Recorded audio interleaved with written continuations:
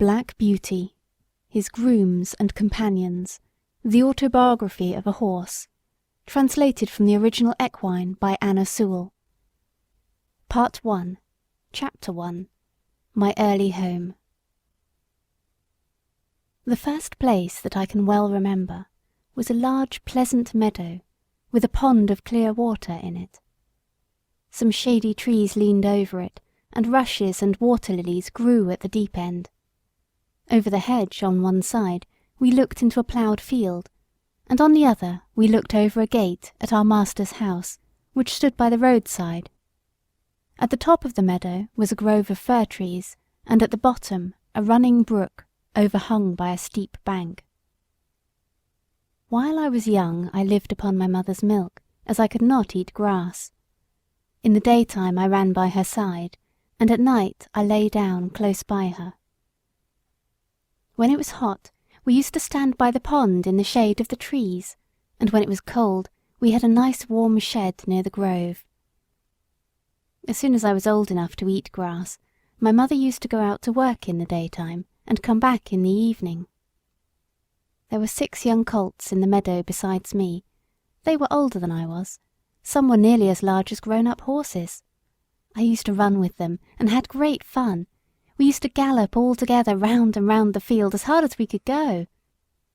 Sometimes we had rather rough play, for they would frequently bite and kick as well as gallop. One day, when there was a good deal of kicking, my mother whinnied to me to come to her, and then she said, "I wish you to pay attention to what I am going to say to you.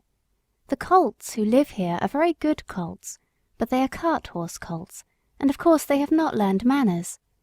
You have been well bred and well born. Your father has a great name in these parts, and your grandfather won the cup 2 years at the Newmarket races. Your grandmother had the sweetest temper of any horse I ever knew, and I think you have never seen me kick or bite. I hope you will grow up gentle and good, and never learn bad ways. Do your work with a good will, lift your feet up well when you trot, and never bite or kick, even in play." I have never forgotten my mother's advice. I knew she was a wise old horse, and our master thought a great deal of her. Her name was Duchess, but he often called her Pet. Our master was a good, kind man. He gave us good food, good lodging, and kind words. He spoke as kindly to us as he did to his little children. We were all fond of him, and my mother loved him very much. When she saw him at the gate, she would neigh with joy, and trot up to him. He would pat and stroke her, and say, "Well, old Pet, and how is your little darky?" I was a dull black, so he called me Darky. Then he would give me a piece of bread, which was very good, and sometimes he bought a carrot for my mother. All the horses would come to him, but I think we were his favourites.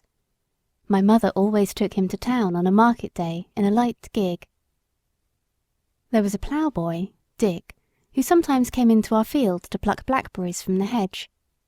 When he had eaten all he wanted, he would have what he called fun with the colts, throwing stones and sticks at them to make them gallop. We did not much mind him, for we could gallop off, but sometimes a stone would hit and hurt us. One day he was at this game, and did not know that the master was in the next field, but he was there, watching what was going on. Over the hedge he jumped in a snap, and catching Dick by the arm, he gave him such a box on the ear as made him roar with the pain and surprise. As soon as we saw the master, we trotted up nearer to see what went on. "Bad boy," he said, "bad boy to chase the colts. This is not the first time, nor the second, but it shall be the last. There, take your money and go home. I shall not want you on my farm again." So we never saw Dick any more. Old Daniel, the man who looked after the horses, was just as gentle as our master, so we were well off. Chapter 2. The Hunt. Before I was 2 years old, a circumstance happened which I have never forgotten. It was early in the spring. There had been a little frost in the night, and a light mist still hung over the woods and meadows. I and the other colts were feeding at the lower part of the field, when we heard, quite in the distance, what sounded like the cry of dogs. The oldest of the colts raised his head, pricked his ears, and said, "There are the hounds," and immediately cantered off, followed by the rest of us to the upper part of the field, where we could look over the hedge and see several fields beyond. My mother and an old riding horse of our master's were also standing near, and seemed to know all about it. "They have found a hare," said my mother, "and if they come this way we shall see the hunt." And soon the dogs were all tearing down the field of young wheat next to ours. I never heard such a noise as they made. They did not bark, nor howl, nor whine, but kept on a yo yo oh oh yo oh oh yo at the top of their voices. After them came a number of men on horseback, some of them in green coats, all galloping as fast as they could. The old horse snorted and looked eagerly after them, and we young colts wanted to be galloping with them, but they were soon away into the fields lower down. Here it seemed as if they had come to a stand. The dogs left off barking, and ran about every way with their noses to the ground. "They have lost the scent," said the old horse. "Perhaps the hare will get off." "What hare?" I said. "Oh, I don't know what hare. Likely enough it may be one of our own hares out of the woods. Any hare they can find will do for the dogs and men to run after." And before long the dogs began their yo yo wo wo again, and back they came all together at full speed, making straight for our meadow, at the part where the high bank and hedge overhang the brook. "Now we shall see the hare," said my mother, and just then a hare wild with fright rushed by and made for the woods. On came the dogs. They burst over the bank, leapt the stream, and came dashing across the field, followed by the huntsmen. 6 or 8 men leaped their horses clean over, close upon the dogs. The hare tried to get through the fence. It was too thick, and she turned sharp round to make for the road, but it was too late. The dogs were upon her with their wild cries. We heard one shriek, and that was the end of her. One of the huntsmen rode up and whipped off the dogs, who would soon have torn her to pieces. He held her up by the leg, torn and bleeding, and all the gentlemen seemed well pleased. As for me, I was so astonished that I did not at first see what was going on by the brook, but when I did look, there was a sad sight. 2 fine horses were down, one was struggling in the stream, and the other was groaning on the grass. One of the riders was getting out of the water covered with mud. The other lay quite still. "His neck is broke," said my mother. "And serve him right too," said one of the colts. I thought the same, but my mother did not join in with us. "Well, no," she said, "you must not say that, but though I am an old horse and have seen and heard a great deal, I never yet could make out why men are so fond of this sport. They often hurt themselves, often spoil good horses, and tear up the fields, and all for a hare or a fox or a stag that they could get more easily some other way. But we are only horses and don't know." While my mother was saying this, we stood and looked on. Many of the riders had gone to the young man, but my master, who had been watching what was going on, was the first to raise him. His head fell back, and his arms hung down, and everyone looked very serious. There was no noise now. Even the dogs were quiet, and seemed to know that something was wrong. They carried him to our master's house.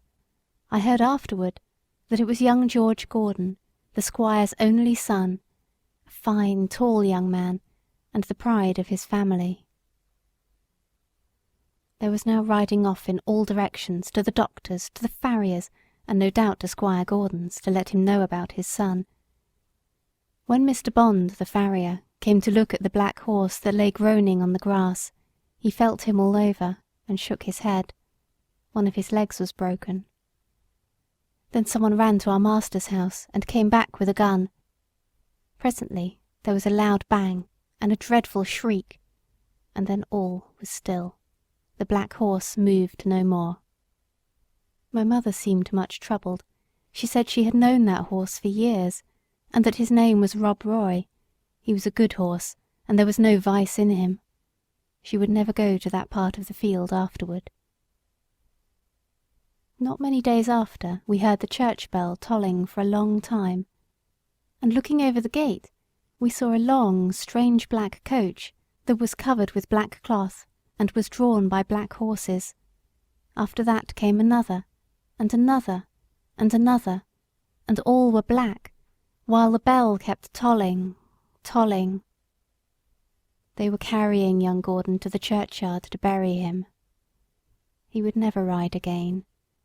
What they did with Rob Roy I never knew, but 'twas all for one little hare. Chapter 3. My Breaking In. I was now beginning to grow handsome.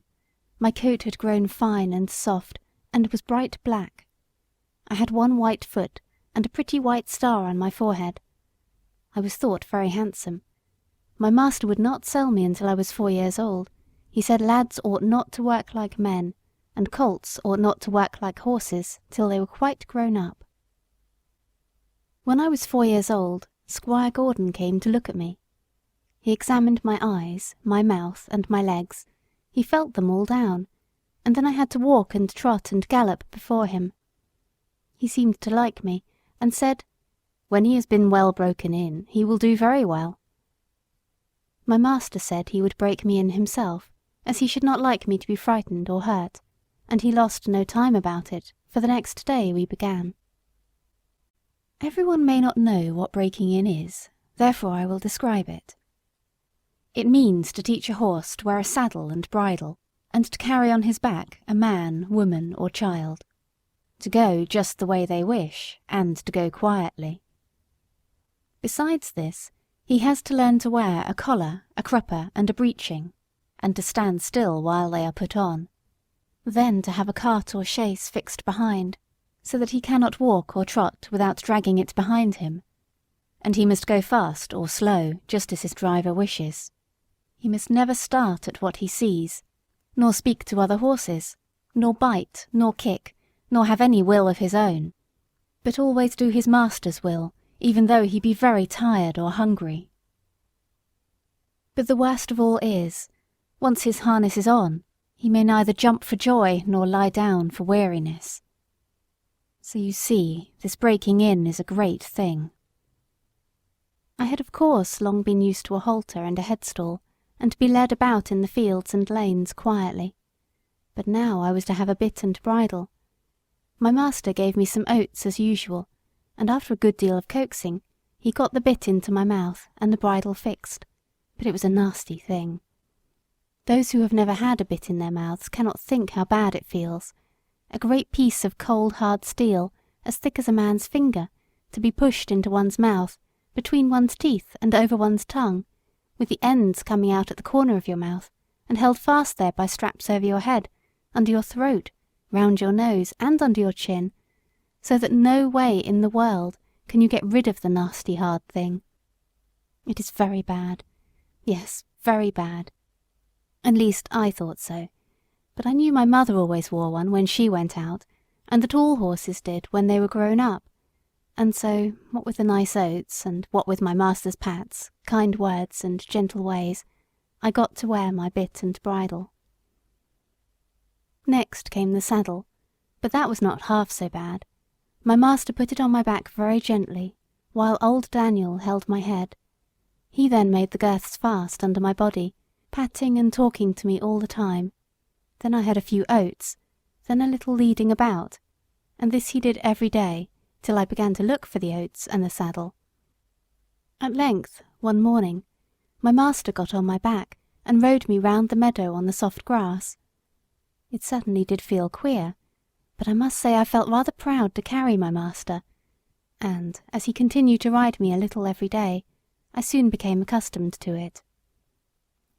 The next unpleasant business was putting on the iron shoes. That too was very hard at first. My master went with me to the smith's forge, to see that I was not hurt or got any fright. the blacksmith took my feet in his hand, one after the other, and cut away some of the hoof. It did not pain me, so I stood still on 3 legs till he had done them all. Then he took a piece of iron the shape of my foot, and clapped it on, and drove some nails through the shoe quite into my hoof, so that the shoe was firmly on. My feet felt very stiff and heavy, but in time I got used to it. And now, having got so far, my master went on to break me to harness. There were more new things to wear. First, a stiff, heavy collar just on my neck, and a bridle with great side pieces against my eyes called blinkers, and blinkers indeed they were, for I could not see on either side, but only straight in front of me. Next, there was a small saddle with a nasty stiff strap that went right under my tail. That was the crupper. I hated the crupper. To have my long tail doubled up and poked through that strap was almost as bad as the bit. I never felt more like kicking, but of course I could not kick such a good master, and so in time I got used to everything, and could do my work as well as my mother. I must not forget to mention one part of my training which I have always considered a very great advantage. My master sent me for a fortnight to a neighbouring farmer's, who had a meadow which was skirted on one side by the railway. Here were some sheep and cows, and I was turned in among them. I shall never forget the first train that ran by. I was feeding quietly near the pales which separated the meadow from the railway, when I heard a strange sound at a distance, and before I knew whence it came, with a rush and a clatter and a puffing out of smoke, a long black train of something flew by, and was gone almost before I could draw my breath. I turned and galloped to the other side of the meadow as fast as I could go, and there I stood, snorting with astonishment and fear. In the course of the day, many other trains went by, some more slowly. These drew up at the station close by, and sometimes made an awful shriek and groan before they stopped. I thought it very dreadful, but the cows went on eating very quietly, and hardly raised their heads as the black frightful thing came puffing and grinding past. For the first few days I could not feed in peace, but as I found that this terrible creature never came into the field, or did me any harm, I began to disregard it, and very soon I cared as little about the passing of a train as the cows and sheep did. Since then I have seen many horses much alarmed and restive at the sight or sound of a steam engine, but thanks to my good master's care, I am as fearless at railway stations as in my own stable. Now, if anyone wants to break in a young horse well, that is the way. My master often drove me in double harness with my mother, because she was steady and could teach me how to go better than a strange horse. She told me the better I behaved, the better I should be treated, and that it was wisest always to do my best to please my master. But, said she, there are a great many kinds of men. There are good, thoughtful men, like our master, that any horse may be proud to serve, and there are bad, cruel men, who never ought to have a horse or dog to call their own. Besides, there are a great many foolish men, vain, ignorant, and careless, who never trouble themselves to think. These spoil more horses than all, just for want of sense. They don't mean it, but they do it for all that. I hope you will fall into good hands, but a horse never knows who may buy him, or who may drive him. It is all a chance for us, but still I say, do your best, wherever it is, and keep up your good name. Chapter 4. Birtwick Park.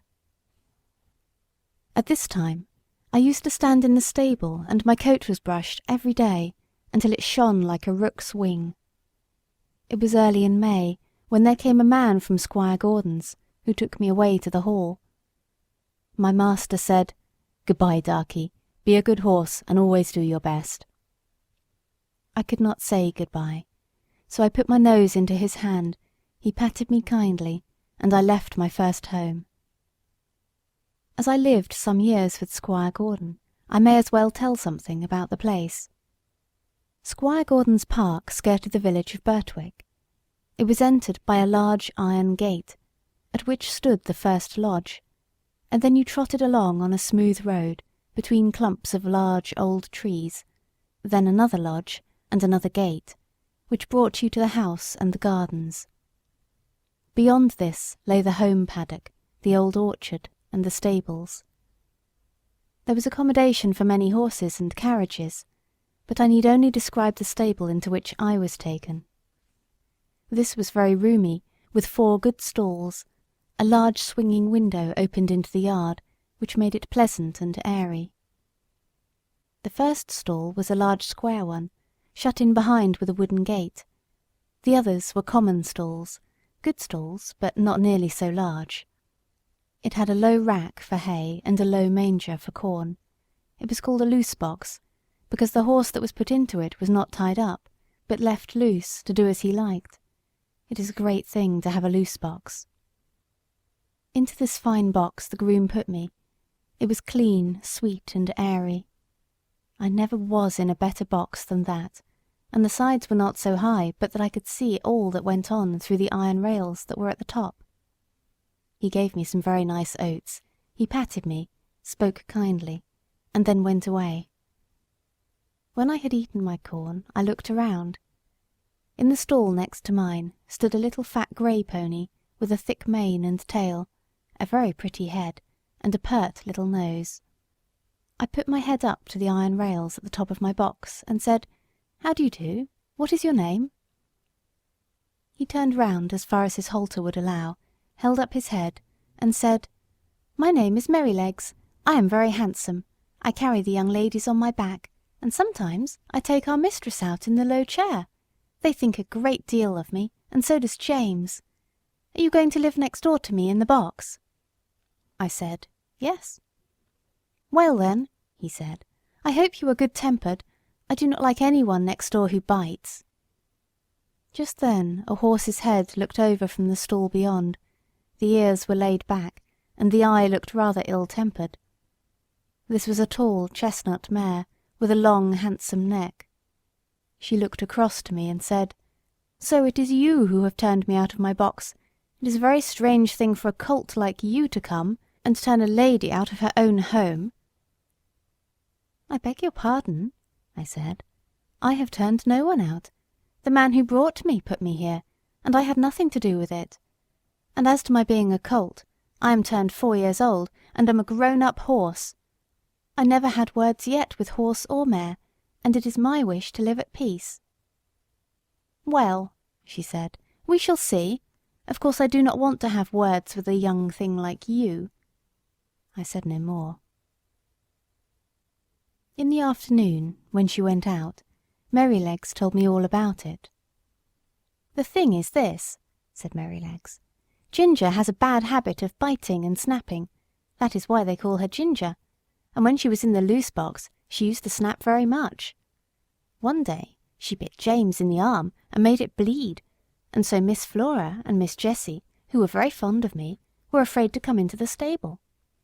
They used to bring me nice things to eat, an apple or a carrot or a piece of bread, but after Ginger stood in that box they dared not come, and I missed them very much. I hope they will now come again, if you do not bite or snap." I told him I never bit anything but grass, hay, and corn, and could not think what pleasure Ginger found it. "Well, I don't think she does find pleasure," says Merrylegs. "It is just a bad habit. She says no one was ever kind to her, and why should she not bite? Of course, it is a very bad habit, but I am sure, if all she says be true, she must have been very ill-used before she came here. John does all he can to please her, and James does all he can, and our master never uses a whip if a horse acts right, so I think she might be good-tempered here. You see," he said, with a wise look, "I am 12 years old. I know a great deal, and I can tell you there is not a better place for a horse all round the country than this. John is the best groom that ever was. He has been here 14 years, and you never saw such a kind boy as James is, so that it is all Ginger's own fault that she did not stay in that box." Chapter 5. A Fair Start. The name of the coachman was John Manley. He had a wife and one little child, and they lived in the coachman's cottage, very near the stables. The next morning he took me into the yard and gave me a good grooming, and just as I was going into my box with my coat soft and bright, the squire came in to look at me and seemed pleased. "John," he said, "I meant to have tried the new horse this morning, but I have other business. You may as well take him around after breakfast. Go by the common and the high wood, and back by the watermill and the river. That will show his paces." "I will, sir," said John. After breakfast he came and fitted me with a bridle. He was very particular in letting out and taking in the straps to fit my head comfortably. Then he bought a saddle, but it was not broad enough for my back. He saw it in a minute and went for another, which fitted nicely. He rode me first slowly, then a trot, then a canter, and when we were on the common he gave me a light touch with his whip, and we had a splendid gallop. "Ho, ho, my boy," he said, as he pulled me up. "You would like to follow the hounds, I think." As we came back through the park, we met the squire and Mrs. Gordon walking. They stopped, and John jumped off. "Well, John, how does he go?" "First rate, sir," answered John. "He is as fleet as a deer, and has a fine spirit too, but the lightest touch of the rein will guide him. Down at the end of the common we met one of those travelling carts, hung all over with baskets, rugs, and such like. You know, sir, many horses will not pass those carts quietly. He just took a good look at it, and then went on as quiet and pleasant as could be. They were shooting rabbits near the high wood, and a gun went off close by. He pulled up a little and looked, but did not stir a step to right or left. I just held the rein steady and did not hurry him, and it's my opinion he has not been frightened or ill-used while he was young." "That's well," said the squire. "I will try him myself tomorrow." The next day I was brought up for my master. I remembered my mother's counsel and my good old master's, and I tried to do exactly what he wanted me to do. I found he was a very good rider, and thoughtful for his horse too. When he came home, the lady was at the hall door as he rode up. "Well, my dear," she said, "how do you like him?" "He is exactly what John said," he replied. "A pleasanter creature I never wished to mount. What shall we call him?" "Would you like Ebony?" said she. "He is as black as ebony." "No, not Ebony." "Will you call him Blackbird, like your uncle's old horse?" "No, he is far handsomer than old Blackbird ever was." "Yes," she said, "he really is quite a beauty, and he has such a sweet, good-tempered face, and such a fine, intelligent eye. What do you say to calling him Black Beauty?" "Black Beauty? Why, yes, I think that is a very good name. If you like, it shall be his name." And so it was. When John went into the stable, he told James that master and mistress had chosen a good, sensible English name for me that meant something, not like Marengo or Pegasus or Abdallah. They both laughed, and James said, "If it was not for bringing back the past, I should have named him Rob Roy, for I never saw two horses more alike." "That's no wonder," said John. "Didn't you know that Farmer Gray's old Duchess was the mother of them both?" I had never heard that before, and so poor Rob Roy, who was killed at that hunt, was my brother. I did not wonder that my mother was so troubled. It seems that horses have no relations, at least they never know each other after they are sold. John seemed very proud of me. He used to make my mane and tail almost as smooth as a lady's hair, and he would talk to me a great deal. Of course I did not understand all he said, but I learned more and more to know what he meant, and what he wanted me to do. I grew very fond of him. He was so gentle and kind. He seemed to know just how a horse feels, and when he cleaned me, he knew the tender places and the ticklish places. When he brushed my head, he went as carefully over my eyes as if they were his own, and never stirred up any ill temper. James Howard, the stable boy, was just as gentle and pleasant in his way, so I thought myself well off. There was another man who helped in the yard, but he had very little to do with Ginger and me. A few days after this I had to go out with Ginger in the carriage. I wondered how we should get on together, but except laying her ears back when I was led up to her, she behaved very well. She did her work honestly, and did her full share, and I never wished to have a better partner in double harness. When we came to a hill, instead of slackening her pace, she would throw her weight right into the collar and pull away straight up. We had both the same sort of courage at our work, and John had oftener to hold us in than to urge us forward. He never had to use the whip with either of us. Then our paces were much the same, and I found it very easy to keep step with her when trotting, which made it pleasant, and master always liked it when we kept step well, and so did John. After we had been out 2 or 3 times together, we grew quite friendly and sociable, which made me feel very much at home. As for Merrylegs, he and I soon became great friends. He was such a cheerful, plucky, good-tempered little fellow that he was a favourite with everyone, and especially with Miss Jessie and Flora, who used to ride him about in the orchard and have fine games with him and their little dog Frisky. Our master had 2 other horses that stood in another stable. One was Justice, a roan cob, used for riding or for the luggage cart. The other was an old brown hunter named Sir Oliver. He was past work now, but was a great favourite with the master, who gave him the run of the park. He sometimes did a little light carting on the estate, or carried one of the young ladies when they rode out with their father, for he was very gentle, and could be trusted with a child as well as Merrylegs. The cob was a strong, well-made, good-tempered horse, and we sometimes had a little chat in the paddock, but of course I could not be so intimate with him as with Ginger, who stood in the same stable. Chapter 6. Liberty. I was quite happy in my new place, and if there was one thing I missed, it must not be thought I was discontented. All who had to do with me were good, and I had a light, airy stable, and the best of food. What more could I want? Why, liberty. For 3 years and a half of my life, I had had all the liberty I could wish for, but now, week after week, month after month, and no doubt year after year, I must stand up in a stable night and day, except when I am wanted, and then I must be just as steady and quiet as any old horse who has worked 20 years. Straps here and straps there, a bit in my mouth and blinkers over my eyes. Now, I am not complaining, for I know it must be so. I only mean to say that for a young horse, full of strength and spirits, who has been used to some large field or plain, where he can fling up his head and toss up his tail and gallop away at full speed, and then round and back again with a snort to his companions, I say it is hard never to have a bit more liberty to do as you like.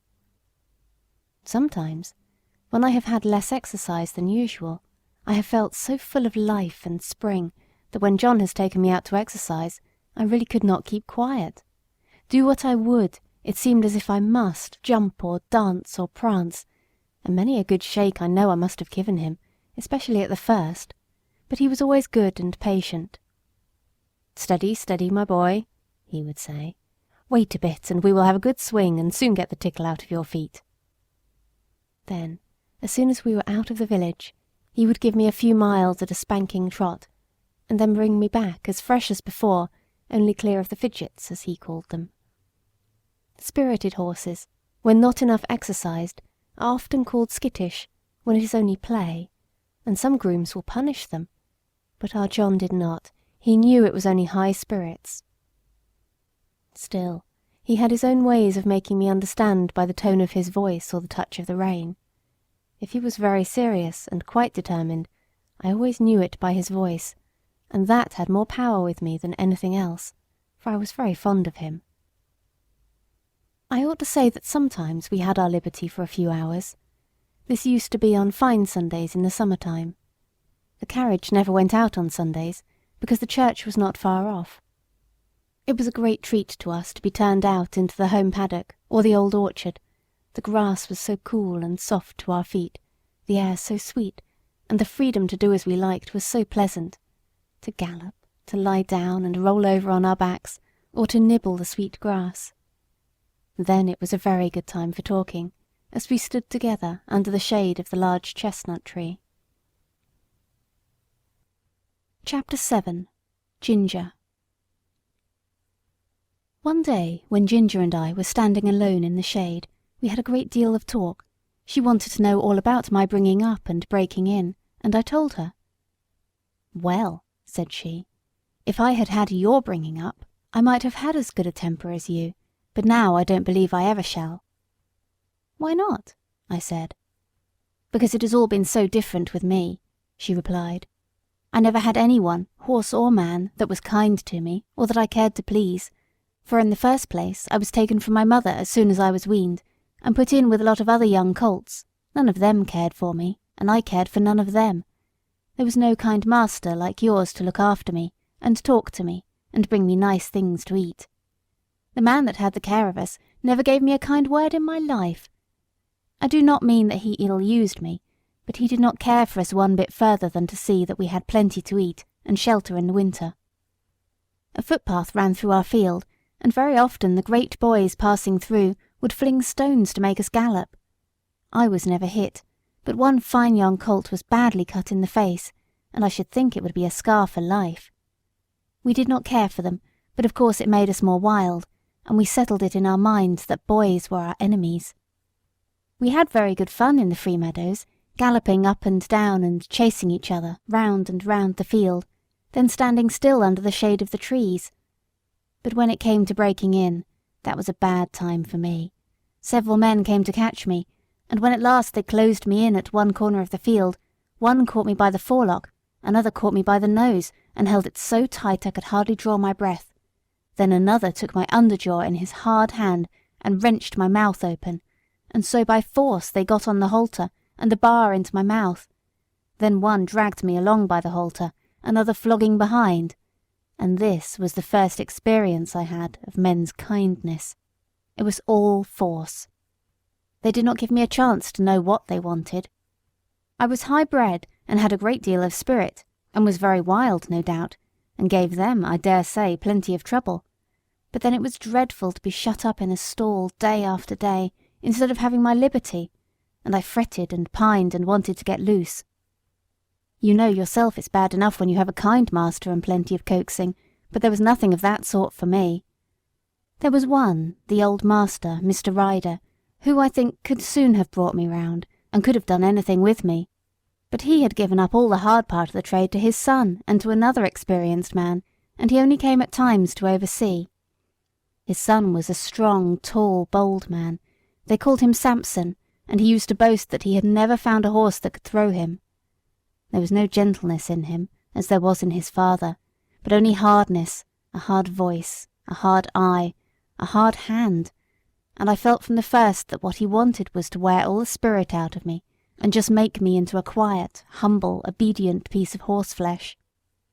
Horseflesh. Yes, that is all he thought about. And Ginger stamped her foot, as if the very thought of him made her angry. Then she went on. If I did not do exactly what he wanted, he would get put out, and make me run round with that long rein in the training field till he had tired me out. I think he drank a good deal, and I am quite sure that the oftener he drank, the worse it was for me. One day he had worked me hard in every way he could, and when I lay down I was tired and miserable and angry. It all seemed so hard. The next morning he came for me early, and ran me round again for a long time. I had scarcely an hour's rest, when he came again for me with a saddle and bridle, and a new kind of bit. I could never quite tell how it came about. He had only just mounted me on the training ground, when something I did put him out of temper, and he chucked me hard with the rein. The new bit was very painful, and I reared up suddenly, which angered him still more, and he began to flog me. I felt my whole spirit set against him, and I began to kick and plunge and rear as I had never done before, and we had a regular fight. For a long time he stuck to the saddle, and punished me cruelly with his whip and spurs, but my blood was thoroughly up, and I cared for nothing he could do, if only I could get him off.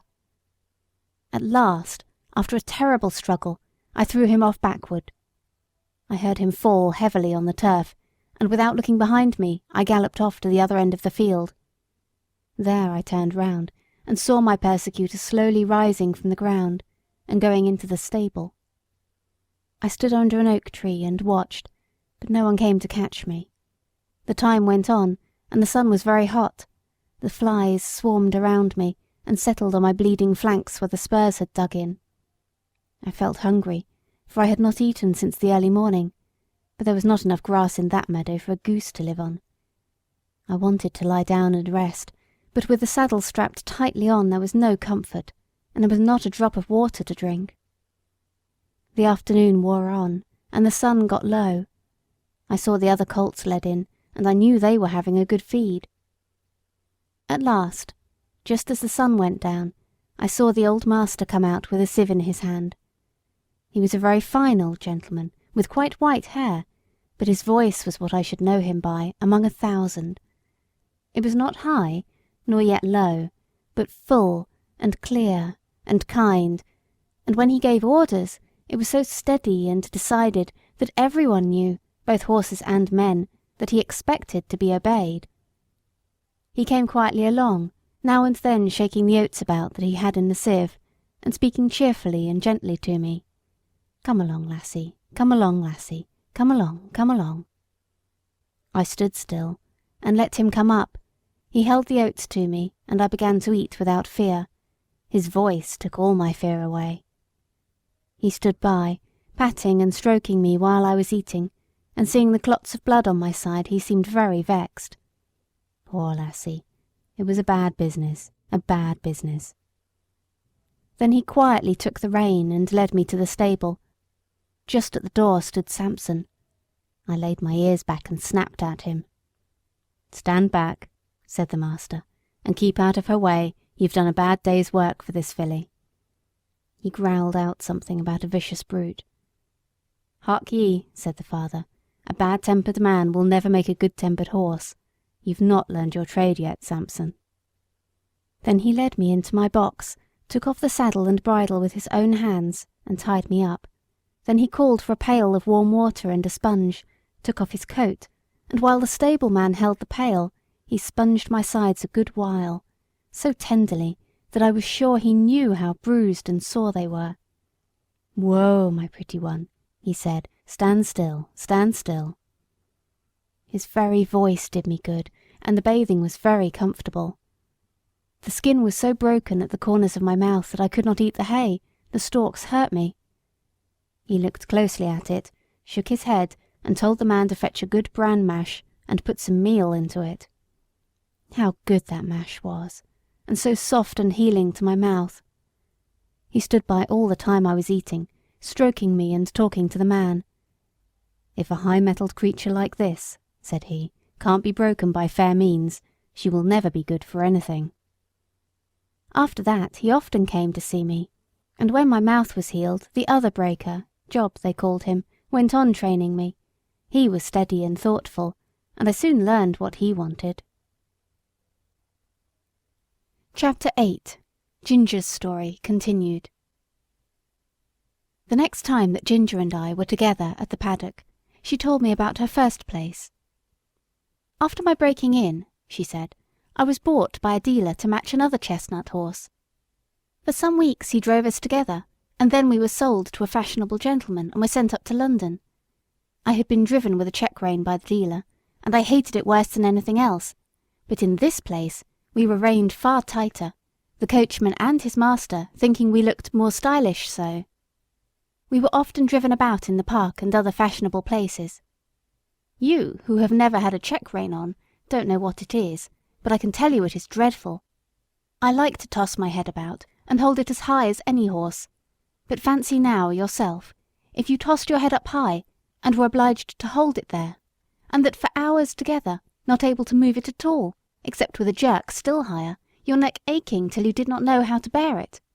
Besides that, to have 2 bits instead of 1, and mine was a sharp one, it hurt my tongue and my jaw, and the blood from my tongue coloured the froth that kept flying from my lips as I chafed and fretted at the bits and rein.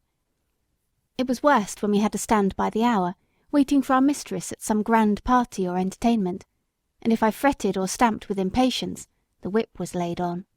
It was enough to drive one mad. "Did not your master take any thought for you?" I said. "No," said she, "he only cared to have a stylish turnout, as they call it. I think he knew very little about horses. He left that to his coachman, who told him I had an irritable temper, that I had not been well broken to the check rein, but I should soon get used to it. but he was not the man to do it. For when I was in the stable, miserable and angry, instead of being smoothed and quieted by kindness, I got only a surly word or a blow. If he had been civil, I would have tried to bear it.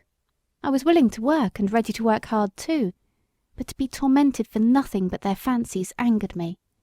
What right had they to make me suffer like that? Besides, the soreness in my mouth and the pain in my neck, it always made my windpipe feel bad, and if I had stopped there long, I know it would have spoiled my breathing. But I grew more and more restless and irritable.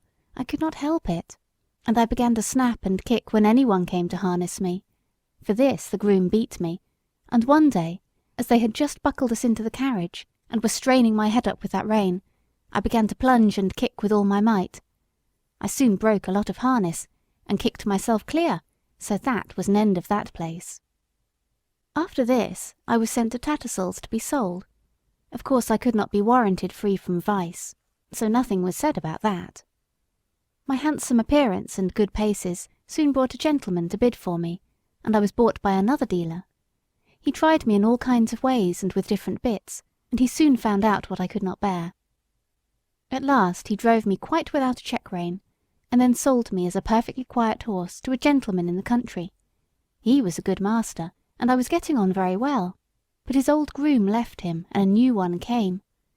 This man was as hard-tempered and hard-handed as Samson. He always spoke in a rough, impatient voice, and if I did not move in the stall the moment he wanted me, he would hit me above the hocks with his stable broom or the fork, whichever he might have in his hand. Everything he did was rough, and I began to hate him. He wanted to make me afraid of him, but I was too high-mettled for that. And one day, when he had aggravated me more than usual, I bit him, which of course put him in a great rage, and he began to hit me about the head with a riding-whip. After that, he never dared to come into my stall again. Either my heels or my teeth were ready for him, and he knew it. I was quite quiet with my master, but of course he listened to what the man said, and so I was sold again. The same dealer heard of me, and said he thought he knew one place where I should do well. It was a pity, he said, that such a fine horse should go to the bad, for want of a real good chance, and the end of it was that I came here not long before you did. But I had then made up my mind that men were my natural enemies, and that I must defend myself. Of course, it is very different here, but who knows how long it will last? I wish I could think about things as you do, but I can't, after all I have gone through. Well, I said, I think it would be a real shame if you were to bite or kick John or James. I don't mean to, she said, while they are good to me. I did bite James once pretty sharp, but John said, try her with kindness, and instead of punishing me as I expected, James came to me with his arm bound up, and brought me a bran mash and stroked me, and I have never snapped at him since, and I won't either. I was sorry for Ginger, but of course I knew very little then, and I thought most likely she made the worst of it. However, I found that as the weeks went on she grew more gentle and cheerful, and had lost the watchful, defiant look that she used to turn on any strange person who came near her. And one day James said, I do believe that mare is getting quite fond of me. She quite whinnied after me this morning when I had been rubbing her forehead. Aye, aye, Jim, 'tis the Birtwick balls, said John. She'll be as good as Black Beauty by and by. Kindness is all the physic she wants, poor thing. Master noticed the change too, and one day when he got out of the carriage and came to speak to us, as he often did, he stroked her beautiful neck. Well, my pretty one, well, how do things go with you now? You are a good bit happier than when you came to us, I think. She put her nose up to him in a friendly, trustful way, while he rubbed it gently. We shall make a cure of her, John, he said. Yes, sir, she's wonderfully improved. She's not the same creature that she was. It's the Birtwick balls, sir, said John, laughing. This was a little joke of John's. He used to say that a regular course of the Birtwick horse balls would cure almost any vicious horse. These balls, he said, were made up of patience and gentleness, firmness and petting, 1 pound of each to be mixed up with half a pint of common sense, and given to the horse every day. Chapter 9. Merrylegs. Mr. Bloomfield, the vicar, had a large family of boys and girls. Sometimes they used to come and play with Miss Jessie and Flora. One of the girls was as old as Miss Jessie, 2 of the boys were older, and there were several little ones. When they came there was plenty of work for Merrylegs, for nothing pleased them so much as getting on him by turns, and riding him all about the orchard and the home paddock, and this they would do by the hour together. One afternoon he had been out with them a long time, and when James brought him in and put on his halter, he said, "There, you rogue, mind how you behave yourself, or we shall get into trouble." "What have you been doing, Merrylegs?" I asked. "Oh," said he, tossing his little head, "I have only been giving those young people a lesson. They did not know when they had had enough, nor when I had had enough, so I just pitched them off backward. That was the only thing they could understand." "What?" said I. "You threw the children off? I thought you knew better than that. Did you throw Miss Jessie or Miss Flora?" He looked very much offended, and said, "Of course not. I would not do such a thing for the best oats that ever came into the stable. Why, I am as careful of our young ladies as the master could be, and as for the little ones, it is I who teach them to ride. When they seem frightened or a little unsteady on my back, I go as smooth and as quiet as old Pussy when she is after a bird, and when they are all right, I go on again faster, you see, just to use them to it. So don't you trouble yourself preaching to me. I am the best friend and the best riding master those children have. It is not them, it is the boys." "Boys," said he, shaking his mane, "are quite different. They must be broken in as we were broken in when we were colts, and just be taught what's what. The other children had ridden me about for nearly 2 hours, and then the boys thought that it was their turn, and so it was, and I was quite agreeable. They rode me by turns, and I galloped them about, up and down the fields and all about the orchard, for a good hour. They had each cut a great hazel stick for a riding whip, and laid it on a little too hard, but I took it in good part, till at last I thought we had had enough, so I stopped 2 or 3 times by way of a hint. Boys, you see, think a horse or a pony is like a steam engine or a thrashing machine, and can go on as long and as fast as they please. They never think that a pony can get tired or have any feelings. So, as the one who was whipping me could not understand, I just rose up on my hind legs and let him slip off behind. That was all. He mounted me again, and I did the same. Then the other boy got on, and as soon as he began to use his stick, I laid him on the grass, and so on, till they were able to understand. That was all. They are not bad boys. They don't wish to be cruel. I like them very well, but you see I had to give them a lesson. When they brought me to James and told him, I think he was very angry to see such big sticks. He said they were only fit for drovers or gypsies, and not for young gentlemen." "Had I been you," said Ginger, "I would have given those boys a good kick, and that would have given them a lesson." "No doubt you would," said Merrylegs, "but then I am not quite such a fool, begging your pardon, as to anger our master or make James ashamed of me. Besides, those children are under my charge when they are riding. I tell you they are entrusted to me. Why, only the other day I heard our master say to Mrs. Bloomfield, 'My dear madam, you need not be anxious about the children. My old Merrylegs will take as much care of them as you or I could. I assure you I would not sell that pony for any money. He is so perfectly good-tempered and trustworthy. And do you think I am such an ungrateful brute as to forget all the kind treatment I've had here for 5 years, and all the trust that they place in me, and turn vicious because a couple of ignorant boys used me badly? No, no. You never had a good place where they were kind to you, and so you don't know, and I'm sorry for you. But I can tell you good places make good horses. I wouldn't vex our people for anything. I love them, I do," said Merrylegs, and he gave a low "ho-ho-ho" through his nose, as he used to do in the morning when he heard James's footstep at the door. "Besides," he went on, "if I took to kicking, where should I be? Why, sold off in a jiffy, and no character, and I might find myself slaved about under a butcher's boy, or worked to death at some seaside place where no one cared for me, except to find out how fast I could go, or be flogged along in some cart with 3 or 4 great men in it going out for a Sunday spree, as I have often seen in the place I lived in before I came here. No," said he, shaking his head, "I hope I shall never come to that." Chapter 10. A Talk in the Orchard. Ginger and I were not of the regular tall carriage horse breed. We had more of the racing blood in us. We stood about 15½ hands high.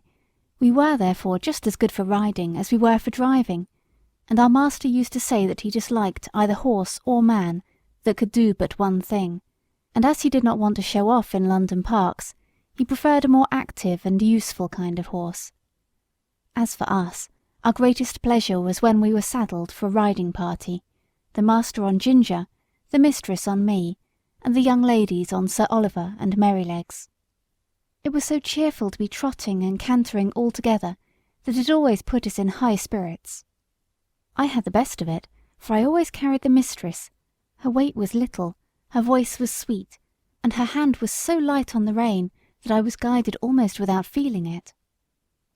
Oh, if people knew what a comfort to horses a light hand is, and how it keeps a good mouth and a good temper, they surely would not chuck and drag and pull at the rein as they often do. Our mouths are so tender that where they have not been spoiled or hardened with bad or ignorant treatment, they feel the slightest movement of the driver's hand, and we know in an instant what is required of us. My mouth has never been spoiled, and I believe that was why the mistress preferred me to Ginger, although her paces were certainly quite as good. She used often to envy me, and said it was all the fault of breaking in, and the gag bit in London, that her mouth was not so perfect as mine. And then old Sir Oliver would say, "There, there, don't vex yourself. You have the greatest honour. A mare that can carry a tall man of our master's weight, with all your spring and sprightly action, does not need to hold her head down because she does not carry the lady. We horses must take things as they come, and always be contented and willing so long as we are kindly used." I had often wondered how it was that Sir Oliver had such a very short tail. It was really only 6 or 7 inches long, with a tassel of hair hanging from it, and on one of our holidays in the orchard I ventured to ask him by what accident it was that he had lost his tail. "Accident!" he snorted, with a fierce look. "It was no accident. It was a cruel, shameful, cold-blooded act. When I was young, I was taken to a place where these cruel things were done. I was tied up and made fast so that I could not stir, and then they came and cut off my long and beautiful tail, through the flesh and through the bone, and took it away." "How dreadful!" I exclaimed. "Dreadful? Ah, it was dreadful, but it was not only the pain, though that was terrible and lasted a long time. It was not only the indignity of having my best ornament taken from me, though that was bad, but it was this: how could I ever brush the flies off my sides and my hind legs any more? You who have tails just whisk the flies off without thinking about it, and you can't tell what a torment it is to have them settle upon you and sting, and have nothing in the world to lash them off with. I tell you, it is a lifelong wrong and a lifelong loss, but thank heaven they don't do it now." "What do they do it for then?" said Ginger. "For fashion," said the old horse, with a stamp of his foot. "For fashion. If you know what that means, there was not a well-bred young horse in my time that had not his tail docked in that shameful way, just as if the good God that made us did not know what we wanted and what looked best." "I suppose it is fashion that makes them strap our heads up with those horrid bits that I was tortured with in London," said Ginger. "Of course it is," said he. "To my mind, fashion is one of the wickedest things in the world. Now look, for instance, at the way they serve dogs, cutting off their tails to make them look plucky, and shearing up their pretty little ears to a point to make them both look sharp, forsooth. I had a dear friend once, a brown terrier, Skye they called her. She was so fond of me that she would never sleep out of my stall. She made her bed under the manger, and there she had a litter of 5 as pretty little puppies as need be. None were drowned, for they were a valuable kind, and how pleased she was with them. And when they got their eyes open and crawled about, it was a real pretty sight. But one day the man came and took them all away. I thought he might be afraid I should tread upon them. But it was not so. In the evening poor Skye brought them back again, one by one, in her mouth, not the happy little things that they were, but bleeding and crying pitifully, They had all had a piece of their tails cut off, and the soft flap of their pretty little ears was cut quite off. How their mother licked them, and how troubled she was, poor thing! I never forgot it. They healed in time, and they forgot the pain, but the nice soft flap, that of course was intended to protect the delicate part of their ears from dust and injury, was gone forever. Why don't they cut their own children's ears into points to make them look sharp? Why don't they cut the end off their noses to make them look plucky? One would be just as sensible as the other. What right have they to torment and disfigure God's creatures? Sir Oliver, though he was so gentle, was a fiery old fellow, and what he said was all so new to me and so dreadful that I found a bitter feeling towards men rise up in my mind that I had never had before. Of course Ginger was very much excited. She flung up her head with flashing eyes and distended nostrils, declaring that men were both brutes and blockheads. "Who talks about blockheads?" said Merrylegs, who had just come up from the old apple tree, where he had been rubbing himself against the low branch. "Who talks about blockheads? I believe that is a bad word." "Bad words were made for bad things," said Ginger, and she told him what Sir Oliver had said. "It is all true," said Merrylegs sadly, "and I have seen that about the dogs over and over again where I lived first, but we won't talk about it here. You know that Master and John and James are always good to us, and talking against men in such a place as this doesn't seem fair or grateful, and you know there are good masters and good grooms beside ours, though of course ours are the best." This wise speech of good little Merrylegs, which we knew was quite true, cooled us all down, especially Sir Oliver, who was dearly fond of his master, and to turn the subject I said, "Can any one tell me the use of blinkers?" "No," said Sir Oliver shortly, "because they are no use." "They are supposed," said Justice, the roan cob, in his calm way, "to prevent horses from shying and starting, and getting so frightened as to cause accidents." "Then what is the reason they do not put them on riding horses, especially on ladies' horses?" said I. "There is no reason at all," said he quietly, "except the fashion. They say that a horse would be so frightened to see the wheels of his own cart or carriage coming behind him that he would be sure to run away, although of course when he is ridden he sees them all about him if the streets are crowded. I admit they do sometimes come too close to be pleasant, but we don't run away. We are used to it, and understand it, and if we never had blinkers put on, we should never want them. We should see what was there, and know what was what, and be much less frightened than by only seeing bits of things that we can't understand. Of course, there may be some nervous horses who have been hurt or frightened when they were young, who may be the better for them, but as I was never nervous, I can't judge." "I consider," said Sir Oliver, "that blinkers are dangerous things in the night.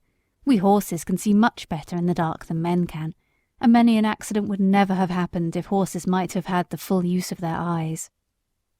Some years ago, I remember, there was a hearse with 2 horses returning one dark night, and just by Farmer Sparrow's house, where the pond is close to the road, the wheels went too near the edge, and the hearse was overdrowned into the water. Both the horses were drowned, and the driver hardly escaped. Of course, after this accident, a stout white rail was put up that might be easily seen, but if those horses had not been partly blinded, they would have themselves kept further from the edge, and no accident would have happened. When our master's carriage was overturned, before you came here, it was said that if the lamp on the left side had not gone out, John would have seen the great hole that the road-makers had left. And so he might, but if old Colin had not had blinkers on, he would have seen it, lamp or no lamp, for he was far too knowing an old horse to run into danger. As it was, he was very much hurt, the carriage was broken, and how John escaped nobody knew." "I should say," said Ginger, curling her nostril, "that these men, who are so wise, had better give orders that in the future all foals should be born with their eyes set just in the middle of their foreheads, instead of on the side. They always think they can improve upon nature and mend what God has made." Things were getting rather sore again, when Merrylegs held up his knowing little face and said, "I'll tell you a secret. I believe John does not approve of blinkers. I heard him talking with master about it one day. The master said that, if horses had been used to them, it might be dangerous in some cases to leave them off. And John said he thought it would be a good thing if all colts were broken in without blinkers, as was the case in some foreign countries. So let us cheer up, and have a run to the other end of the orchard. I believe the wind has blown down some apples, and we might just as well eat them as the slugs." Merrylegs could not be resisted, so we broke off our long conversation and got up our spirits by munching some very sweet apples, which lay scattered on the grass. Chapter 11. Plain Speaking. The longer I lived at Birtwick, the more proud and happy I felt at having such a place. Our master and mistress were respected and beloved by all who knew them. They were good and kind to everybody and everything, not only men and women, but horses and donkeys, dogs and cats, cattle and birds. There was no oppressed or ill-used creature that had not a friend in them, and their servants took the same tone. If any of the village children were known to treat any creature cruelly, they soon heard about it from the hall. The squire and Farmer Grey had worked together, as they said, for more than 20 years to get check-reins on the cart-horses done away with, and in our parts you seldom saw them, and sometimes, if mistress met a heavily laden horse with his head strained up, she would stop the carriage and get out, and reason with the driver in her sweet, serious voice, and try to show him how foolish and cruel it was. I don't think any man could withstand our mistress. I wish all ladies were like her. Our master, too, used to come down very heavy sometimes. I remember he was riding me towards home one morning, when we saw a powerful man driving towards us in a light pony chaise, with a beautiful little bay pony, with slender legs and a high-bred sensitive head and face. Just as he came to the park gates, the little thing turned toward them. The man, without word or warning, wrenched the creature's head round with such a force and suddenness that he nearly threw it on its haunches. Recovering itself, it was going on, when he began to lash it furiously. The pony plunged forward, but the strong, heavy hand held the pretty creature back with force almost enough to break its jaw, while the whip still cut into him. It was a dreadful sight to me, for I knew what fearful pain it gave that delicate little mouth, but master gave me the word, and we were up with him in a second. "Sawyer," he cried in a stern voice, "is that pony made of flesh and blood?" "Flesh and blood and temper," he said. "He's too fond of his own will, and that won't suit me." He spoke as if he was in a strong passion. He was a builder, who had often been to the park on business. "And do you think," said master sternly, "that treatment like this will make him fond of your will?" "He had no business to make that turn. His road was straight on," said the man roughly. "You have often driven that pony up to my place," said master. "It only shows the creature's memory and intelligence. How did he know that you were not going there again? But that has little to do with it. I must say, Mr. Sawyer, that a more unmanly, brutal treatment of a little pony it was never my painful lot to witness, and by giving way to such passion you injure your own character as much, nay more than you injure your horse. And remember, we shall all have to be judged according to our works, whether they be toward man or toward beast." Master rode me home slowly, and I could tell by his voice how the thing had grieved him. He was just as free to speak to gentlemen of his own rank as to those below him, for another day, when we were out, we met a Captain Langley, a friend of our master's. He was driving a splendid pair of greys in a kind of break. After a little conversation, the captain said, "What do you think of my new team, Mr. Douglas? You know, you are the judge of horses in these parts, and I should like your opinion." The master backed me a little, so as to get a good view of them. "They are an uncommonly handsome pair," he said, "and if they are as good as they look, I am sure you need not wish for anything better. But I see you still hold that pet scheme of yours for worrying your horses and lessening their power." "What do you mean?" said the other. "The check-reins? I know that's a hobby of yours. Well, the fact is I like to see my horses hold their head up." "So do I," said master, "as well as any man, but I don't like to see them held up. That takes all the shine out of it. Now, you are a military man, Langley, and no doubt like to see your regiment look well on parade, heads up and all that. But you would not take much credit for your drill if all your men had their heads tied to a backboard. It might not be much harm on parade, except to worry and fatigue them, but how would it be in a bayonet charge against the enemy, when they want the free use of every muscle, and all their strength thrown forward? I would not give much for their chance of victory. And it is just the same with horses. You fret and worry their tempers, and decrease their power. You will not let them throw their weight against their work, and so they have to do too much with their joints and muscles, and of course it wears them up faster. You may depend upon it, horses were intended to have their heads free as men's are, and if we could all act a little more according to common sense, and a good deal less according to fashion, we should find many things work easier. Besides, you know as well as I that if a horse makes a false step, he has much less chance of recovering himself if his head and neck are fastened back. And now, said the master, laughing, I have given my hobby a good trot out. Can't you make up your mind to mount him too, Captain? Your example would go a long way. I believe you are right in theory, said the other, and that's rather a hard hit about the soldiers, but, well, I'll think about it. And so they parted. Chapter 12. A Stormy Day. One day, late in the autumn, my master had a long journey to go on business. I was put into the dog-cart, and John went with his master. I always liked to go in the dog-cart. It was so light, and the high wheels ran along so pleasantly. There had been a great deal of rain, and now the wind was very high, and blew the dry leaves across the road in a shower. We went along merrily till we came to the toll-bar and a low wooden bridge. The river-banks were rather high, and the bridge, instead of rising, went across just level, so that in the middle, if the river was full, the water would be nearly up to the woodwork and planks. But as there were good substantial rails on each side, people did not mind it. The man at the gate said the river was rising fast, and he feared it would be a bad night. Many of the meadows were under water, and in one low part of the road the water was halfway up to my knees. The bottom was good, and master drove gently, so it was no matter. When we got to the town, of course, I had a good bait, but as the master's business engaged him a long time, we did not start for home until rather late in the afternoon. The wind was then much higher, and I heard the master say to John that he had never been out in such a storm, and so I thought, as we went along the skirts of a wood, where the great branches were swaying about like twigs, and the rushing sound was terrible. I wish we were well out of this wood, said my master.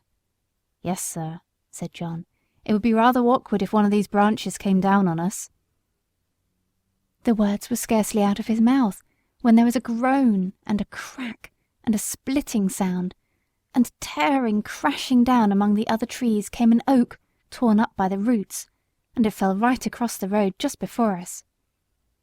I will never say I was not frightened, for I was. I stopped still, and I believe I trembled.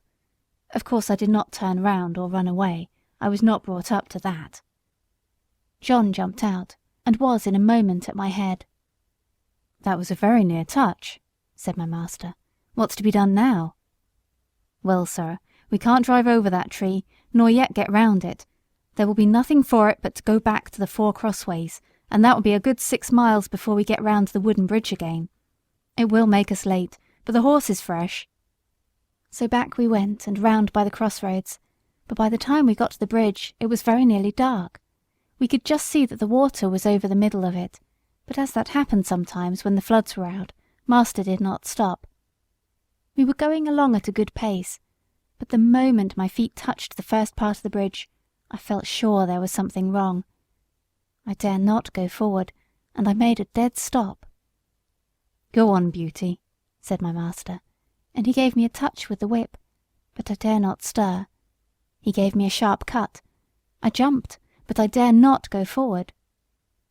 There's something wrong, sir, said John, and he sprang out of the dog-cart and came to my head, and looked all about. He tried to lead me forward. Come on, Beauty, what's the matter? Of course I could not tell him, but I knew very well that the bridge was not safe. Just then the man at the toll-gate on the other side ran out of the house, tossing a torch about like one mad. "Hoi, hoi, hoi! Halloo! Stop!" he cried. "What's the matter?" shouted my master. "The bridge is broken in the middle, and part of it is carried away. If you come on, you'll be into the river." "Thank God," said my master. "You beauty," said John, and took the bridle and gently turned me round to the right-hand road by the riverside. The sun had set some time. The wind seemed to have lulled off since that furious blast which tore up the tree. It grew darker and darker, stiller and stiller. I trotted quietly along, the wheels hardly making a sound on the soft road. For a good while neither master nor John spoke, and then master began in a serious voice. I could not understand much of what they said, but I found they thought if I had gone on as the master wanted me, most likely the bridge would have given way under us, and horse, chaise, master and man would have fallen into the river, and as the current was flowing very strongly, and there was no light and no help at hand, it was more than likely we should all have been drowned. Master said God had given men reason by which they could find out things for themselves, but he had given animals knowledge which did not depend on reason, and which was much more prompt and perfect in its way, and by which they had often saved the lives of men. John had many stories to tell of dogs and horses and the wonderful things they had done. He thought people did not value their animals half enough, nor make friends of them as they ought to do. I am sure he makes friends of them if ever a man did. At last we came to the park gates and found the gardener looking out for us. He said that mistress had been in a dreadful way ever since dark, fearing some accident had happened, and that she had sent James off on Justice, the roan cob, toward the wooden bridge to make inquiry after us. We saw a light at the hall door and at the upper windows, and as we came up mistress ran out saying, "Are you really safe, my dear? Oh, I have been so anxious, fancying all sorts of things. Have you had no accident?" "No, my dear, but if your black beauty had not been wiser than we were, we should all have been carried down the river at the wooden bridge." I heard no more as they went into the house, and John took me to the stable. Oh, what a good supper he gave me that night, a good bran mash and some crushed beans with my oats, and such a thick bed of straw, and I was glad of it, for I was tired. Chapter 13. The Devil's Trademark. One day, when John and I had been out on some business of our master's, and were returning gently on a long straight road, at some distance we saw a boy trying to leap a pony over a gate. The pony would not take the leap, and the boy cut him with the whip, but he only turned off on one side. He whipped him again, but the pony turned off on the other side. Then the boy got off and gave him a hard thrashing, and knocked him about the head. Then he got up again and tried to make him leap the gate, kicking him all the time shamefully, but still the pony refused. When we were nearly at the spot, the pony put down his head and threw up his heels, and sent the boy neatly over into a broad, quick-set hedge, and with the rein dangling from his head, he set off home at a full gallop. John laughed out quite loud. "Served him right," he said. "Oh, oh, oh!" cried the boy as he struggled about among the thorns. "I say, come and help me out." "Thank ye," said John. "I think you are quite in the right place, and maybe a little scratching will teach you not to leap a pony over a gate that is too high for him." And so with that John rode off. "It may be," said he to himself. "That young feller is a liar as well as a cruel one. We'll just go home by Farmer Bushby's, Beauty, and then if anyone wants to know, you and I can tell him, you see." So we turned off to the right, and soon came up to the stackyard, and within sight of the house. The farmer was hurrying out into the road, and his wife was standing at the gate, looking very frightened. "Have you seen my boy?" said Mr. Busby, as we came up. "He went out an hour ago on my black pony, and the creature is just come back without a rider." "I should think, sir," said John, "he had better be without a rider, unless he can be ridden properly." "What do you mean?" said the farmer. "Well, sir, I saw your son whipping and kicking and knocking that good little pony about shamefully, because he would not leap a gate that was too high for him. The pony behaved well, sir, and showed no vice, but at last he just threw up his heels and tipped the young gentleman into the thorn hedge.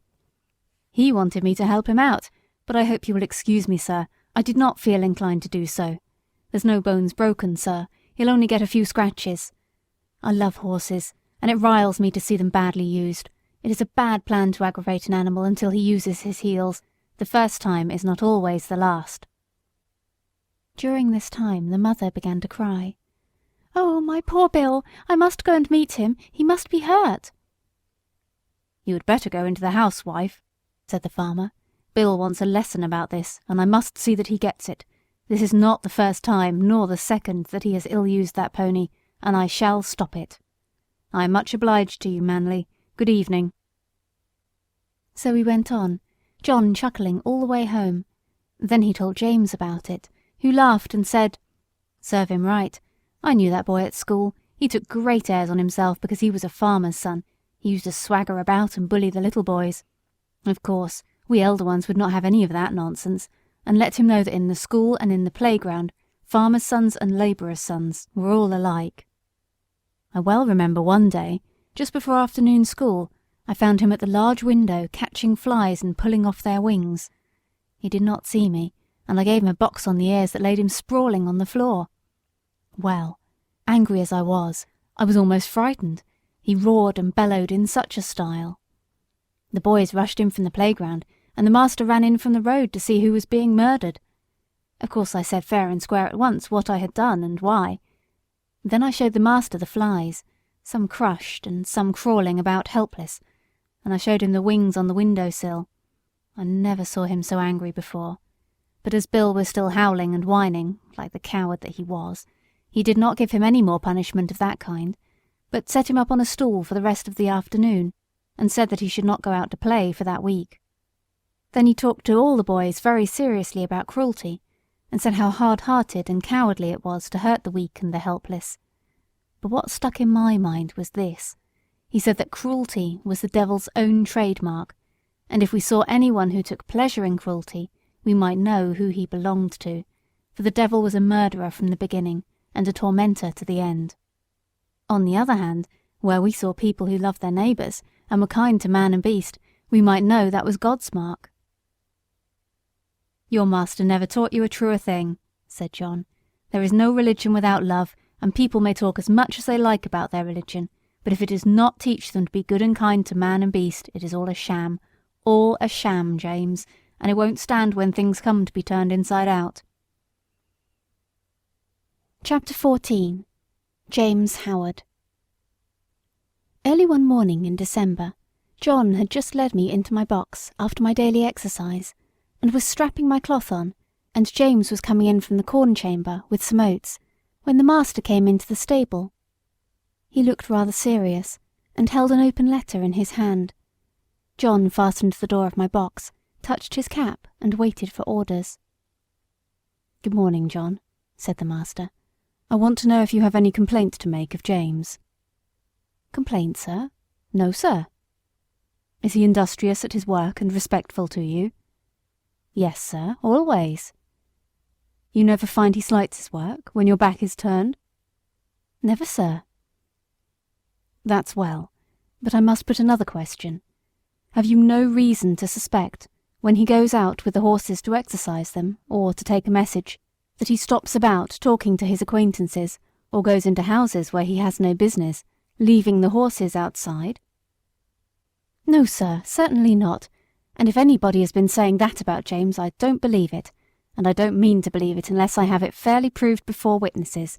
It's not for me to say who has been trying to take away James's character, but I will say this, sir, that a steadier, pleasanter, honester, smarter young fellow I never had in this stable.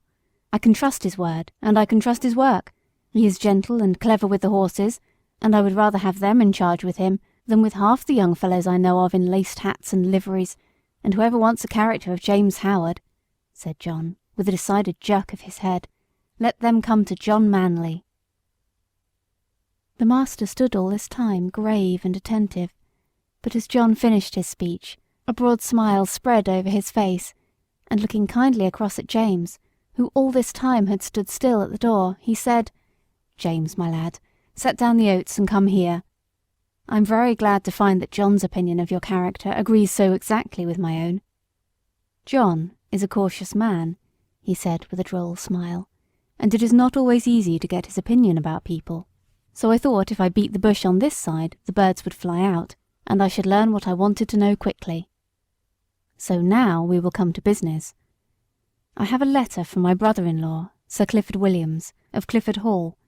He wants me to find him a trustworthy young groom, about 20 or 21, who knows his business. His old coachman, who has lived with him 30 years, is getting feeble, and he wants a man to work with him and get into his ways, who would be able, when the old man was pensioned off, to step into his place. He would have 18 shillings a week at first, a stable suit, a driving suit, a bedroom over the coach-house, and a boy under him. Sir Clifford is a good master, and if you could get the place it would be a good start for you. I don't want to part with you, and if you left us I know John would lose his right hand." "That I should, sir," said John, "but I would not stand in his light for all the world." "How old are you, James?" said master. 19 next May, sir." "That's young. What do you think, John?" "Well, sir, it is young, but he is as steady as a man and is strong and well grown, and though he has not had much experience in driving, he has a light firm hand and a quick eye, and he is very careful, and I am quite sure no horse of his will be ruined for want of leaving his feet and shoes looked after." "Your word will go the furthest, John," said the master, "for Sir Clifford adds in a postscript, 'If I could find a man trained by your John, I should like him better than any other.' So, James, lad, think it over, talk to your mother at dinner time, and then let me know what you wish." In a few days after this conversation, it was fully settled that James should go to Clifford Hall, in a month or 6 weeks, as it suited his master, and in the meantime he was to get all the practice in driving that could be given to him. I never knew the carriage to go out so often before. When the mistress did not go out, the master drove himself in the 2-wheeled chaise, but now, whether it was the master or the young ladies, or only an errand, Ginger and I were put in the carriage, and James drove us. At the first John rode with him on the box, telling him this and that, and after that James drove alone. Then it was wonderful what a number of places the master would go to in the city on Saturday, and what queer streets we were driven through. He was sure to go to the railway station, just as the train was coming in, and cabs and carriages, carts and omnibuses were all trying to get over the bridge together. That bridge wanted good horses and good drivers when the railway bell was ringing, for it was narrow, and there was a very sharp turn up to the station, where it would not have been at all difficult for people to run into each other, if they did not look sharp and keep their wits about them. Chapter 15. The Old Ostler. After this, it was decided by my master and mistress to pay a visit to some friends who lived about 46 miles from our home, and James was to drive them. The first day we travelled 32 miles. There were some long, heavy hills, but James drove so carefully and thoughtfully that we were not at all harassed. He never forgot to put on the brake as we went downhill, nor to take it off at the right place. He kept our feet on the smoothest part of the road, and if the uphill was very long, he set the carriage wheels a little across the road, so as not to run back, and gave us a breathing. All these little things help a horse very much, particularly if he gets kind words into the bargain. We stopped once or twice on the road, and just as the sun was going down, we reached the town where we were to spend the night. We stopped at the principal hotel, which was in the market-place. It was a very large one. We drove under an archway into a long yard, at the further end of which were the stables and coach-houses. 2 ostlers came to take us out. The head ostler was a pleasant, active little man, with a crooked leg and a yellow-striped waistcoat. I never saw a man unbuckle harness as quickly as he did, and with a pat and a good word he led me to a long stable, with 6 or 8 stalls in it, and 2 or 3 horses. The other man brought Ginger. James stood by while we were rubbed down and cleaned. I never was cleaned so lightly and quickly as by that little old man. When he had done, James stepped up and felt me over, as if he thought I could not be thoroughly done, but he found my coat as clean and smooth as silk. "Well," he said, "I thought I was pretty quick, and our John quicker still, but you do beat all I ever saw for being quick and thorough at the same time."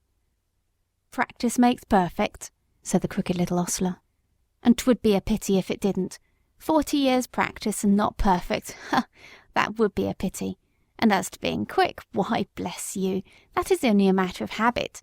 If you get into the habit of being quick, it is just as easy as being slow. Easier, I should say. In fact, it doesn't agree with my health to be hulking about over a job twice as long as it need take. Bless you, I couldn't whistle if I crawled over my work as some folks do. You see, I have been about horses ever since I was 12 years old, in hunting stables and racing stables, and being small, you see, I was jockey for several years. But at the Goodwood, you see, the turf was very slippery, and my poor larkspur got a fall, and I broke my knee, so of course I was of no more use there. But I could not live without horses, of course I couldn't, so I took to the hotels. And I can tell ye it is a downright pleasure to handle an animal like this, well-bred, well-mannered, well cared for. Bless ye, I can tell how a horse is treated. Give me the handling of a horse for 20 minutes, and I'll tell you what sort of groom he has had. Look at this one. Pleasant, quiet, turns about just as you want him, holds his feet up to be cleaned out, or anything else you please to wish. Then you'll find another fidgety, fretty, won't move the right way, or starts across the stall, tosses up his head as soon as you come near him, lays his ears and seems afraid of you, or else squares about at you with his heels. Poor things! I know what sort of treatment they have had. If they are timid, it makes them start or shy. If they are high-mettled, it makes them vicious or dangerous. Their tempers are mostly made when they are young. Bless you, they are like children. Train them up in the way they should go, as the good book says, and when they are old they will not depart from it if they have a chance." "I like to hear you talk," said James. "That's the way we lay it down at home at our master's." "Who is your master, young man, if it be a proper question? I should judge he is a good one from what I see." "He is Squire Gordon of Birtwick Park, the other side of the Beacon Hills," said James. "Ah, so, I've heard tell of him. Fine judge of horses, ain't he? The best rider in the county." "I believe he is," said James, "but he rides very little now, since the poor young master was killed." "Ah, poor gentleman. I read all about it in the paper at the time. A fine horse killed too, wasn't there?" "Yes," said James. "He was a splendid creature, brother to this one, and just like him."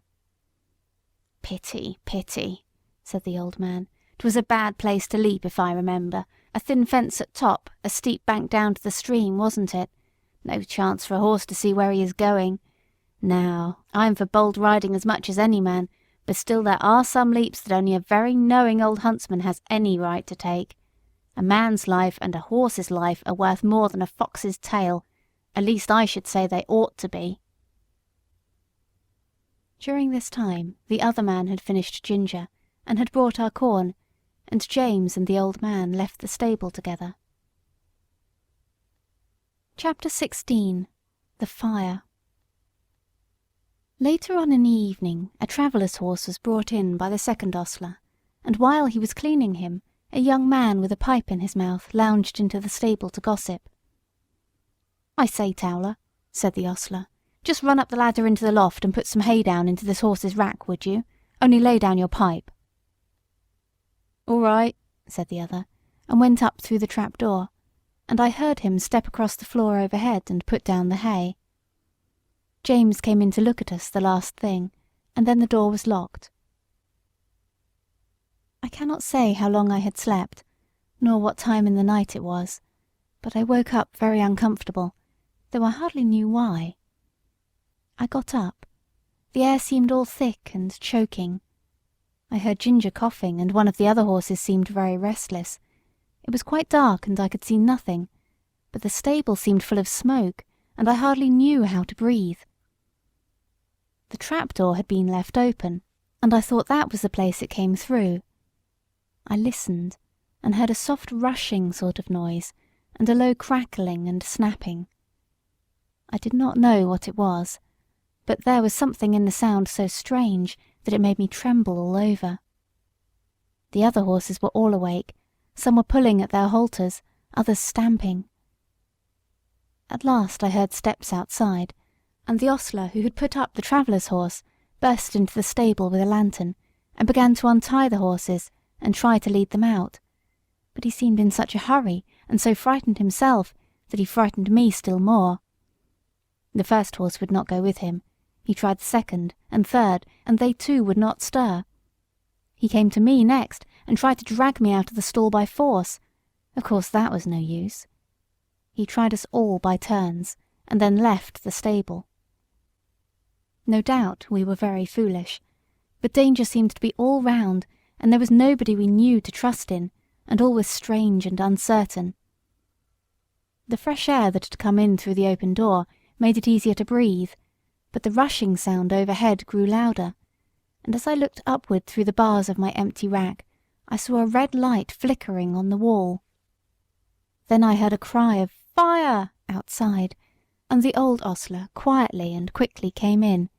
He got one horse out, and went to another, but the flames were playing round the trap-door, and the roaring overhead was dreadful.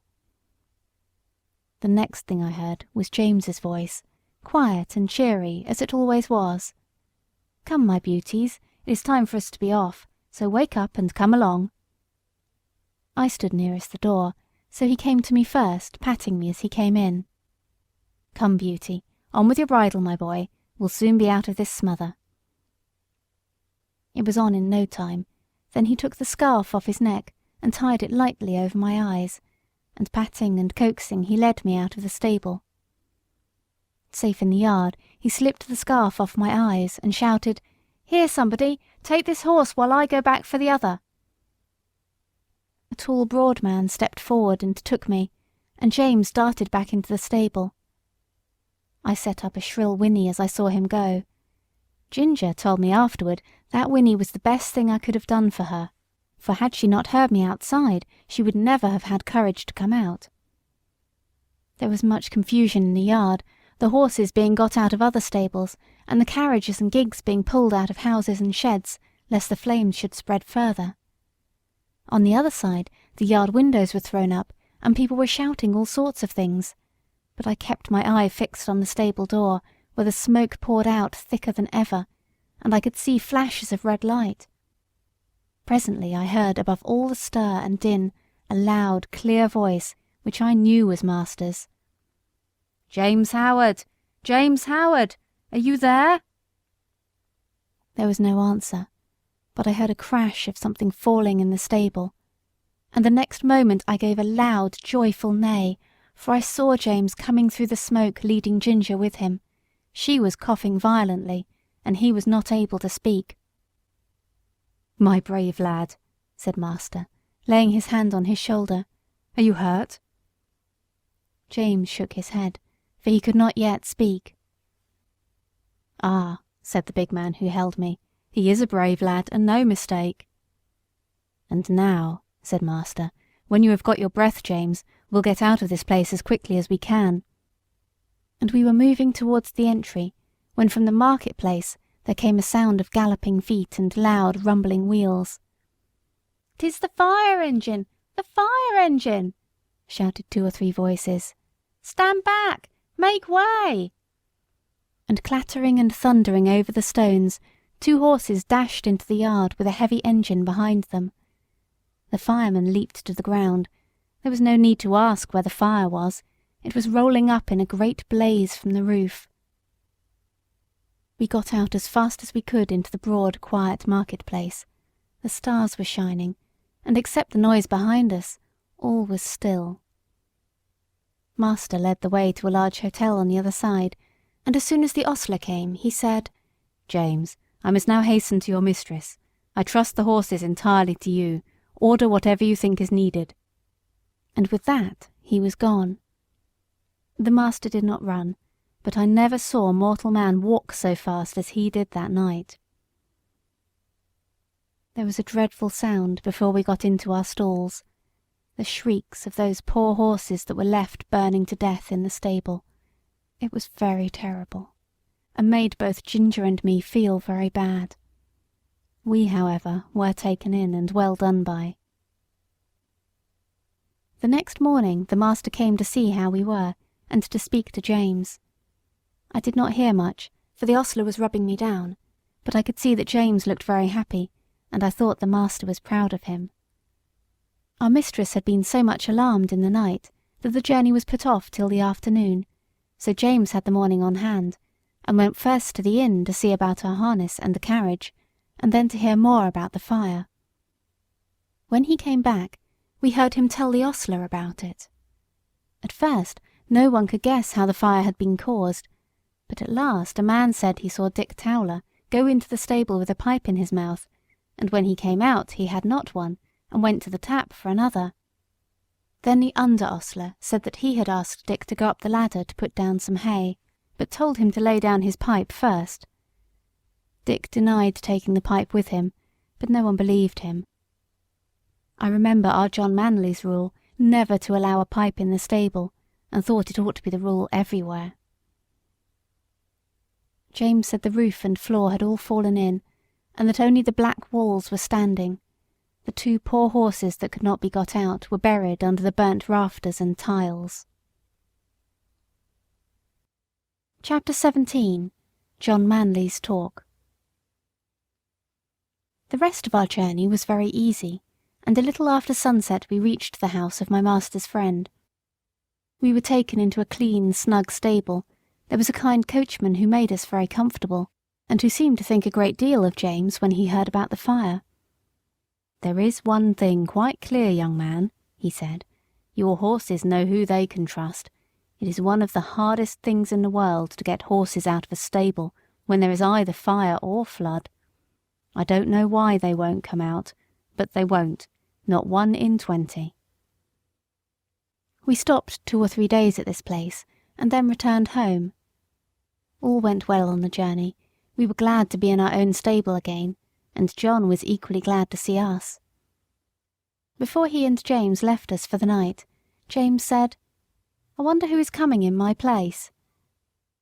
"Little Joe Green at the lodge," said John. "Little Joe Green? Why, he's a child." "He is 14½, said John. "But he is such a little chap." "Yes, he is small, but he's quick and willing and kind-hearted too, and then he wishes very much to come, and his father would like it, and I know the master would like to give him the chance. He said if I thought he would not do, he would look out for a bigger boy, but I said I was quite agreeable to try him for 6 weeks. 6 weeks? Said James. Why, it'll be another 6 months before he can be made of much use. It will make you a deal of work, John. Well, said John with a laugh, work and I are very good friends.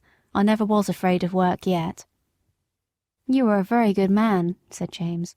I wish I may ever be like you. I don't often speak for myself, said John, but as you are going away from us into the world to shift for yourself, I'll just tell you how I look on these things. I was just as old as Joseph when my father and mother died of the fever within 10 days of each other, and left me and my crippled sister Nellie alone in the world, without a relation we could look to for help. I was a farmer's boy, not earning enough to keep myself, much less both of us, and she must have gone to the workhouse, but for our mistress. Nellie calls her angel, and she has good right to do so.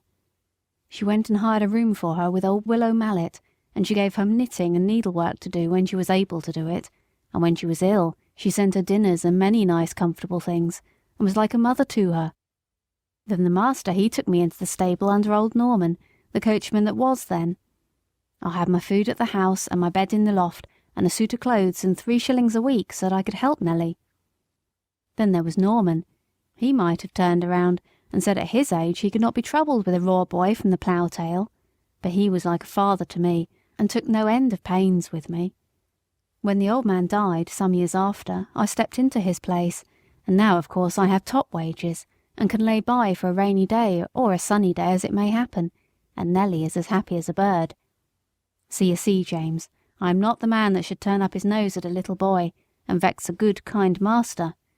No, no, I shall miss you very much, James, but we shall pull through, and there's nothing like doing a kindness when 'tis put in your way, and I am glad I can do it.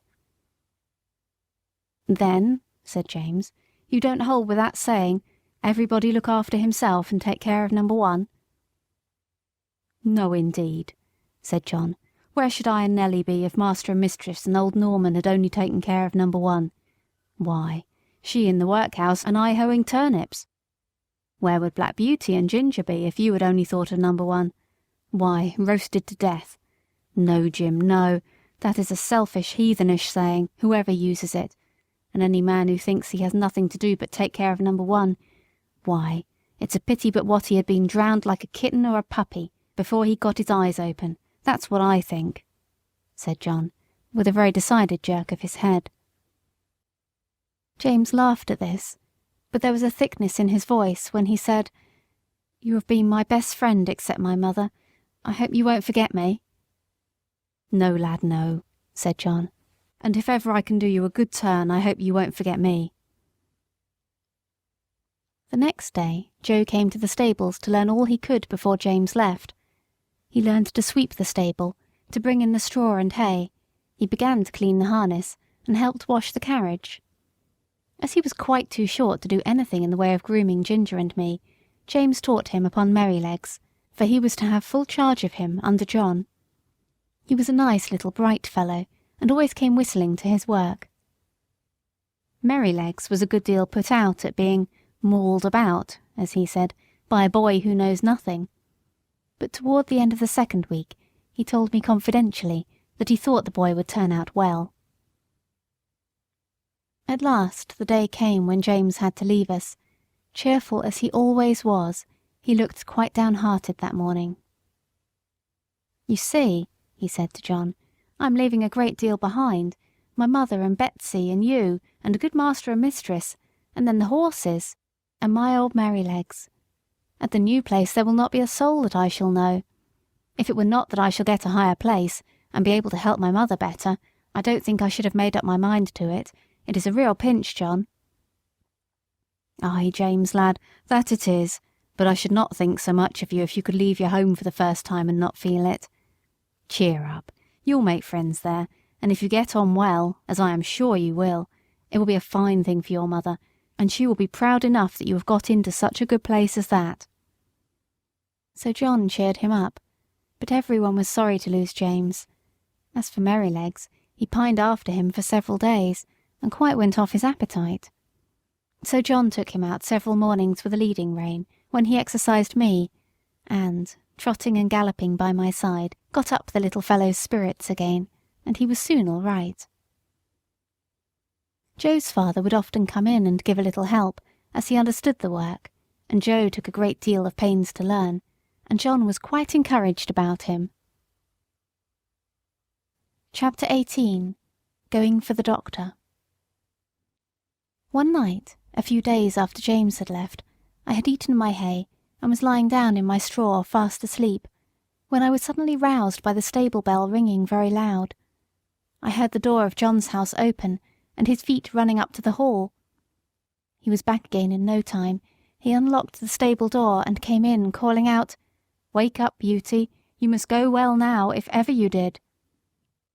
And almost before I could think, he had got the saddle on my back and the bridle on my head.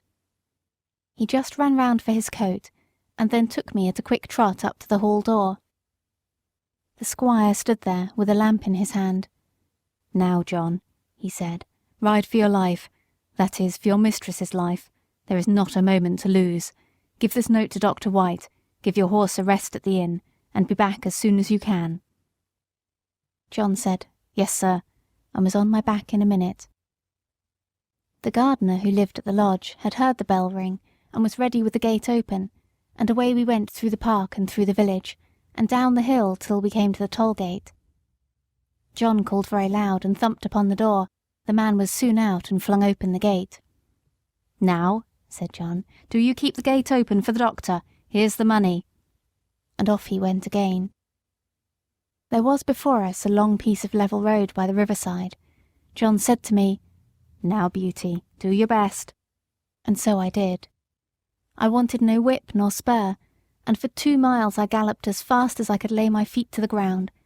I don't believe that my old grandfather, who won the race at Newmarket, could have gone faster. When we came to the bridge, John pulled me up a little and patted my neck. "Well done, Beauty. Good old fellow," he said. He would have let me go slower, but my spirit was up, and I was off again as fast as before. The air was frosty, the moon was bright, it was very pleasant. We came through a village, then through a dark wood, then uphill, then downhill, till after 8 miles' run we came to the town, through the streets and into the market-place. It was all quite still except the clatter of my feet on the stones. Everybody was asleep. The church clock struck 3 as we drew up at Dr. White's door. John rang the bell twice, and then knocked at the door like thunder. A window was thrown up, and Dr. White, in his nightcap, put his head out and said, "What do you want?" "Mrs. Gordon is very ill, sir. Master wants you to go at once. He thinks she will die if you cannot get there. Here is a note." "Wait," he said, "I will come." He shut the window and was soon at the door. "The worst of it is," he said, "that my horse has been out all day and is quite done up. My son has just been sent for, and he has taken the other. What is to be done? Can I have your horse?" "He has come at a gallop nearly all the way, sir, and I was to give him a rest here, but I think my master would not be against it, if you think fit, sir." "All right," he said, "I will soon be ready." John stood by me and stroked my neck. I was very hot. The doctor came out with his riding whip. "You need not take that, sir," said John. "Black Beauty will go until he drops.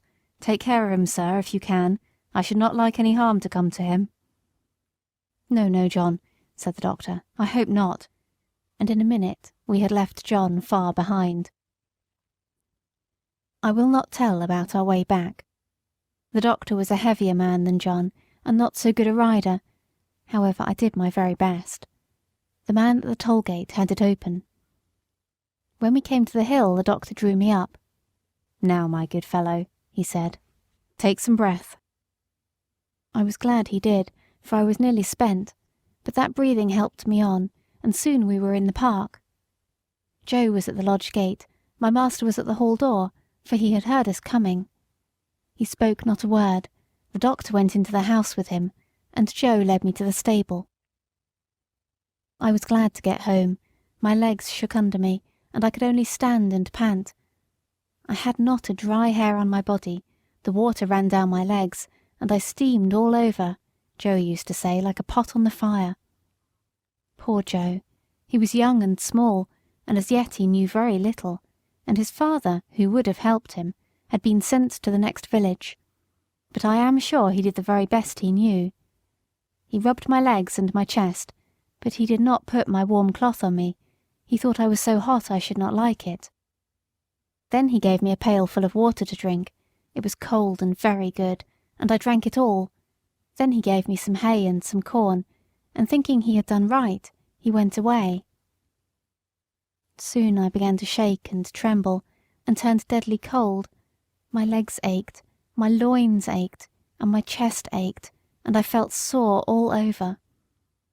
Oh, how I wished for my warm, thick cloth, as I stood and trembled. I wished for John, but he had 8 miles to walk, so I lay down in my straw and tried to go to sleep. After a long while I heard John at the door. I gave a low moan, for I was in great pain. He was at my side in a moment, stooping down by me. I could not tell him how I felt, but he seemed to know it all. He covered me up with 2 or 3 warm cloths, and then ran to the house for some hot water. He made me some warm gruel, which I drank, and then I think I went to sleep. John seemed to be very much put out. I heard him say to himself over and over again, stupid boy, no cloth put on, and I dare say the water was cold too. Boys are no good." But Joe was a good boy, after all. I was now very ill.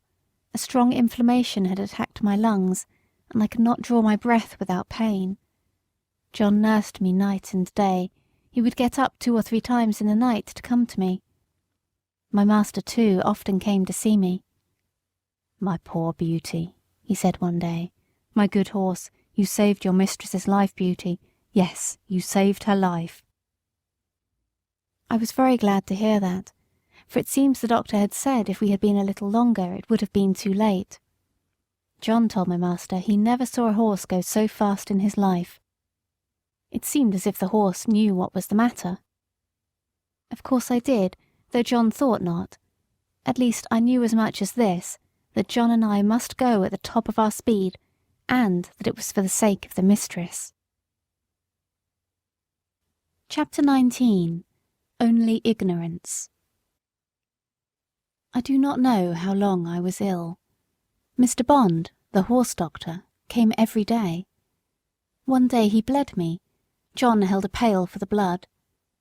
I felt very faint after it, and thought I should die, and I believe they all thought so too. Ginger and Merrylegs had been moved into the other stable, so that I might be quiet, for the fever made me very quick of hearing. Any little noise seemed quite loud, and I could tell everyone's footstep going to and from the house. I knew all that was going on. One night, John had to give me a draught.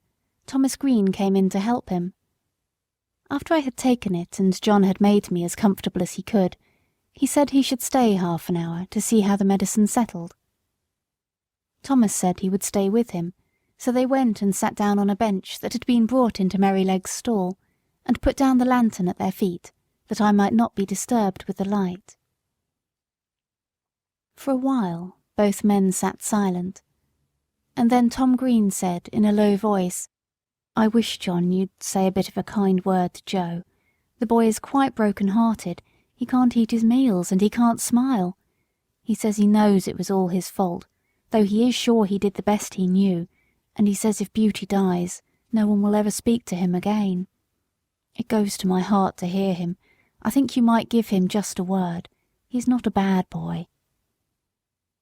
After a short pause, John said slowly, "You must not be too hard upon me, Tom. I know he meant no harm. I never said he did. I know he is not a bad boy. But you see, I am sore myself. That horse is the pride of my heart, to say nothing of his being such a favourite with the master and mistress. And to think that his life may be flung away in this manner is more than I can bear. But if you think I am hard on the boy, I will try to give him a good word tomorrow. That is, I mean, if Beauty is better." "Well, John, thank you. I knew you did not wish to be too hard, and I'm glad you see it was only ignorance." John's voice almost startled me as he answered, "Only ignorance? Only ignorance? How can you talk about only ignorance? Don't you know that it is the worst thing in the world next to wickedness, and which does the most mischief heaven only knows? If people can say, 'Oh, I did not know, I did not mean any harm,' they think it is all right. I suppose Martha Mulwash did not mean to kill that baby when she dosed it with Dalby and soothing syrups, but she did kill it, and was tried for manslaughter." "And serve her right too," said Tom. "A woman should not undertake to nurse a tender little child without knowing what is good and what is bad for it." "Bill Starkey," continued John, "did not mean to frighten his brother into fits when he dressed up like a ghost and ran after him in the moonlight, but he did, and that bright, handsome little fellow, that might have been the pride of any mother's heart, is just no better than an idiot, and never will be if he lives to be 80 years old. You were a good deal cut up yourself, Tom, 2 weeks ago, when those young ladies left your hothouse door open, with a frosty east wind blowing right in. You said it killed a good many of your plants." "A good many," said Tom. "There was not one of the tender cuttings that was not nipped off. I shall have to strike all over again, and the worst of it is that I don't know where to go to get fresh ones. I was nearly mad when I came in and saw what was done." "And yet," said John, "I'm sure the young ladies did not mean it. It was only ignorance." I heard no more of this conversation, for the medicine did well and sent me to sleep, and in the morning I felt much better. But I often thought of John's words when I came to know more of the world. Chapter 20. Joe Green. Joe Green went on very well. He learned quickly, and was so attentive and careful that John began to trust him in many things. But, as I have said, he was small of his age, and it was seldom that he was allowed to exercise either Ginger or me. But it so happened one morning that John was out with Justice in the luggage cart, and the master wanted a note to be taken immediately to a gentleman's house about 3 miles distant, and sent his orders for Joe to saddle me and take it, adding the caution that he was to ride steadily. The note was delivered, and we were quietly returning when we came to the brick field. Here we saw a cart heavily laden with bricks. The wheels had stuck fast in the stiff mud of some deep ruts, and the carter was shouting and flogging the 2 horses unmercifully. Joe pulled up. It was a sad sight. There were the 2 horses straining and struggling with all their might to drag the cart out, but they could not move it. The sweat streamed from their legs and flanks, their sides heaved, and every muscle was strained, while the man, fiercely pulling at the head of the 4-horse, swore and lashed most brutally. "Hold hard," said Joe. "Don't go on flogging the horses like that. The wheels are so stuck that they cannot move the cart." The man took no heed, but went on lashing. "Stop! Pray stop!" said Joe. "I'll help you to lighten the cart. They can't move it now." "Mind your own business, you impudent young rascal, and I'll mind mine." The man was in a towering passion, and the worse for drink, and laid on the whip again. Joe turned my head, and the next moment we were going at a round gallop towards the house of the master brickmaker. I cannot say if John would have approved of our pace, but Joe and I were both of one mind, and so angry that we could not have gone slower. The house stood close by the roadside. Joe knocked at the door and shouted, "Halloo, is Mr. Clay at home?" The door was open, and Mr. Clay himself came out. "Halloo, young man, you seem in a hurry. Any orders from the squire this morning?" "No, Mr. Clay, but there's a fellow in your brickyard flogging 2 horses to death. I told him to stop and he wouldn't. I said I'd help him to lighten the cart and he wouldn't. So I have come to tell you. Pray, sir, go." Joe's voice shook with excitement. "Thank ye, my lad," said the man, running in for his hat, then pausing for a moment. "Will you give evidence of what you saw if I should bring the fellow up before a magistrate?" "That I will," said Joe, "and glad too." The man was gone, and we were on our way home at a smart trot. "Why, what's the matter with you, Joe? You look angry all over," said John, as the boy flung himself from the saddle. "I am angry all over, I can tell you," said the boy, and then in hurried, excited words he told all that had happened.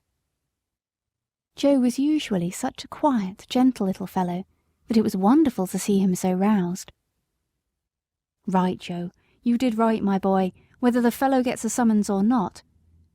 Many folks would have ridden by and said it was not their business to interfere. Now I say that with cruelty and oppression it is everybody's business to interfere when they see it. You did right, my boy." Joe was quite calm by this time, and proud that John approved of him, and cleaned out my feet and rubbed me down with a firmer hand than usual. They were just going home to dinner when the footman came down to the stable to say that Joe was wanted directly in master's private room. There was a man brought up for ill-using horses, and Joe's evidence was wanted. The boy flushed up to his forehead, and his eyes sparkled. "They shall have it," said he. "Put yourself a bit straight," said John. Joe gave a pull at his necktie and a twitch at his jacket, and was off in a moment. Our master being one of the county magistrates, cases were often brought to him to settle, or say what should be done. In the stable we heard no more for some time, as it was the men's dinner hour, but when Joe came next into the stable, I saw he was in high spirits. He gave me a good-natured slap, and said, "We won't see such things done, will we, old fellow?" We heard afterward that he had given his evidence so clearly, and the horses were in such an exhausted state, bearing marks of such brutal usage, that the carter was committed to take his trial, and might possibly be sentenced to 2 or 3 months in prison. It was wonderful what a change had come over Joe. John laughed and said he had grown an inch taller in that week, and I believe he had.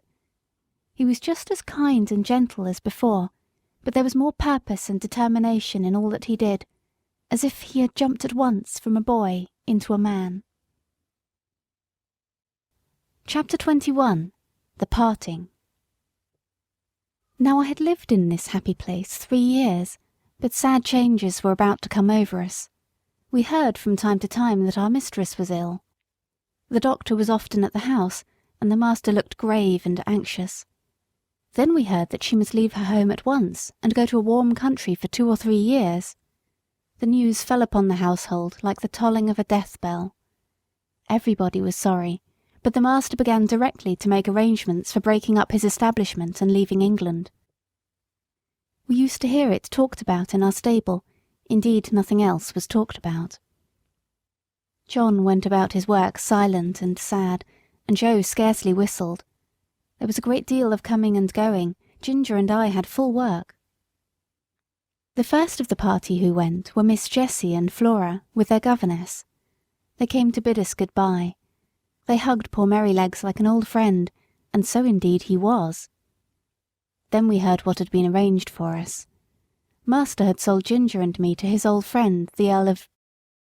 for he thought we should have a good place there. Merrylegs he had given to the vicar, who was wanting a pony for Mrs. Bloomfield, but it was on the condition that he should never be sold, and that when he was past work he should be shot and buried. Joe was engaged to take care of him, and to help in the house, so I thought that Merrylegs was well off. John had the offer of several good places, but he said he should wait a little and look round. The evening before they left, the master came into the stable to give some directions, and to give his horses the last pat. He seemed very low-spirited. I knew that by his voice. I believe we horses can tell more by the voice than many men can. "Have you decided what to do, John?" he said. "I find you have not accepted either of those offers." "No, sir. I have made up my mind that if I could get a situation with some first-rate colt-breaker and horse-trainer, it would be the right thing for me. Many young animals are frightened and spoiled by wrong treatment, which need not be if the right man took them in hand. I always get on well with horses, and if I could help some of them to a fair start, I should feel as if I were doing some good. What do you think of it, sir?" "I don't know a man anywhere," said master, "that I should think so suitable for it as yourself. You understand horses, and somehow they understand you, and in time you might set up for yourself. I think you could not do better. If in any way I can help you, write to me. I shall speak to my agent in London, and leave your character with him." Master gave John the name and address, and then he thanked him for his long and faithful service, but that was too much for John. "Pray don't, sir. I can't bear it. You and my dear mistress have done so much for me that I could never repay it. But we shall never forget you, sir, and please God we may some day see mistress back again like herself. We must keep up hope, sir." Master gave John his hand, but he did not speak, and they both left the stable. The last sad day had come. The footman and the heavy luggage had gone off the day before, and there was only master and mistress and her maid. Ginger and I brought the carriage up to the hall door for the last time. The servants brought out cushions and rugs and many other things, and when all were arranged, master came down the steps, carrying the mistress in his arms. I was on the side next to the house, and could see all that went on. He placed her carefully in the carriage, while the house servants stood round crying. "Good-bye again," he said. "We shall not forget any of you." And he got in. "Drive on, John." Joe jumped up, and we trotted slowly through the park and through the village, where the people were standing on their doors to have a last look and to say, "God bless them." When we reached the railway station, I think mistress walked from the carriage to the waiting-room. I heard her say in her own sweet voice, "Good-bye, John. God bless you." I felt the rein twitch, but John made no answer. Perhaps he could not speak. As soon as Joe had taken the things out of the carriage, John called him to stand by the horses while he went on the platform. Poor Joe. He stood close up to our heads to hide his tears. Very soon the train came puffing up into the station, then 2 or 3 minutes, and the doors were slammed to, the guard whistled, and the train glided away, leaving behind it only clouds of white smoke and some very heavy hearts. When it was quite out of sight, John came back. "We shall never see her again," he said. "Never." He took the reins, mounted the box, and with Joe drove slowly home, but it was not our home now. End of Part 1. Black Beauty by Anna Sewell. Part 2. Chapter 22. Earlshall. The next morning after breakfast, Joe put Merrylegs into the mistress's low chaise to take him to the vicarage. He came first and said good-bye to us, and Merrylegs neighed to us from the yard. Then John put the saddle on Ginger and the leading rein on me, and rode us across the country about 15 miles to Earlshall Park, where the Earl of lived. There was a very fine house and a great deal of stabling. We went into the yard through a stone gateway, and John asked for Mr. York. It was some time before he came. He was a fine-looking, middle-aged man, and his voice said at once that he expected to be obeyed. He was very friendly and polite to John, and after giving us a slight look, he called a groom to take us to our boxes, and invited John to take some refreshment. We were taken to a light, airy stable, and placed in boxes adjoining each other, where we were rubbed down and fed. In about half an hour John and Mr. York, who was to be our new coachman, came in to see us. "Now, Mr. Manley," he said, after carefully looking at us both, "I can see no fault in these horses, but we all know that horses have their peculiarities as well as men, and that sometimes they need different treatment. I should like to know if there is anything particular in either of these that you would like to mention." "Well," said John, "I don't believe there is a better pair of horses in the country, and right grieved I am to part with them, but they are not alike. The black one is the most perfect temper I ever knew. I suppose he has never known a hard word or blow since he was foaled, and all his pleasure seems to be to do what you wish. But the chestnut, I fancy, must have had bad treatment. We heard as much from the dealer. She came to us snappish and suspicious, but when she found what sort of place ours was, it all went off by degrees. For 3 years I have never seen the smallest sign of temper, and if she is well treated, there is not a better, more willing animal than she is. But she is naturally a more irritable constitution than the black horse. Flies tease her more, anything wrong in the harness frets her more, and if she were ill-used or unfairly treated, she would not be unlikely to give tit for tat. You know that many high-mettled horses will do so."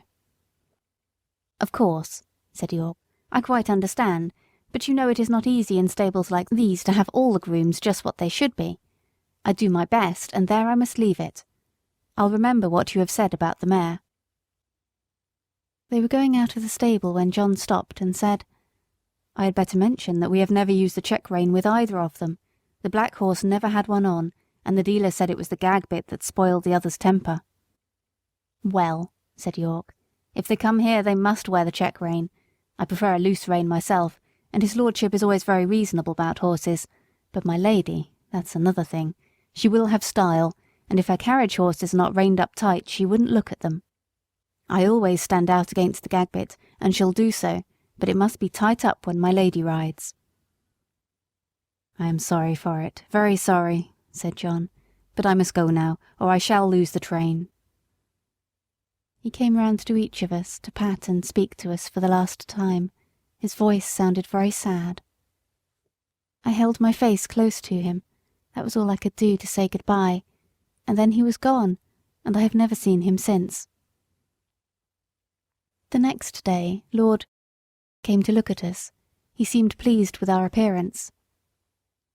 "I have great confidence in these horses," he said, "from the character my friend Mr. Gordon has given me of them. Of course they are not a match in colour, but my idea is that they will do very well for the carriage while we are in the country. Before we go to London I must try to match Baron. The black horse, I believe, is perfect for riding." York then told him what John had said about us. "Well," said he, "you must keep an eye to the mare and put the check-rein easy. I dare say they will do very well with a little humouring at first. I'll mention it to your lady." In the afternoon we were harnessed and put in the carriage, and as the stable clock struck 3 we were led round to the front of the house. It was all very grand, and 3 or 4 times as large as the old house at Birtwick, but not half so pleasant, if a horse may have an opinion. 2 footmen were standing ready, dressed in drab livery, with scarlet breeches and white stockings. Presently we heard the rustling sound of silk as my lady came down the flight of stone steps. She stepped round to look at us. She was a tall, proud-looking woman, and did not seem pleased about something, but she said nothing and got into the carriage. This was the first time of wearing a check-rein, and I must say, though it certainly was a nuisance not to be able to get my head down now and then, it did not pull my head higher than I was accustomed to carry it. I felt anxious about Ginger, but she seemed to be quiet and content. The next day, at 3 o'clock, we were again at the door, and the footman as before. We heard the silk dress rustle, and the lady came down the steps, and, in an imperious voice, she said, "York, you must put those horses' heads higher. They are not fit to be seen." York got down and said very respectfully, "I beg your pardon, my lady, but these horses have not been reined up for 3 years, and my lord said it would be safer to bring them to it by degrees. But if your ladyship pleases, I can take them up a little more." "Do so," she said. York came round to our heads and shortened the rein himself, 1 hole, I think. Every little makes a difference, be it for better or worse. And that day we had a steep hill to go up. Then I began to understand what I had heard of. Of course, I wanted to put my head forward and take the carriage up with a will, as we had been used to do. But no, I had to pull with my head up now, and that took all the spirit out of me, and the strain came on my back and legs.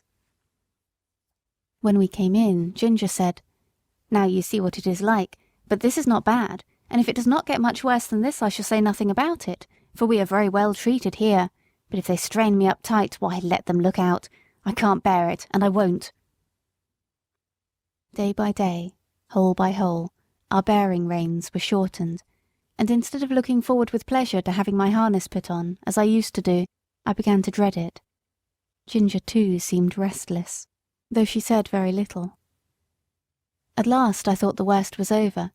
For several days there was no more shortening, and I determined to make the best of it and do my duty, though it was now a constant harass instead of a pleasure. But the worst was not yet come. Chapter 23. A Strike for Liberty. One day my lady came down later than usual, and the silk rustled more than ever. "Drive to the Duchess of B.'s," she said, and then, after a pause, "Are you never going to get those horses' heads up, York? Raise them at once, and let us have no more of this humouring and nonsense." York came to me first, while the groom stood at Ginger's head. He drew my head back and fixed the rein so tight that it was almost intolerable. Then he went to Ginger, who was impatiently jerking her head up and down against the bit, as was her way now. She had a good idea of what was coming, and the moment York took the rein off the terret in order to shorten it, she took her opportunity, and reared up so suddenly that York had his nose roughly hit and his hat knocked off. The groom was nearly thrown off his legs. At once they both flew to her head, but she was a match for them, and went on plunging, rearing, and kicking in a most desperate manner. At last she kicked right over the carriage pole and fell down, after giving me a severe blow on my near quarter. There is no knowing what further mischief she might have done, had not York promptly sat himself down flat on her head to prevent her struggling, at the same time calling out, "Unbuckle the black horse! Run for the winch and unscrew the carriage pole! Cut the trace here, somebody, if you can't unhitch it!" One of the footmen ran for the winch, and another brought a knife from the house. The groom soon set me free from Ginger and the carriage, and led me to my box. He just turned me in as I was, and ran back to York. I was much excited by what had happened, and if I had ever been used to kick or rear, I am sure I should have done it then, but I never had, and there I stood, angry, sore in my leg, my head still strained up to the terret on the saddle, and no power to get it down. I was very miserable, and felt much inclined to kick the first person who came near me. Before long, however, Ginger was led in by 2 grooms, a good deal knocked about and bruised. York came with her and gave his orders, and then came to look at me. In a moment he let down my head. "Confound these check-reins," he said to himself. "I thought we should have some mischief soon. Master will be sorely vexed. But there, if a woman's husband can't rule her, of course a servant can't, so I wash my hands of it. And if she can't get to the Duchess's garden party, I can't help it." York did not say this before the men. He always spoke respectfully when they were by. Now he felt me all over, and soon found the place above my hock where I had been kicked. It was swelled and painful. He ordered it to be sponged with hot water, and then some lotion was put on. Lord was much put out when he learned what had happened. He blamed York for giving way to his mistress, to which he replied that in future he should much prefer to receive his orders only from his lordship. But I think nothing came of it, for things went on the same as before. I thought York might have stood up better for his horses, but perhaps I am no judge. Ginger was never put into the carriage again, but when she was well of her bruises, one of the lord's younger sons said he would like to have her. He was sure she would make a good hunter. As for me, I was obliged still to go in the carriage, and had a fresh partner called Max. He had always been used to the tight rein. I asked him how he bore it. "Well," he said, "I bear it because I must, but it is shortening my life, and it will shorten yours too if you have to stick to it." "Do you think," I said, "that our masters know how bad it is for us?" "I can't say," he replied, "but the dealers and the horse doctors know it very well. I was at a dealer's once, who was training me and another horse to go in as a pair. He was getting our heads up, as he said, a little higher and a little higher every day. A gentleman who was there asked him why he did so. 'Because,' said he, 'people won't buy them unless we do. The London people always want their horses to carry their heads high, and to step high. Of course it is very bad for the horses, but then it is good for trade. The horses soon wear up, or get diseased, and they come for another pair.' That," said Max, "is what he said in my hearing, and you can judge for yourself." What I suffered with that rein for 4 long months in my lady's carriage it would be hard to describe, but I am quite sure that, had it lasted much longer, either my health or my temper would have given way.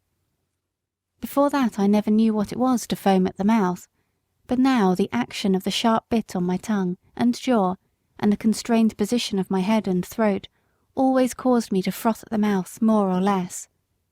Some people think it very fine to see this, and say, "What fine, spirited creatures!" But it is just as unnatural for horses as for men to foam at the mouth.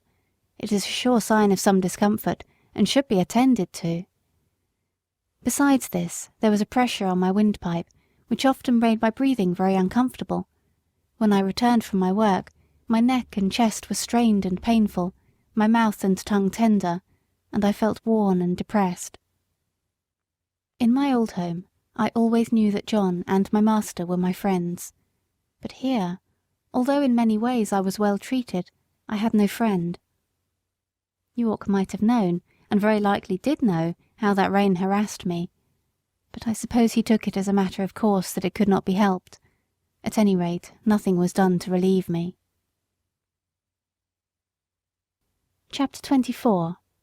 The Lady Anne, or A Runaway Horse.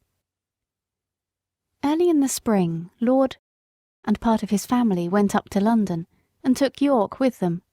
I and Ginger and some other horses were left at home for use, and the head groom was left in charge. The Lady Harriet, who remained at the Hall, was a great invalid, and never went out in a carriage, and the Lady Anne preferred riding on horseback with her brother or cousins. She was a perfect horsewoman, and as gay and gentle as she was beautiful. She chose me for her horse, and named me Black Ostler. I enjoyed these rides very much in the clear cold air, sometimes with Ginger, sometimes with Lizzie. This Lizzie was a bright bay mare, almost thoroughbred, and a great favourite with a gentleman, on account of her fine action and lively spirit. But Ginger, who knew more of her than I did, told me she was rather nervous.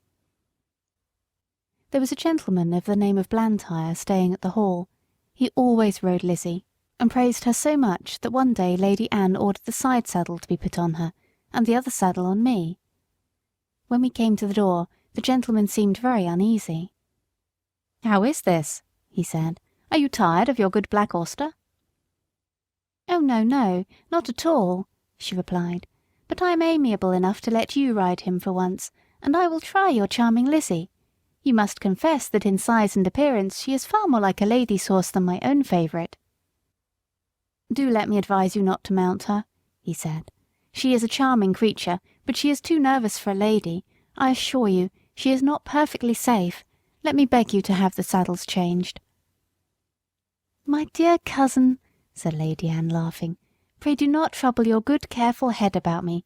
I have been a horsewoman ever since I was a baby, and I have followed the hounds a great many times, though I know you do not approve of ladies hunting. But still, that is the fact, and I intend to try this Lizzie, that you gentlemen are all so fond of, so please help me to mount, like a good friend as you are." There was no more to be said. He placed her carefully on the saddle, looked to the bit and curb, gave the reins gently into her hand, and then mounted me. Just as we were moving off, a footman came out with a slip of paper and message from the Lady Harriet. Would they ask this question for her at Dr. Ashley's and bring the answer? The village was about a mile off, and the doctor's house was the last in it. We went along gaily enough till we came to his gate. There was a short drive up to the house between tall evergreens. Blantyre alighted at the gate, and was going to open it for Lady Anne, but she said, "I will wait for you here, and you can hang Auster's rein on the gate." He looked at her doubtfully. "I will not be 5 minutes," he said. "Oh, do not hurry yourself. Lizzie and I shall not run away from you." He hung my rein on one of the iron spikes, and was soon hidden among the trees. Lizzie was standing by the side of the road a few paces off, with her back to me. My young mistress was sitting easily with a loose rein, humming a little song. I listened to my rider's footsteps until they reached the house, and heard him knock at the door. There was a meadow on the opposite side of the road, the gate of which stood open. Just then some cart horses and several young colts came trotting out in a very disorderly manner, while a boy behind was cracking a great whip. The colts were wild and frolicsome, and one of them bolted across the road and blundered up against Lizzie's hind legs, and whether it was the stupid colt, or the loud cracking of the whip, or both together, I cannot say, but she gave a violent kick, and dashed off into a headlong gallop. It was so sudden that Lady Anne was nearly unseated, but she soon recovered herself. I gave a loud shrill neigh for help. Again and again I neighed, pawing the ground impatiently, and tossing my head to get the rein loose. I had not long to wait. Blantyre came running to the gate. He looked anxiously about, and just caught sight of the flying figure, now far away on the road. In an instant he sprang to the saddle. I needed no whip, no spur, for I was as eager as my rider. He saw it, and giving me a free rein and leaning a little forward, we dashed after them. For about 1.5 miles the road ran straight, and then bent to the right, after which it divided into 2 roads. Long before we came to the bend she was out of sight. Which way had she turned? A woman was standing at her garden gate, shading her eyes with her hand, and looking eagerly up the road. Scarcely drawing the rein, Blantyre shouted, "Which way?" "To the right," cried the woman, pointing with her hand, and away we went up the right-hand road. Then for a moment we caught sight of her. Another bend, and she was hidden again. Several times we caught glimpses and then lost them. We scarcely seemed to gain ground upon them at all. An old road mender was standing near a heap of stones, his shovel dropped and his hands raised. As we came near he made a sign to speak. Blantyre drew the rein a little. To the common, sir. She has turned off there." I knew this common very well. It was for the most part very uneven ground, covered with heather and dark green furze bushes, with here and there a scrubby old thorn tree. There were also open spaces of fine short grass, with ant hills and mole turns everywhere. The worst place I ever knew for a headlong gallop. We had hardly turned on to the common when we caught sight again of the green habit flying on before us. My lady's hat was gone, and her long brown hair was streaming behind her. Her head and body were thrown back, as if she were pulling with all her remaining strength, and as if that strength were nearly exhausted. It was clear that the roughness of the ground had very much lessened Lizzie's speed, and there seemed a chance that we might overtake her. While we were on the high road, Blantyre had given me my head, but now, with a light hand and a practised eye, he guided me over the ground in such a masterly manner that my pace was scarcely slackened, and we were decidedly gaining on them. About halfway across the heath there had been a wide dyke recently cut, and the earth from the cutting was cast up roughly on the other side. Surely this would stop them. But no, with scarcely a pause Lizzie took the leap, stumbled among the rough clods and fell. Blantyre groaned. "Now, Auster, do your best." He gave me a steady rein. I gathered myself well together, and with one determined leap cleared both dyke and bank. Motionless among the heather, with her face to the earth, lay my poor young mistress. Blantyre kneeled down and called her name. There was no sound. Gently he turned her face upward. It was ghastly white, and the eyes were closed. "Annie, dear Annie, do speak." But there was no answer. He unbuttoned her habit, loosened her collar, felt her hands and wrist, then started up and looked wildly round him for help. At no great distance there were two men cutting turf, who, seeing Lizzie running wild without a rider, had left their work to catch her. Blantyre's halloo soon brought them to the spot. The foremost man seemed much troubled at the sight, and asked what he could do. "Can you ride?" "Well, sir, I ain't much of a horseman, but I'd risk my neck for the Lady Anne. She was uncommon good to my wife in the winter." "Then mount this horse, my friend, your neck will be quite safe, and ride to the doctor's and ask him to come instantly. Then on to the hall, tell them all that you know, and bid them send me the carriage with Lady Anne's maid and help. I shall stay here." "All right, sir, I'll do my best, and I pray God the dear young lady may open her eyes soon." Then, seeing the other man, he called out, "Here, Joe, run for some water, and tell my missus to come as quick as she can to the Lady Anne." He then somehow scrambled into the saddle, and with a "Gee up!" and a clap on my sides with both his legs, he started on his journey, making a little circuit to avoid the dyke. He had no whip, which seemed to trouble him, but my pace soon cured that difficulty, and he found the best thing he could do was to stick to the saddle and hold me in, which he did manfully. I shook him as little as I could help, but once or twice on the rough ground he called out, "Steady! Whoa! Steady!" On the high road we were all right, and at the doctor's and the hall he did his errand like a good man and true. They asked him in to take a drop of something. "No, no," he said, "I'll be back to 'em again by a short cut through the fields, and be there afore the carriage." There was a great deal of hurry and excitement after the news became known. I was just turned into my box, the saddle and bridle were taken off, and the cloth thrown over me. Ginger was saddled and sent off in great haste for Lord George, and I soon heard the carriage roll out of the yard. It seemed a long time before Ginger came back, and before we were left alone, and then she told me all that she had seen. "I can't tell much," she said. "We went a gallop nearly all the way, and got there just as the doctor rode up. There was a woman sitting on the ground with a lady's head in her lap. The doctor poured something into her mouth, but all that I heard was, 'She is not dead.' Then I was led off by a man to a little distance. After a while she was taken to the carriage, and we came home together. I heard my master say to a gentleman who stopped him to inquire that he hoped no bones were broken, but that she had not spoken yet. When Lord George took Ginger for hunting, York shook his head. He said it ought to be a steady hand to train a horse for the first season, and not a random rider like the Lord George.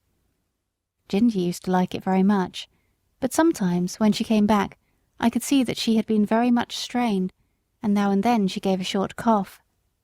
She had too much spirit to complain, but I could not help feeling anxious about her. 2 days after the accident, Blantyre paid me a visit. He patted me and praised me very much. He told Lord George that he was sure the horse knew of Annie's danger as well as he did. "I could not have held him in if I would," said he. "She ought never to ride any other horse."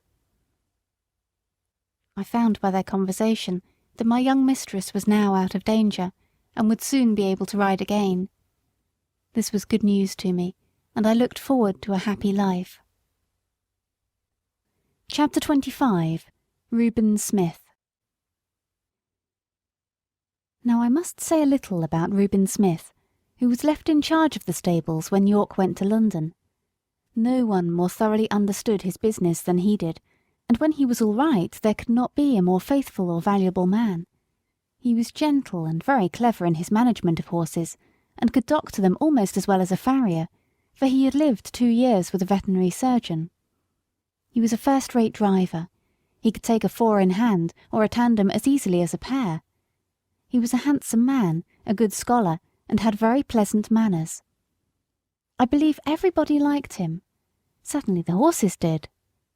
The only wonder was that he should be in an under situation, and not in the place of a head coach like York. But he had one great fault, and that was the love of drink. He was not like some men, always at it. He used to keep steady for weeks or months together, and then he would break out and have a bout of it, as York called it, and be a disgrace to himself, a terror to his wife, and a nuisance to all that had to do with him. He was, however, so useful that 2 or 3 times York had hushed the matter up and kept it from the Earl's knowledge. But one night, when Reuben had to drive a party home from a ball, he was so drunk that he could not hold the reins, and a gentleman of the party had to mount the box and drive the ladies home. Of course this could not be hidden, and Reuben was at once dismissed. His poor wife and the little children had to turn out of the pretty cottage by the park gate and go where they could. Old Max told me all this, for it happened a good while ago, but shortly before Ginger and I came, Smith had been taken back again. York had interceded for him with the Earl, who is very kind-hearted, and the man had promised faithfully that he would never taste another drop as long as he lived there. He had kept his promise so well that York thought he might safely be trusted to fill his place while he was away, and he was so clever and honest that no one else seemed so well fitted for it. It was now early in April, and the family was expected home sometime in May. The light brown was to be fresh done up, and as Colonel Blantyre was obliged to return to his regiment, it was arranged that Smith would drive him to the town in it and ride back. For this purpose he took the saddle with him, and I was chosen for the journey. At the station the Colonel put some money into Smith's hand and bid him good-bye, saying, "Take care of your young mistress, Reuben, and don't let Black Auster be hacked about by any random young prig that wants to ride him. Keep him for the lady." We left the carriage at the maker's, and Smith rode me to the White Lion, and ordered the hostler to feed me well, and have me ready for him at 4 o'clock. A nail in one of my front shoes had started as I came along, but the hostler did not notice it till just about 4 o'clock. Smith did not come into the yard till 5, and then he said he should not leave till 6, as he had met with some old friends. The man then told him of the nail, and asked if he should have the shoe looked to. "No," said Smith, "that will be all right until we get home." He spoke in a very loud, off-hand way, and I thought it very unlike him not to see about the shoe, as he was generally wonderfully particular about loose nails in our shoes. He did not come at 6, nor 7, nor 8, and it was nearly 9 o'clock before he called for me, and then it was with a loud, rough voice. He seemed in a very bad temper, and abused the hostler, though I could not tell what for. The landlord stood at the door and said, "Have a care, Mr. Smith." But he answered angrily with an oath, and almost before he was out of the town he began to gallop, frequently giving me a sharp cut with his whip, though I was going at full speed. The moon had not yet risen, and it was very dark. The roads were stony, having been recently mended. Going over them at this pace, my shoe became looser, and as we neared the turnpike gate, it came off. If Smith had been in his right senses, he would have been sensible of something wrong in my pace, but he was too drunk to notice. Beyond the turnpike was a long piece of road, upon which fresh stones had just been laid, large, sharp stones, over which no horse could be driven quickly without risk of danger. Over this road, with one shoe gone, I was forced to gallop at my utmost speed, my rider meanwhile cutting into me with his whip, and with wild curses urging me to go still faster. Of course my shoeless foot suffered dreadfully, The hoof was broken and split down to the very quick, and the inside was terribly cut by the sharpness of the stones. This could not go on. No horse could keep his footing under such circumstances. The pain was too great. I stumbled and fell with violence on both my knees. Smith was flung off by my fall, and owing to the speed I was going at, he must have fallen with great force. I soon recovered my feet and limped to the side of the road, where it was free from stones. The moon had just risen above the hedge, and by its light I could see Smith lying a few yards beyond me. He did not rise. He made one slight effort to do so, and then there was a heavy groan. I could have groaned too, for I was suffering intense pain, both from my feet and knees, but horses are used to bear their pain in silence. I uttered no sound, but I stood there and listened. One more heavy groan from Smith, but though he now lay in the full moonlight, I could see no motion. I could do nothing for him nor myself, but oh, how I listened for the sound of horse or wheels or footsteps. The road was not much frequented, and at this time of the night we might stay for hours before help came to us. I stood watching and listening. It was a calm, sweet April night. There were no sounds, but a few low notes of a nightingale, and nothing moved but the white clouds near the moon, and a brown owl that flitted over the hedge. It made me think of the summer nights, long ago, when I used to lie beside my mother in the green, pleasant meadow at Farmer Gray's. Chapter 26. How it ended. It must have been nearly midnight when I heard at a great distance the sound of a horse's feet.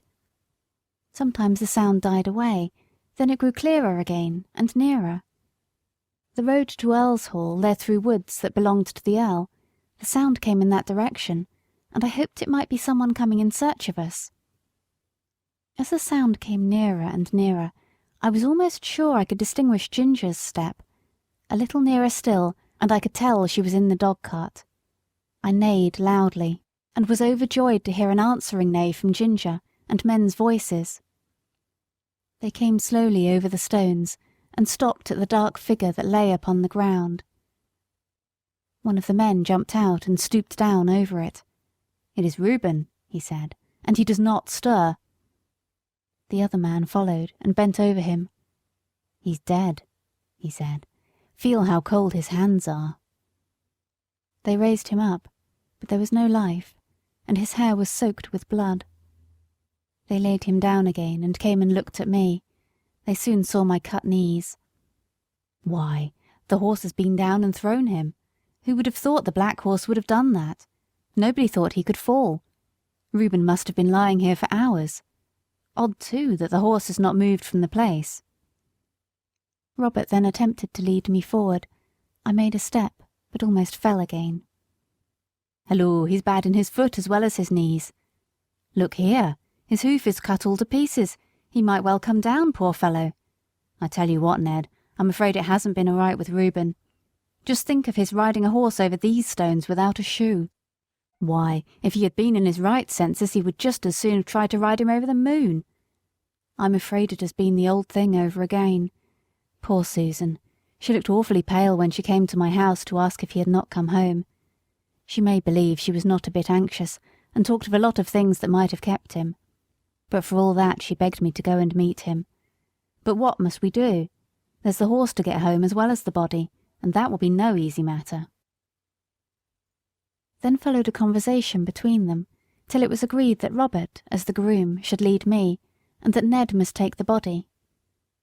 It was a hard job to get it into the dog-cart, for there was no one to hold Ginger, but she knew as well as I did what was going on, and stood as still as a stone. I noticed that because, if she had a fault, it was that she was impatient in standing. Ned started off very slowly with his sad load, and Robert came and looked at my foot again. Then he took his handkerchief and bound it closely round, and so he led me home. I shall never forget that night walk. It was more than 3 miles. Robert led me on very slowly, and I limped and hobbled on as well as I could with great pain. I'm sure he was sorry for me, for he often patted and encouraged me, talking to me in a pleasant voice. At last I reached my own box and had some corn, and after Robert had wrapped up my knees in wet cloths, he tied up my foot in a bran poultice to draw out the heat and cleanse it before the horse doctor saw it in the morning, and I managed to get myself down on the straw and slept in spite of the pain. The next day, after the farrier had examined my wounds, he said he hoped the joint was not injured, and if so I should not be spoiled for work, but I should never lose the blemish. I believe they did the best to make a good cure, but it was a long and painful one. Proud flesh, as they called it, came up in my knees and was burned out with caustic, and when at last it was healed, they put a blistering fluid over the front of both knees to bring all the hair off. They had some reason for this, and I suppose it was all right. As Smith's death had been so sudden, and no one was there to see it, there was an inquest held. The landlord and hostler at the White Lion, with several other people, gave evidence that he was intoxicated when he started from the inn. The keeper of the toll gate said he rode at a hard gallop through the gate, and my shoe was picked up among the stones, so that the case was quite plain to them, and I was cleared of all blame. Everybody pitied Susan. She was nearly out of her mind. She kept saying over and over again, "Oh, he was so good, so good. It was all that cursed drink. Why will they sell that cursed drink? Oh, Reuben, Reuben." So she went on till after he was buried, and then, as she had no home or relations, she, with her 6 little children, was obliged once more to leave the pleasant home by the tall oak trees, and go into that great, gloomy Union House. Chapter 27. Ruined and Going Downhill. As soon as my knees were sufficiently healed, I was turned into a small meadow for a month or 2. No other creature was there, and though I enjoyed the liberty and the sweet grass, yet I had been so long used to society that I felt very lonely. Ginger and I had become fast friends, and now I missed her company extremely. I often neighed when I heard horses' feet passing in the road, but I seldom got an answer, till one morning the gate was opened, and who should come in but dear old Ginger. The man slipped off her halter and left her there. With a joyful whinny I trotted up to her. We were both glad to meet, but I soon found out that it was not for our pleasure that she was brought to be with me. Her story would be too long to tell, but the end of it was that she had been ruined by hard riding, and was now turned off to see what rest would do. Lord George was young, and would take no warning. He was a hard rider, and would hunt whenever he could get the chance, quite careless of his horse. Soon after I left the stable there was a steeplechase, and he determined to ride.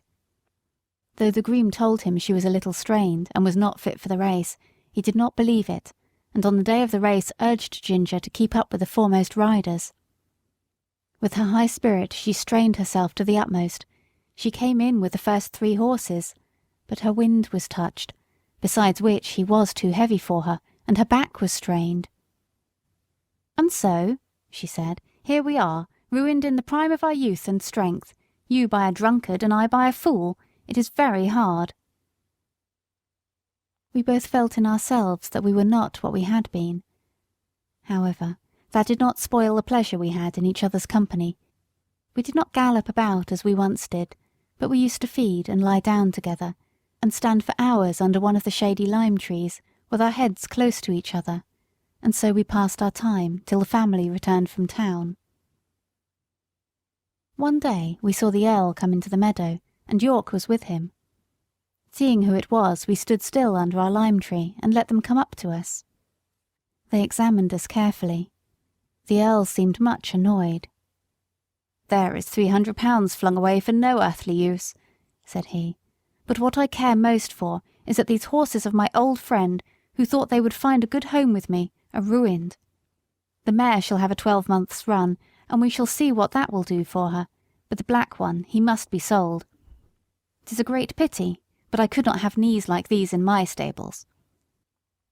"No, my lord, of course not," said York, "but he might get a place where appearance is of not much consequence, and still be well treated. I know a man in Bath, the master of some livery stables, who often wants a good horse at a low figure. I know he looks well after his horses. The inquest cleared the horse's character, and your lordship's recommendation, or mine, would be sufficient warrant for him. You had better write to him, York. I should be more particular about the place than the money he would fetch." After this they left us. "They'll soon take you away," said Ginger, "and I shall lose the only friend I have, and most likely we shall never see each other again. 'Tis a hard world." About a week after this, Robert came into the field with a halter, which he slipped over my head and led me away. There was no leave-taking of Ginger. We neighed to each other as I was led off, and she trotted anxiously along by the hedge, calling to me as long as she could hear the sound of my feet. Through the recommendation of York, I was bought by the master of the livery stables. I had to go by train, which was new to me, and required a good deal of courage the first time. But as I found the puffing, rushing, whistling, and more than all the trembling of the horse-box in which I stood did me no real harm, I soon took it quietly.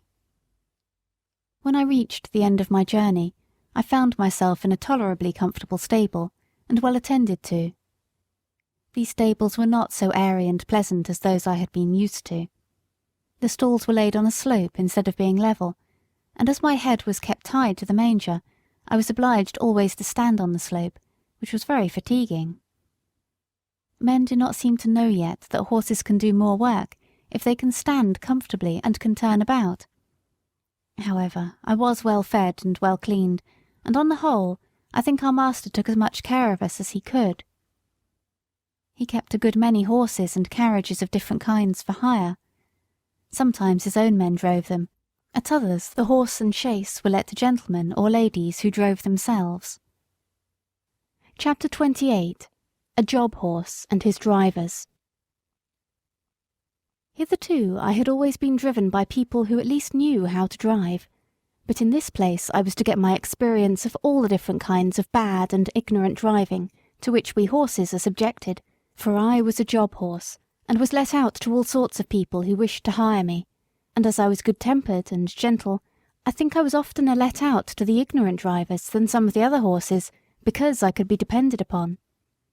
It would take a long time to tell of all the different styles in which I was driven, but I will mention a few of them.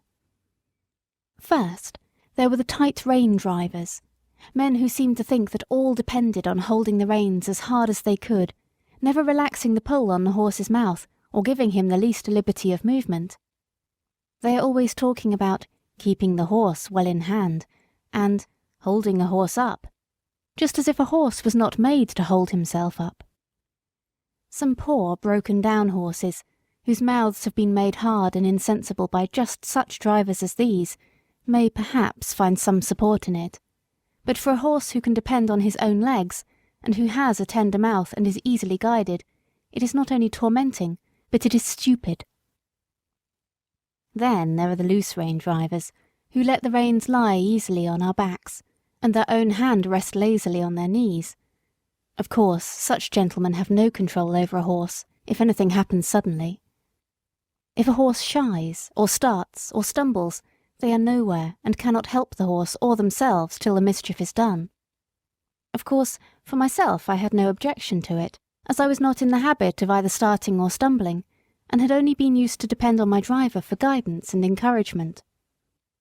Still, one likes to feel the rein a little in going downhill, and likes to know that one's driver is not gone to sleep. Besides, a slovenly way of driving gets a horse into bad and often lazy habits, and when he changes hands he has to be whipped out of them with more or less pain and trouble. Squire Gordon always kept us to our best paces and our best manners. He said that spoiling a horse and letting him get into bad habits was just as cruel as spoiling a child, and both had to suffer for it afterward. Besides, these drivers are often careless altogether, and will attend to anything else more than their horses. I went out in the phaeton one day with one of them. He had a lady and 2 children behind. He flopped the reins about as we started, and of course gave me several unmeaning cuts with a whip, though I was fairly off. There had been a good deal of road mending going on, and even where the stones were not freshly laid down, there were a great many loose ones about. My driver was laughing and joking with the lady and the children, and talking about the country to the right and the left, but he never thought it worth while to keep an eye on his horse, or to drive on the smoothest parts of the road. And so it easily happened that I got a stone into one of my forefeet. Now if Mr. Gordon, or John, or in fact any good driver, had been there, he would have seen that something was wrong before I had gone 3 paces. Or even if it had been dark, a practised hand would have felt by the rain that there was something wrong in the step, and they would have got down and picked out the stone. But this man went on laughing and talking, while at every step the stone became more firmly wedged between my shoe and the frog of my foot. The stone was sharp on the inside and round on the outside, which, as everyone knows, is the most dangerous kind that a horse can pick up, at the same time cutting his foot and making him most liable to stumble and fall. Whether the man was partly blind or only very careless, I can't say, but he drove me with that stone in my foot for a good half-mile before he saw anything. By that time I was going so lame with the pain that at last he saw it and called out, "Well, here's a go. Why, they have sent us out with a lame horse. What a shame!" He then chucked the reins and flipped about with the whip, saying, "Now then, it's no use playing the old soldier with me. There's the journey to go, and it's no use turning lame and lazy." Just at this time a farmer came riding up on a brown cob.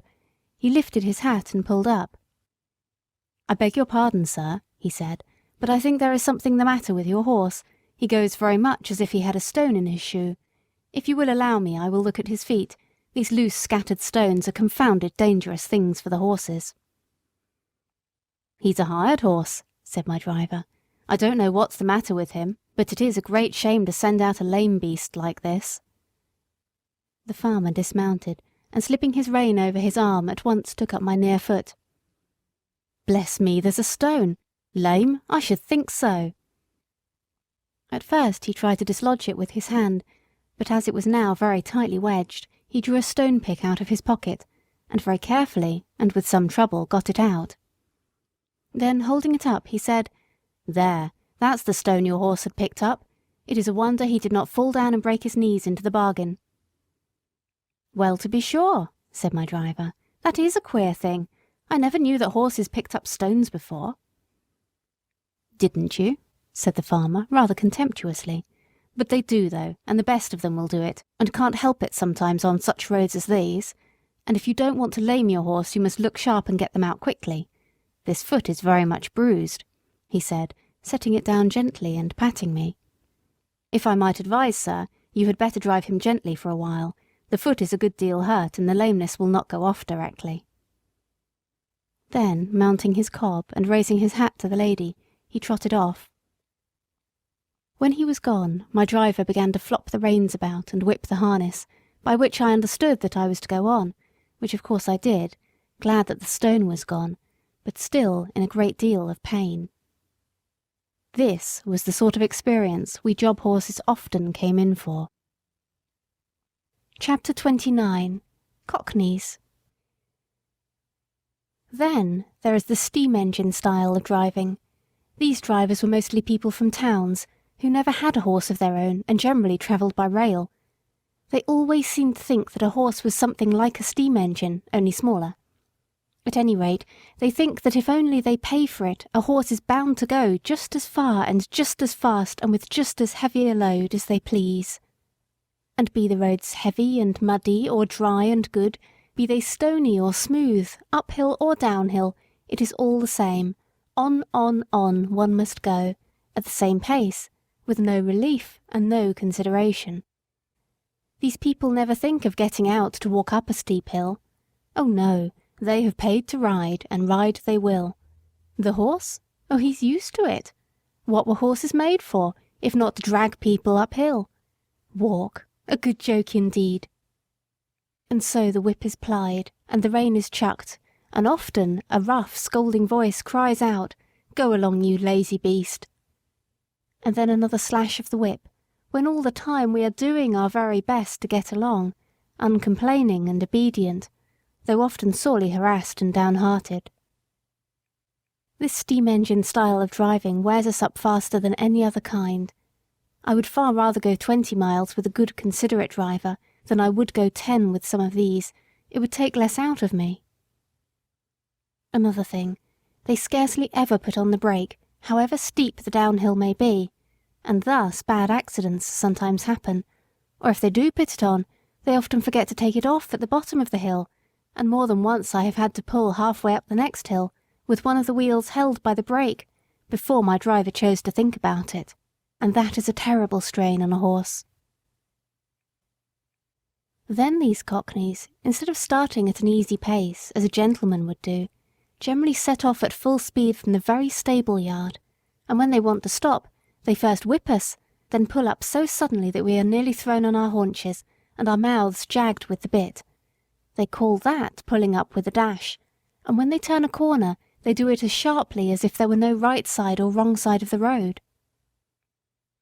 I well remember one spring evening I and Rory had been out for the day. Rory was the horse that mostly went with me when a pair was ordered, and a good honest fellow he was. We had our own driver, and as he was always considerate and gentle with us, we had a very pleasant day. We were coming home at a good smart pace about twilight. Our road turned sharp to the left, but as we were close to the hedge on our own side, and there was plenty of room to pass, our driver did not pull us in. As we neared the corner, I heard a horse and 2 wheels coming rapidly down the hill toward us. The hedge was high, and I could see nothing, but the next moment we were upon each other. Happily for me, I was on the side next the hedge.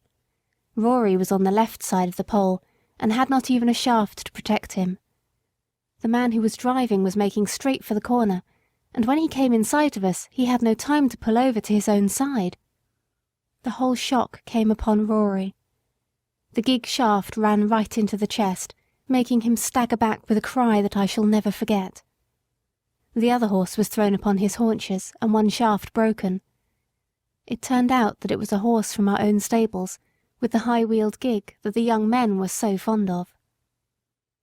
The driver was one of those random, ignorant fellows who don't even know which is their own side of the road, or if they know, don't care. And there was poor Rory, with his flesh torn open and bleeding, and the blood streaming down. They said if it had been a little more to one side, it would have killed him, and a good thing for him, poor fellow, if it had. As it was a long time before the wound healed, and then he was sold for coal carting, and what that is, up and down those steep hills, only horses know. Some of the sights I saw there, where a horse had to come downhill with a heavily loaded 2-wheel cart behind him, on which no brake could be placed, make me sad even now to think of. After Rory was disabled, I often went in the carriage with a mare named Peggy, who stood in the next stall to mine. She was a strong, well-made animal, of a bright dun colour, beautifully dappled, and with a dark brown mane and tail. There was no high breeding about her, but she was very pretty and remarkably sweet-tempered and willing. Still, there was an anxious look about her eyes, by which I knew she had some trouble. The first time we went out together, I thought she had a very odd pace. She seemed to go partly a trot, partly a canter, 3 or 4 paces, and then a little jump forward. It was very unpleasant for any horse who pulled with her, and made me quite fidgety. When we got home, I asked her what made her go in that odd, awkward way. "Ah," she said in a troubled manner, "I know my paces are very bad, but what can I do? It is really not my fault. It is just because my legs are so short. I stand nearly as high as you, but your legs are a good 3 inches longer above your knee than mine, and of course you can take a much longer step and go much faster. You see, I did not make myself. I wish I could have done so. I would have had long legs then. All my troubles come from my short legs," said Peggy in a desponding tone. "But how is it," I said, "when you are so strong and good-tempered and willing?" "Why, you see," said she, "men will go so fast, and if one can't keep up to other horses it is nothing but whip, whip, whip all the time, and so I have had to keep up as I could, and have got into this ugly shuffling pace. It was not always so. When I lived with my first master I always went a good regular trot, but then he was not in such a hurry. He was a young clergyman in the country, and a good kind master he was. He had 2 churches, a good way apart, and a great deal of work, but he never scolded or whipped me for not going faster. He was very fond of me. I only wish I was with him now, but he had to leave and go to a large town, and then I was sold to a farmer. Some farmers, you know, are capital masters, but I think this one was a low sort of man. He cared nothing about good horses or good driving. He only cared for going fast. I went as fast as I could, but that would not do, and he was always whipping, so I got into this way of making a spring forward to keep up. On market nights he used to stay very late at the inn, and then drive home at a gallop. One dark night he was galloping home as usual, when all of a sudden the wheel came against some great heavy thing in the road and turned the gig over in a minute. He was thrown out and his arm broken, and some of his ribs, I think. At any rate, it was the end of my living with him, and I was not sorry. But you see, it will be the same everywhere for me, if men must go so fast. I wish my legs were longer. Poor Peggy. I was very sorry for her, and I could not comfort her, for I knew how hard it was upon slow-paced horses to be put with fast ones. All the whipping comes to their share, and they can't help it. She was often used in a phaeton, and was very much liked by some of the ladies, because she was so gentle, and some time after this she was sold to two ladies who drove themselves, and wanted a safe, good horse. I met her several times out in the country, going a good steady pace, and looking as gay and contented as a horse could be. I was very glad to see her, for she deserved a good place. After she left us, another horse came in her stead. He was young, and had a bad name for shying and starting, by which he had lost a good place. I asked him what made him shy. "Well, I hardly know," he said. "I was timid when I was young, and was a good deal frightened several times, and if I saw anything strange I used to turn and look at it. You see, with our blinkers, one can't see or understand what a thing is unless one looks round, and then my master always gave me a whipping, which of course made me start on, and did not make me less afraid. I think if he would have let me just look at things quietly, and see that there was nothing to hurt me, it would have been all right, and I should have got used to them. One day an old gentleman was riding with him, and a large piece of white paper or rag blew across just on one side of me. I shied and started forward. My master, as usual, whipped me smartly, but the old man cried out, "You're wrong! You're wrong! You should never whip a horse for shying. He shies because he is frightened, and you only frighten him more and make the habit worse." So I suppose all men don't do so. I am sure I don't want to shy for the sake of it, but how should one know what is dangerous and what is not, if one is never allowed to get used to anything? I am never afraid of what I know. Now, I was brought up on a park where there were deer. Of course I knew them as well as I did a sheep or a cow, but they are not common, and I know many sensible horses who are frightened at them, and who kick up quite a shindy before they will pass a paddock where there are deer.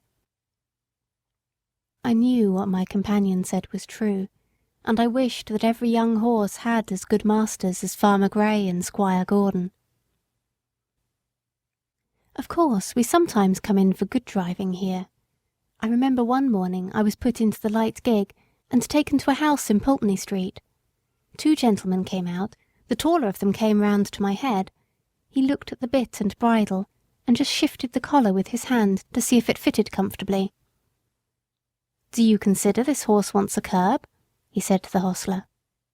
"Well," said the man, "I should say he would go just as well without. He has an uncommon good mouth, and though he has a fine spirit he has no vice, but we generally find people like the curb." "I don't like it," said the gentleman. "Be so good as to take it off, and put the rein in at the cheek. An easy mouth is a great thing on a long journey, is it not, old fellow?" he said, patting my neck. Then he took the reins, and they both got up. I can remember now how quietly he turned me round, and then, with a light feel of the rein, and drawing the whip gently across my back, we were off. I arched my neck and set off at my best pace. I found I had someone behind me who knew how a good horse ought to be driven. It seemed like the old times again, and made me feel quite gay. This gentleman took a great liking to me, and after trying me several times with the saddle, he prevailed upon my master to sell me to a friend of his, who wanted a safe, pleasant horse for riding. And so it came to pass that in the summer I was sold to Mr. Barry. Chapter 30. A Thief. My new master was an unmarried man. He lived at Bath and was much engaged in business. His doctor advised him to take horse exercise, and for this purpose he bought me. He hired a stable a short distance from his lodgings, and engaged a man named Filcher as groom. My master knew very little about horses, but he treated me well, and I should have had a good and easy place, but for circumstances of which he was ignorant. He ordered the best hay with plenty of oats, crushed beans and bran, with vetches or rye-grass as the man might think needful. I heard the master give the order, so I knew there was plenty of good food, and I thought I was well off. For a few days all went on well. I found that my groom understood his business. He kept the stable clean and airy, and he groomed me thoroughly, and was never otherwise than gentle. He had been a hostler in one of the great hotels in Bath. He had given that up, and now cultivated fruit and vegetables for the market, and his wife bred and fattened poultry and rabbits for sale. After a while it seemed to me that my oats came very short. I had the beans, but bran was mixed with them instead of oats, of which there were very few, certainly not more than a quarter of what there should have been. In 2 or 3 weeks this began to tell upon my strength and spirits. The grass food, though very good, was not the thing to keep up my condition without corn. However, I could not complain, nor make known my wants. So it went on for about 2 months, and I wondered that my master did not see that something was the matter. However, one afternoon he rode out into the country to see a friend of his, a gentleman farmer, who lived on the road to Wells. This gentleman had a very quick eye for horses, and after he had welcomed his friend, he said, casting his eye over me, "It seems to me, Barry, that your horse does not look so well as he did when you first had him. Has he been well?" "Yes, I believe so," said my master, "but he is not nearly so lively as he was. My groom tells me that horses are always dull and weak in the autumn, and that I must expect it." "Autumn, fiddlesticks!" said the farmer. "Why, this is only August, and with your light work and good food, he ought not to go down like this, even if it was autumn. How do you feed him?" My master told him. The other shook his head slowly, and began to feel me over. "I can't say who eats your corn, my dear fellow, but I am much mistaken if your horse gets it. Have you ridden very fast?" "No, very gently." "Then just put your hand here," said he, passing his hand over my neck and shoulder. "He is as warm and damp as a horse just come up from grass. I advise you to look into your stable a little more. I hate to be suspicious, and thank heaven I have no cause to be, for I can trust my men, present or absent, but there are mean scoundrels, wicked enough to rob a dumb beast of his food. You must look into it." And turning to his man, who had come to take me, "Give this horse a right good feed of bruised oats, and don't stint him." Dumb beasts. Yes, we are, but if I could have spoken, I could have told my master where his oats went to. My groom used to come every morning about 6 o'clock, and with him a little boy, who always had a covered basket with him. He used to go with his father into the harness room where the corn was kept, and I could see them, when the door stood ajar, fill a little bag with oats out of the bin, and then he used to be off. 5 or 6 mornings after this, just as the boy had left the stable, the door was pushed open, and a policeman walked in, holding the child tight by the arm. Another policeman followed, and locked the door on the inside, saying, "Show me the place where your father keeps his rabbit's food." The boy looked very frightened, and began to cry, but there was no escape, and he led the way to the corn bin. Here the policeman found another empty bag like that which was found full of oats in the boy's basket. Filcher was cleaning my feet at the time, but they soon saw him, and though he blustered a good deal, they walked him off to the lock-up, and his boy with him. I heard afterward that the boy was not held to be guilty, but the man was sentenced to prison for 2 months. Chapter 31. A Humbug. My master was not immediately suited, but in a few days my new groom came. He was a tall, good-looking fellow enough, but if ever there was a humbug in the shape of a groom, Alfred Smirk was the man. He was very civil to me, and never used me ill. In fact, he did a great deal of stroking and patting when his master was there to see it. He always brushed my mane and tail with water, and my hoofs with oil, before he brought me to the door, to make me look smart. But as to cleaning my feet, or looking to my shoes, or grooming me thoroughly, he thought no more of that than if I had been a cow. He left my bit rusty, my saddle damp, and my crupper stiff. Alfred Smirk considered himself very handsome. He spent a great deal of time about his hair, whiskers, and necktie, before a little looking-glass in the harness room. When his master was speaking to him, it was always, "Yes, sir, yes, sir," touching his hat at every word, and everyone thought he was a very nice young man, and that Mr. Barry was very fortunate to meet with him. I should say he was the laziest, most conceited fellow I ever came near. Of course, it was a great thing not to be ill-used, but then a horse wants more than that.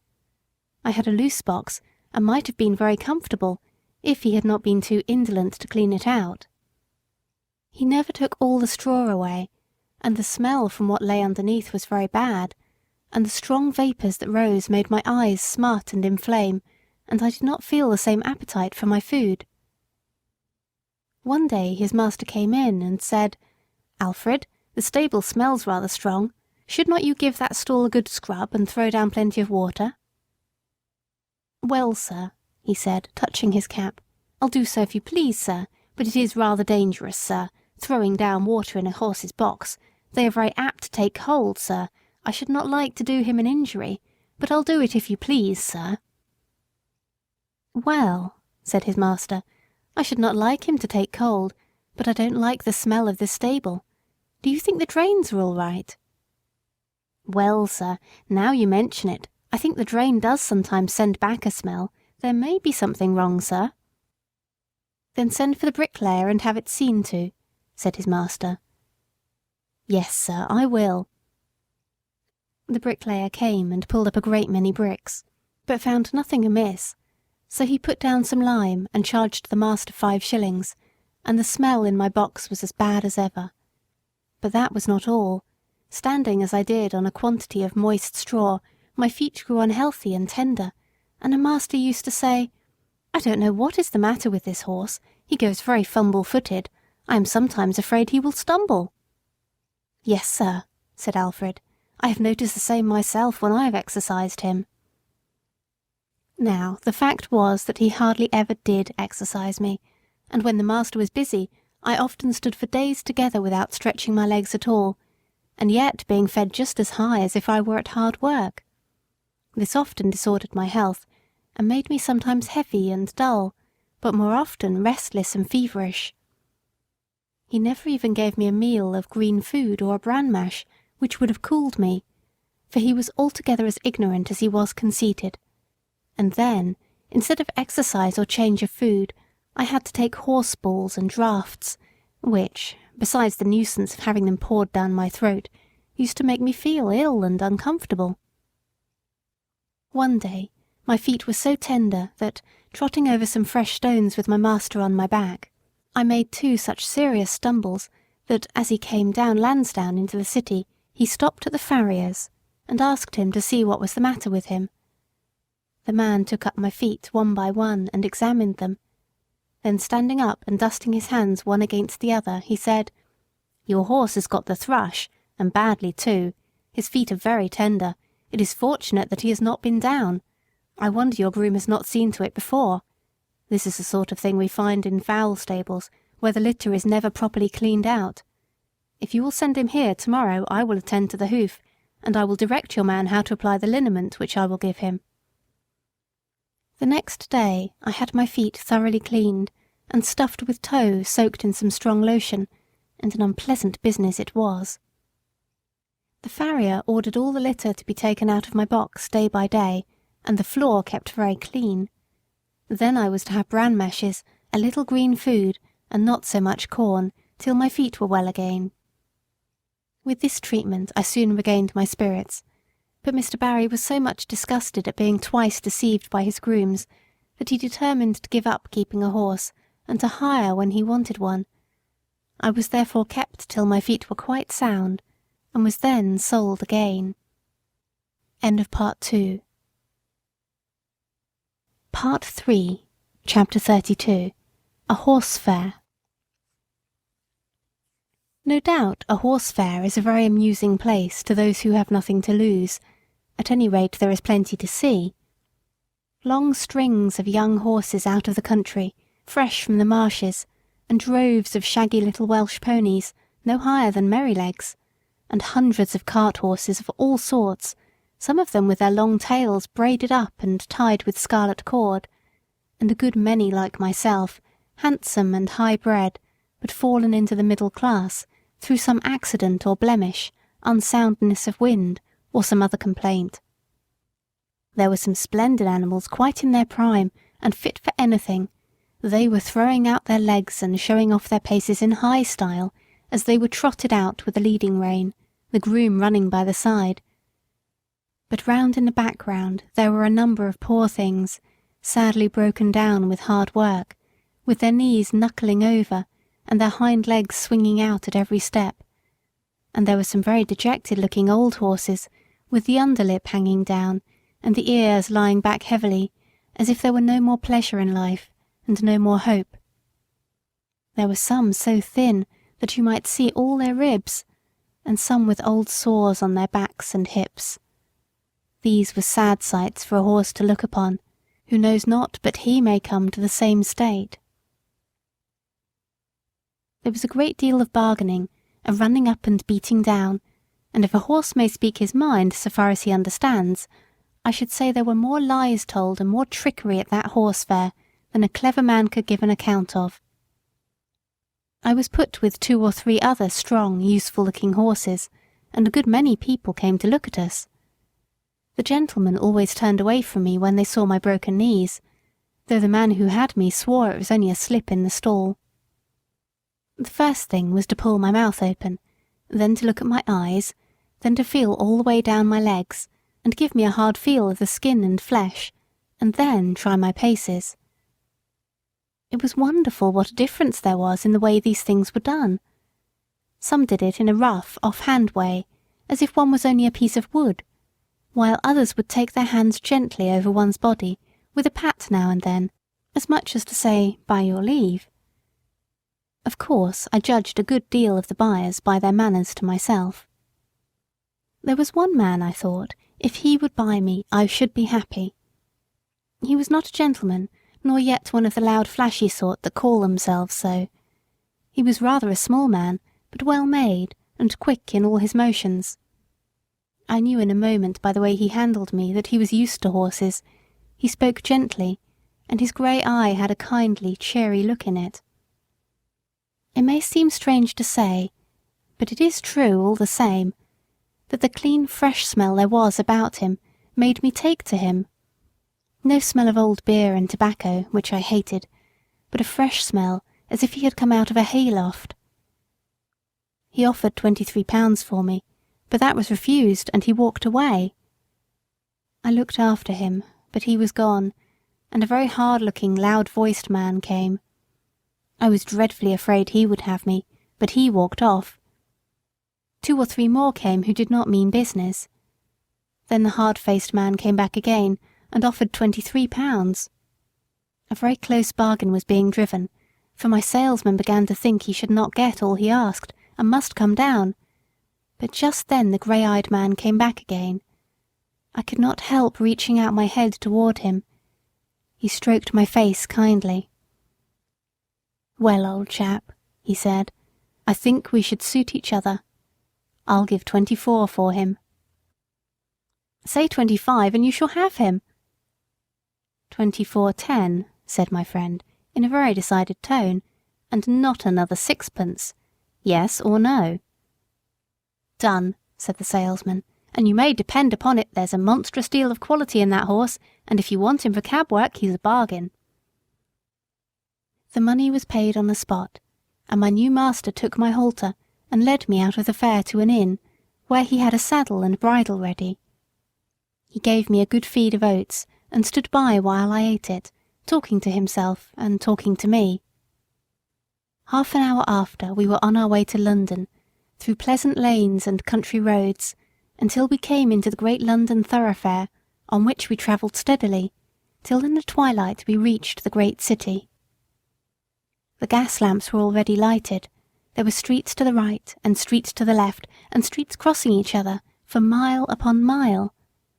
I thought we should never come to the end of them.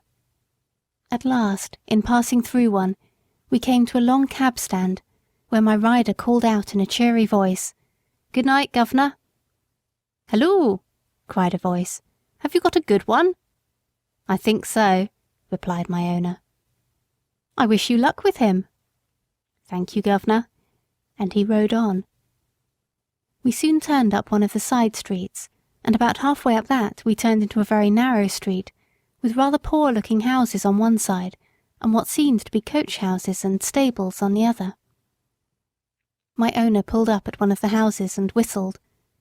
The door flew open, and a young woman, followed by a little girl and boy, ran out. There was a very lively greeting as my rider dismounted. "Now then, Harry, my boy, open the gates, and mother will bring us the lantern." The next minute they were all standing round me in a small stable yard. "Is he gentle, father?" "Yes, Dolly, as gentle as your own kitten. Come and pat him." At once the little hand was patting about all over my shoulder without fear. How good it felt. "Let me get him a bran mash while you rub him down," said the mother. "Do, Polly, it's just what he wants, and I know you've got a beautiful mash ready for me." "Sausage dumpling and apple turnover," shouted the boy, which set them all laughing. I was led into a comfortable, clean-smelling stall with plenty of dry straw, and after a capital supper I lay down, thinking I was going to be happy. Black Beauty by Anna Sewell. Chapter 33. A London Cab Horse. Jeremiah Barker was my new master's name, but as everyone called him Jerry, I shall do the same. Polly, his wife, was just as good a match as a man could have. She was a plump, trim, tidy little woman, with smooth dark hair, dark eyes, and a merry little mouth. The boy was 12 years old, a tall, frank, good-tempered lad. And little Dorothy, Dolly they called her, was her mother all over again at 8 years old. They were all wonderfully fond of each other. I never knew such a happy, merry family before or since. Jerry had a cab of his own, and 2 horses which he drove and attended to himself. His other horse was a tall white, rather large-boned animal called Captain. He was old now, but when he was young he must have been splendid. He still had a proud way of holding his head and arching his neck.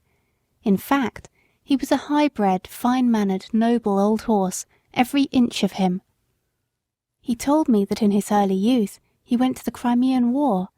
He belonged to an officer in the cavalry, and used to lead the regiment. I will tell more of that hereafter. The next morning, when I was well groomed, Polly and Dolly came into the yard to see me and make friends. Harry had been helping his father since the early morning, and had stated his opinion that I should turn out to be a regular brick. Polly brought me a slice of apple, and Dolly a piece of bread, and made just as much of me as if I had been the Black Beauty of olden time. It was a great treat to be petted again, and talked to in a gentle voice, and I let them see as well as I could that I wished to be friendly. Polly thought I was very handsome, and a great deal too good for a cab, if it were not for the broken knees. "Of course there's no one to tell us whose fault that was," said Jerry, "and as long as I don't know I shall give him the benefit of the doubt, for a firmer, neater stepper I never rode. We'll call him Jack, after the old one, shall we, Polly?" "Do," she said, "for I like to keep a good name going." Captain went out in a cab all morning. Harry came in after school to feed me and give me water. In the afternoon I was put into the cab. Jerry took as much pains to see if the collar and bridle fitted comfortably as if he had been John Manley over again. When the crupper was let out a hole or two, it all fitted well. There was no check rein, no curb, nothing but a plain ring snaffle. What a blessing that was! After driving through the side street, we came to the large cab stand where Jerry had said good night. On one side of this wide street were high houses with wonderful shop fronts, and on the other was an old church and churchyard surrounded by iron palisades. Alongside these iron rails a number of cabs were drawn up, waiting for passengers. Bits of hay were lying about on the ground. Some of the men were standing together talking, some were sitting on their boxes reading the newspaper, and one or two were feeding their horses with bits of hay and giving them a drink of water. We pulled up in the rank at the back of the last cab. 2 or 3 men came round and began to look at me and pass their remarks. "Very good for a funeral," said one. "Too smart looking," said another, shaking his head in a very wise way. "You'll find out something wrong one of these fine mornings, or my name isn't Jones." "Well," said Jerry pleasantly, "I suppose I need not find it out until it finds me out, eh? And if so, I'll keep up my spirits a little longer." Then there came up a broad-faced man, dressed in a great grey coat with great grey cape and great white buttons, a grey hat and a blue comforter loosely tied around his neck. His hair was grey too, but he was a jolly-looking fellow, and the other men made way for him. He looked me all over, as if he had been going to buy me, and then, straightening himself up with a grunt, he said, "He's the right sort for you, Jerry. I don't care what you gave for him. He'll be worth it." Thus my character was established on the stand. This man's name was Grant, but he was called Grey Grant, or Governor Grant.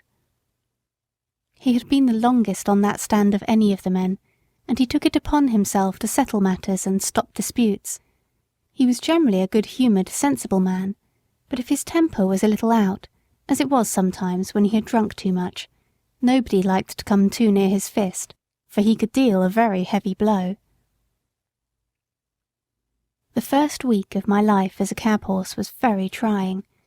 I had never been used to London, and the noise, the hurry, the crowds of horses, carts, and carriages that I had to make my way through made me feel anxious and harassed.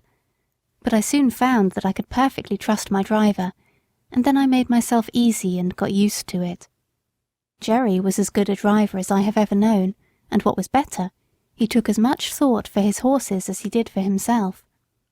He soon found out that I was willing to work and do my best, and he never laid the whip on me unless it was gently drawing the end of it over my back when I was to go on. But generally I knew this quite well by the way in which he took up the reins, and I believe his whip was more frequently stuck up by his side than in his hand. In a short time I and my master understood each other as well as horse and man can do. In the stable, too, he did all that he could for our comfort. The stalls were the old-fashioned style, too much on the slope, but he had 2 movable bars fixed across the back of our stalls, so that at night, and when we were resting, he just took off our halters and put up the bars, and thus we could turn about and stand whichever way we pleased, which is a great comfort. Jerry kept us very clean, and gave us as much change of food as he could, and always plenty of it. And not only that, but he always gave us plenty of fresh, clean water, which he allowed to stand by us both night and day, except, of course, when we came in warm. Some people say that a horse ought not to drink all he likes, but I know if we are allowed to drink when we want, we drink only a little at a time, and it does us a good deal more good than swallowing down half a bucketful at a time, because we have been left without till we are thirsty and miserable. Some grooms will go home to their beer, and leave us for hours with our dry hay and oats, and nothing to moisten them. Then, of course, we gulp down too much at once, which helps to spoil our breathing, and sometimes chills our stomachs. But the best thing we had here was our Sundays for rest. We worked so hard in the week that I do not think we could have kept up to it but for that day. Besides, we had then time to enjoy each other's company. It was on these days that I learned my companion's history. Chapter 34. An Old War Horse. captain had been broken in and trained for an army horse. His first owner was an officer of cavalry going out to the Crimean War. He said he quite enjoyed the training with all the other horses, trotting together, turning together to the right hand or the left, halting at the word of command, or dashing forward at full speed at the sound of the trumpet or signal of the officer. He was, when young, a dark, dappled iron grey, and considered very handsome. His master, a young, high-spirited gentleman, was very fond of him, and treated him from the first with the greatest care and kindness. He told me he thought the life of an army horse was very pleasant, but when it came to being sent abroad over the sea in a great ship, he almost changed his mind. "That part of it," said he, "was dreadful. Of course we could not walk off the land into the ship, so they were obliged to put strong straps under our bodies, and then we were lifted off our legs in spite of our struggles, and were swung through the air over the water to the deck of the great vessel. There we were placed in small, close stalls, and never for a long time saw the sky or were able to stretch our legs. The ship sometimes rolled about in high winds, and we were knocked about, and felt bad enough. However, at last it came to an end, and we were hauled up and swung over again to the land. We were very glad, and snorted and neighed for joy when we once more felt firm ground under our feet.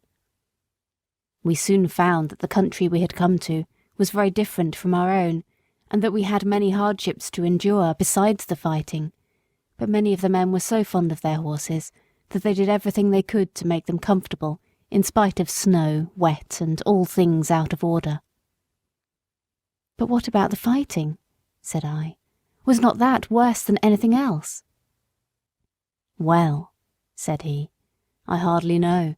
We always liked to hear the trumpet sound and be called out, and were impatient to start off, though sometimes we had to stand for hours, waiting for the word of command. And when the word was given, we used to spring forward as gaily and as eagerly as if there were no cannonballs, bayonets, or bullets. I believe, so long as we felt our rider firm in the saddle, and his hand steady on the bridle, not one of us gave way to fear, not even when the terrible bombshells whirled through the air and burst into 1,000 pieces. I, with my noble master, went into many actions together without a wound, and though I saw horses shot down with bullets, pierced through with lances, and gashed with fearful sabre cuts, though we left them dead on the field, or dying in the agony of their wounds, I don't think I feared for myself. My master's cheery voice, as he encouraged his men, made me feel as if he and I could not be killed. I had such perfect trust in him that while he was guiding me I was ready to charge up to the very cannon's mouth.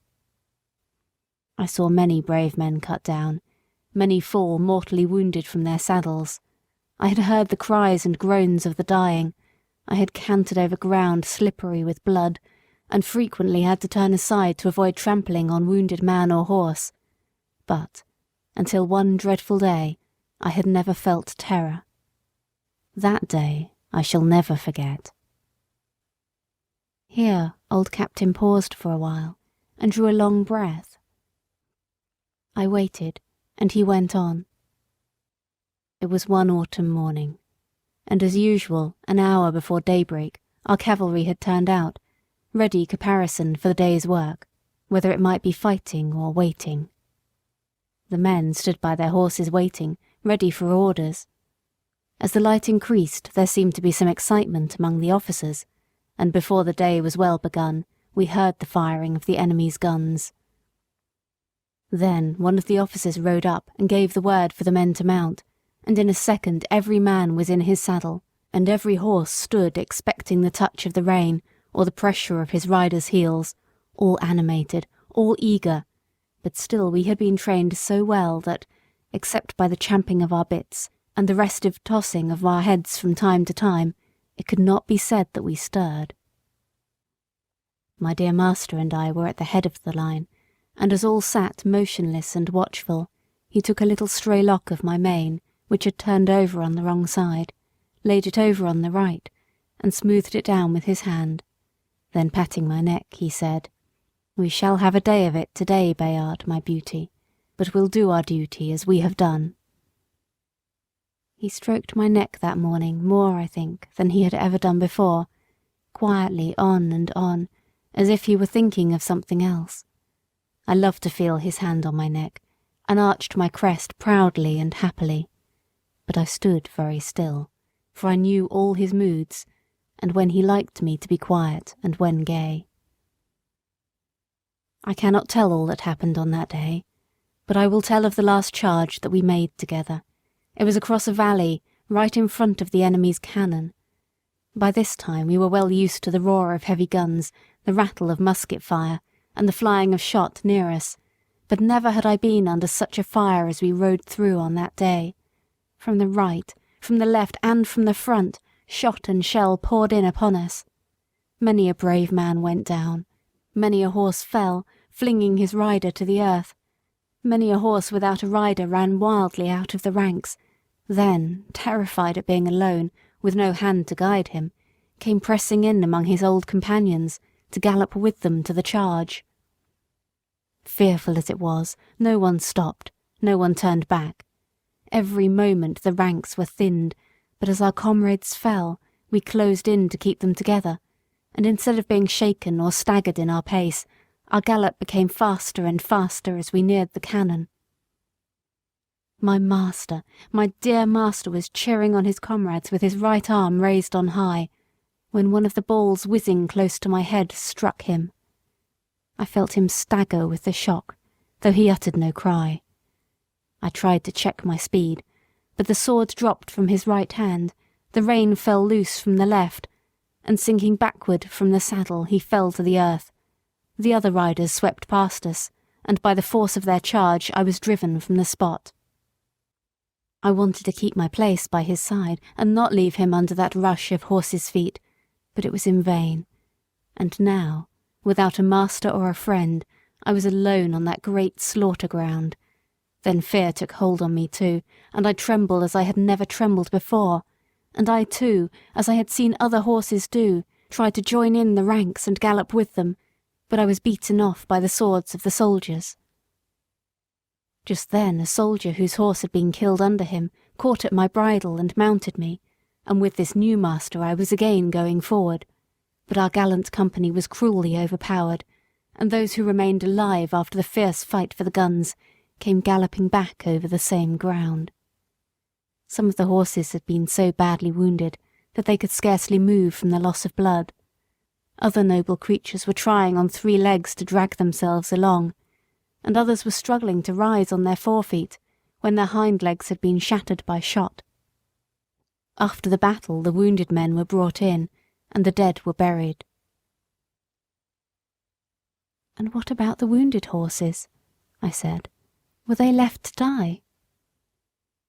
"No. The army farriers went over the fields with their pistols and shot all that were ruined. Some that had only slight wounds were brought back and attended to, but the greater part of the noble, willing creatures that went out that morning never came back.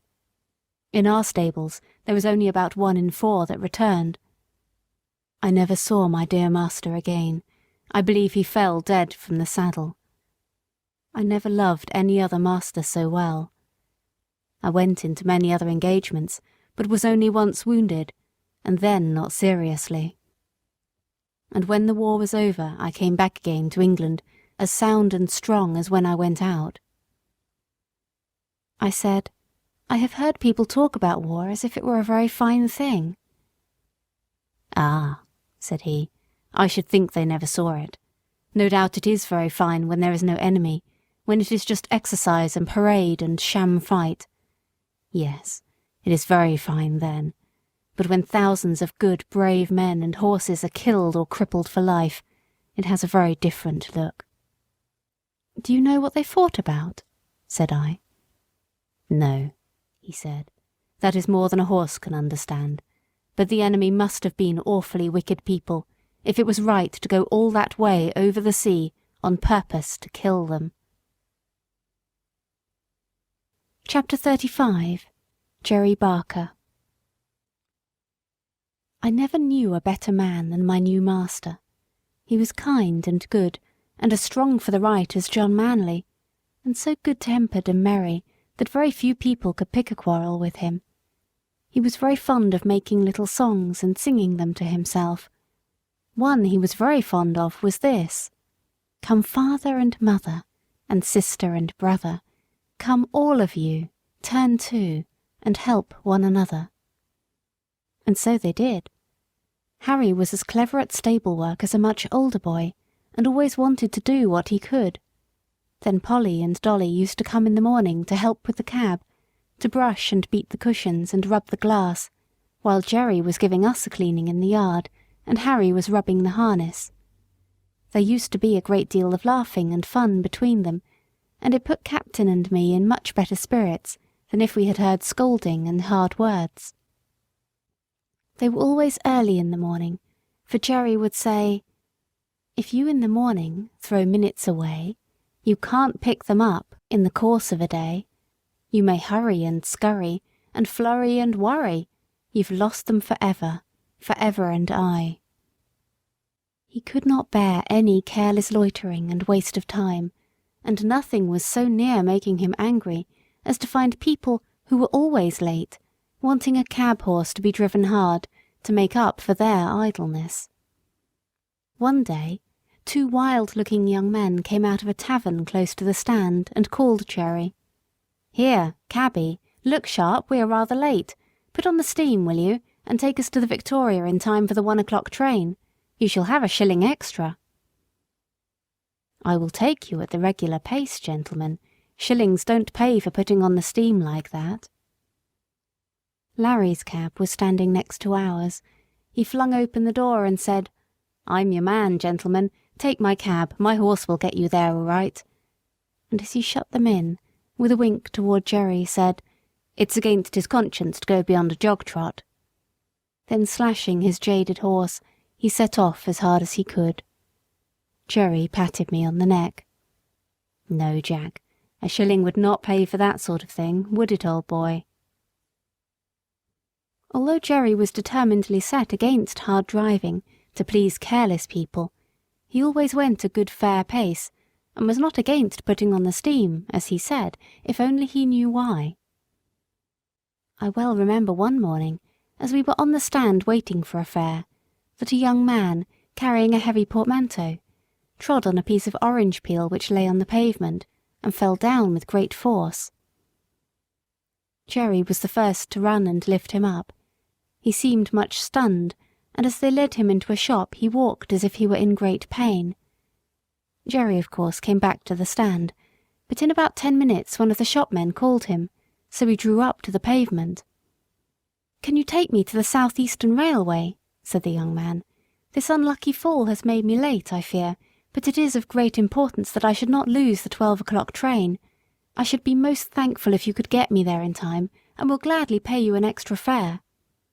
"I'll do my very best," said Jerry heartily, "if you think you are well enough, sir," for he looked dreadfully white and ill. "I must go," he said earnestly. "Please to open the door, and let us lose no time." The next minute Jerry was on the box, with a cheery chirrup to me and a twitch of the rein that I well understood. "Now then, Jack, my boy," said he, "spin along, we'll show them how we can get over the ground, if we only know why."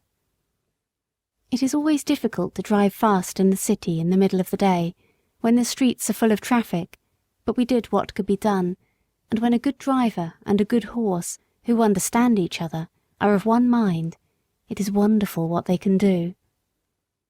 I had a very good mouth, that is, I could be guided by the slightest touch of the rein, and that is a great thing in London, among carriages, omnibuses, carts, vans, trucks, cabs, and great wagons creeping along at a walking pace, some going one way, some another, some going slowly, others wanting to pass them, omnibuses stopping short every few minutes to take up a passenger, obliging the horse that is coming behind to pull up too, or to pass and get before them.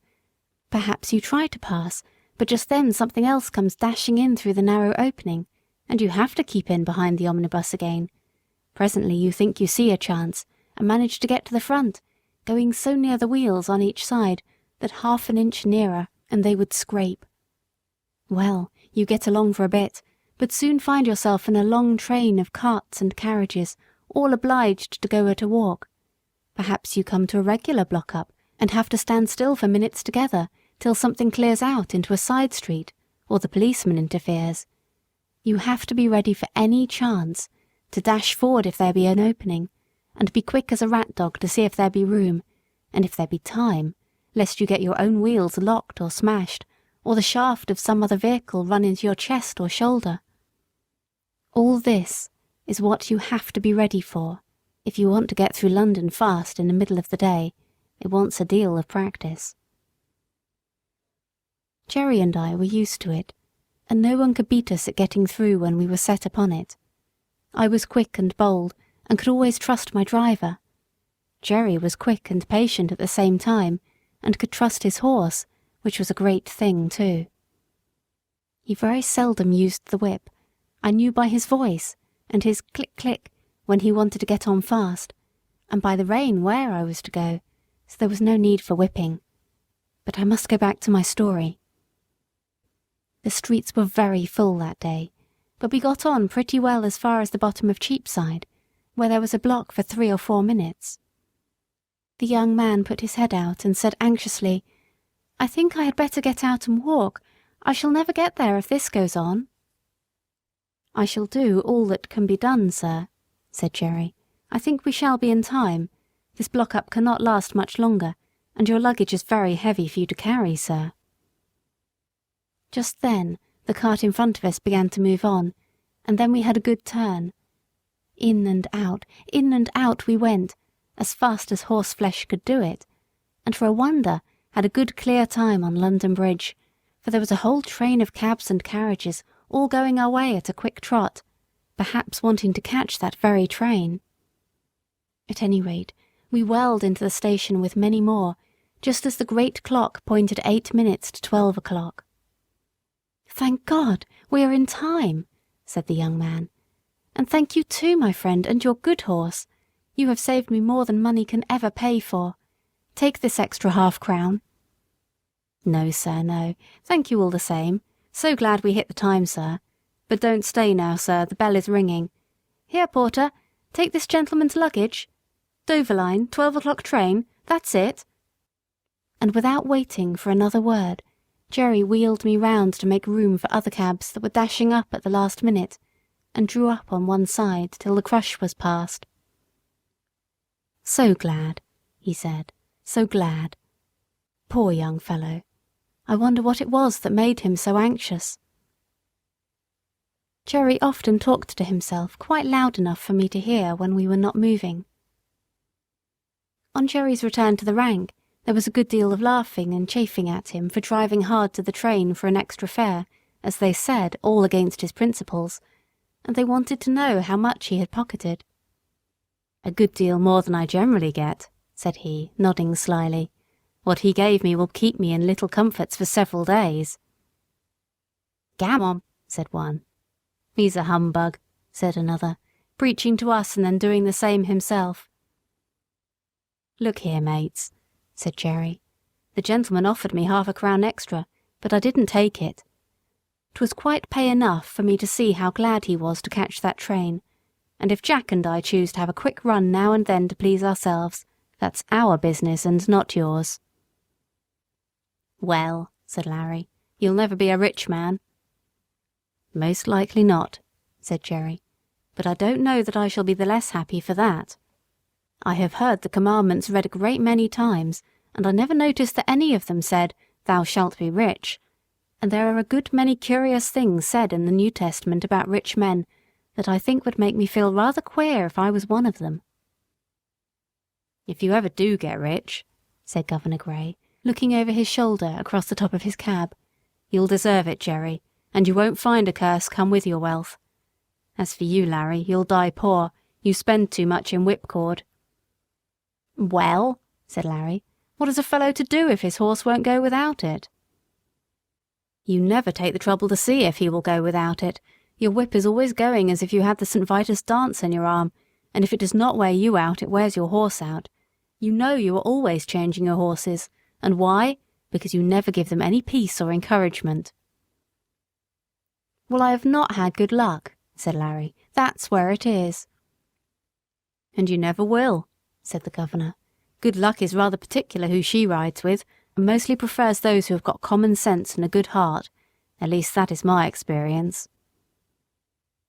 Governor Gray turned round again to his newspaper, and the other men went to their cabs. Chapter 36. The Sunday Cab. One morning, as Jerry had just put me into the shafts and was fastening the traces, a gentleman walked into the yard. "Your servant, sir," said Jerry. "Good morning, Mr. Barker," said the gentleman. "I should be glad to make some arrangements with you for taking Mrs. Briggs regularly to church on Sunday mornings. We go to the new church now, and that is rather further than she can walk." "Thank you, sir," said Jerry, "but I have only taken out a 6 days' licence, and therefore I could not take a fare on a Sunday. It would not be legal." "Oh," said the other, "I did not know yours was a 6 days' cab, but of course it would be very easy to alter your licence. I would see that you did not lose by it. The fact is, Mrs. Briggs very much prefers you to drive her." "I should be glad to oblige the lady, sir, but I had a 7 days' licence once, and the work was too hard for me, and too hard for my horses. Year in and year out, not a day's rest, and never a Sunday with my wife and children, and never able to go to a place of worship, which I had always been used to do before I took to the driving box. So for the last 5 years I have only taken a 6 days' licence, and I find it better all the way round." "Well, of course," replied Mr. Briggs, "it is very proper that every person should have rest, and be able to go to church on Sundays, but I should have thought you would not have minded such a short distance for the horse, and only once a day. You would have all the afternoon and evening for yourself, and we are very good customers, you know." "Yes, sir, that is true, and I am grateful for all favours, I am sure, and anything that I could do to oblige you or the lady, I should be proud and happy to do, but I can't give up my Sundays, sir, indeed I can't. I read that God made man, and he made horses and all the other beasts, and as soon as he had made them, he made a day of rest, and bade that all should rest 1 day in 7. And I think, sir, he must have known what was good for them, and I am sure it is good for me. I am stronger and healthier altogether, now that I have a day of rest. The horses are fresh too, and do not wear up nearly so fast. The 6-day drivers all tell me the same, and I have laid by more money in the savings bank than ever I did before. And as for the wife and children, sir, why, heart alive, they would not go back to the 7 days for all they could see." "Oh, very well," said the gentleman. "Don't trouble yourself, Mr. Barker, any further. I will inquire somewhere else." And he walked away. "Well," says Jerry to me, "we can't help it, Jack, old boy. We must have our Sundays. Polly," he shouted, "Polly, come here." She was there in a minute. "What is it all about, Jerry?" "Why, my dear, Mr. Briggs wants me to take Mrs. Briggs to church every Sunday morning. I say I only have a 6 days' licence. He says, get a 7 days' licence and I'll make it worth your while. And you know, Polly, they are very good customers to us. Mrs. Briggs often goes out shopping for hours or making calls, and then she pays down fair and honourable like a lady. There's no beating down or making 3 hours into 2 hours and a half, as some folks do. And it is easy work for the horses, not like tearing along to catch trains for people that are always a quarter of an hour too late. And if I don't oblige her in this matter, it is very likely we shall lose them altogether. What do you say, little woman?" "I say, Jerry," says she, speaking very slowly, "I say, if Mrs. Briggs would give you a sovereign every Sunday morning, I would not have you a 7 days' cabman again. We have known what it was to have no Sundays, and now we know what it is to call them our own. Thank God you earn enough to keep us, though it is sometimes close work to pay for all the oats and hay, the licence and the rent besides. But Harry will soon be earning something, and I would rather struggle on harder than we do, than go back to those horrid times when you hardly had a minute to look at your own children, and we never could go to a place of worship together, or have a happy, quiet day. God forbid that we should ever turn back to those times. That's what I say, Jerry." "And that is just what I told Mr. Briggs, my dear," said Jerry, "and what I mean to stick to. So don't go and fret yourself, Polly. for she had begun to cry. "I would not go back to the old times if I earned twice as much, so that is settled, little woman. Now, cheer up, and I'll be off to the stand." 3 weeks had passed away after this conversation, and no order had come from Mrs. Briggs, so there was nothing but taking jobs from the stand. Jerry took it to heart a great deal, for of course the work was harder for horse and man. But Polly would always cheer him up, and say, "Never mind, father, never mind. Do your best, and leave the rest. 'Twill all come right, some day or night." It soon became known that Jerry had lost his best customer, and for what reason. Most of the men said he was a fool, but 2 or 3 took his part. "If working men don't stick to their Sunday," said Truman, "they'll soon have none left. It is every man's right and every beast's right. By God's law we have a day of rest, and by the law of England we have a day of rest, and I say we ought to hold to the rights these laws give us, and keep them for our children." "All very well for you religious chaps to talk so," said Larry, "but I'll turn a shilling when I can. I don't believe in religion, for I don't see that your religious folks are any better than the rest." "If they are not better," put in Jerry, "it is because they are not religious. You might as well say that our country's laws are not good because some people break them. If a man gives way to his temper, and speaks evil of his neighbour, and does not pay his debts, he is not religious, I don't care how much he goes to church. If some men are shams and humbugs, that does not make religion untrue. Real religion is the best and truest thing in the world, and the only thing that can make a man really happy, or make the world we live in any better." "If religion was good for anything," said Jones, "it would prevent your religious people from making us work on Sundays, as you know many of them do, and that's why I say religion is nothing but a sham. Why, if it was not for the church and chapel goers, it would be hardly worth while our coming out on a Sunday. But they have their privileges, as they call them, and I go without. I shall expect them to answer for my soul if I can't get a chance of saving it." Several of the men applauded this, till Jerry said, "That may sound well enough, but it won't do. Every man must look after his own soul. You can't lay it down at another man's door like a foundling, and expect him to take care of it. And don't you see, if you are always sitting on your box waiting for a fare, they will say, 'If we don't take him, someone else will,' and he does not look for any Sunday. Of course, they don't go to the bottom of it, or they would see if they never came for a cab it would be no use you standing there. But people don't always like to go to the bottom of things.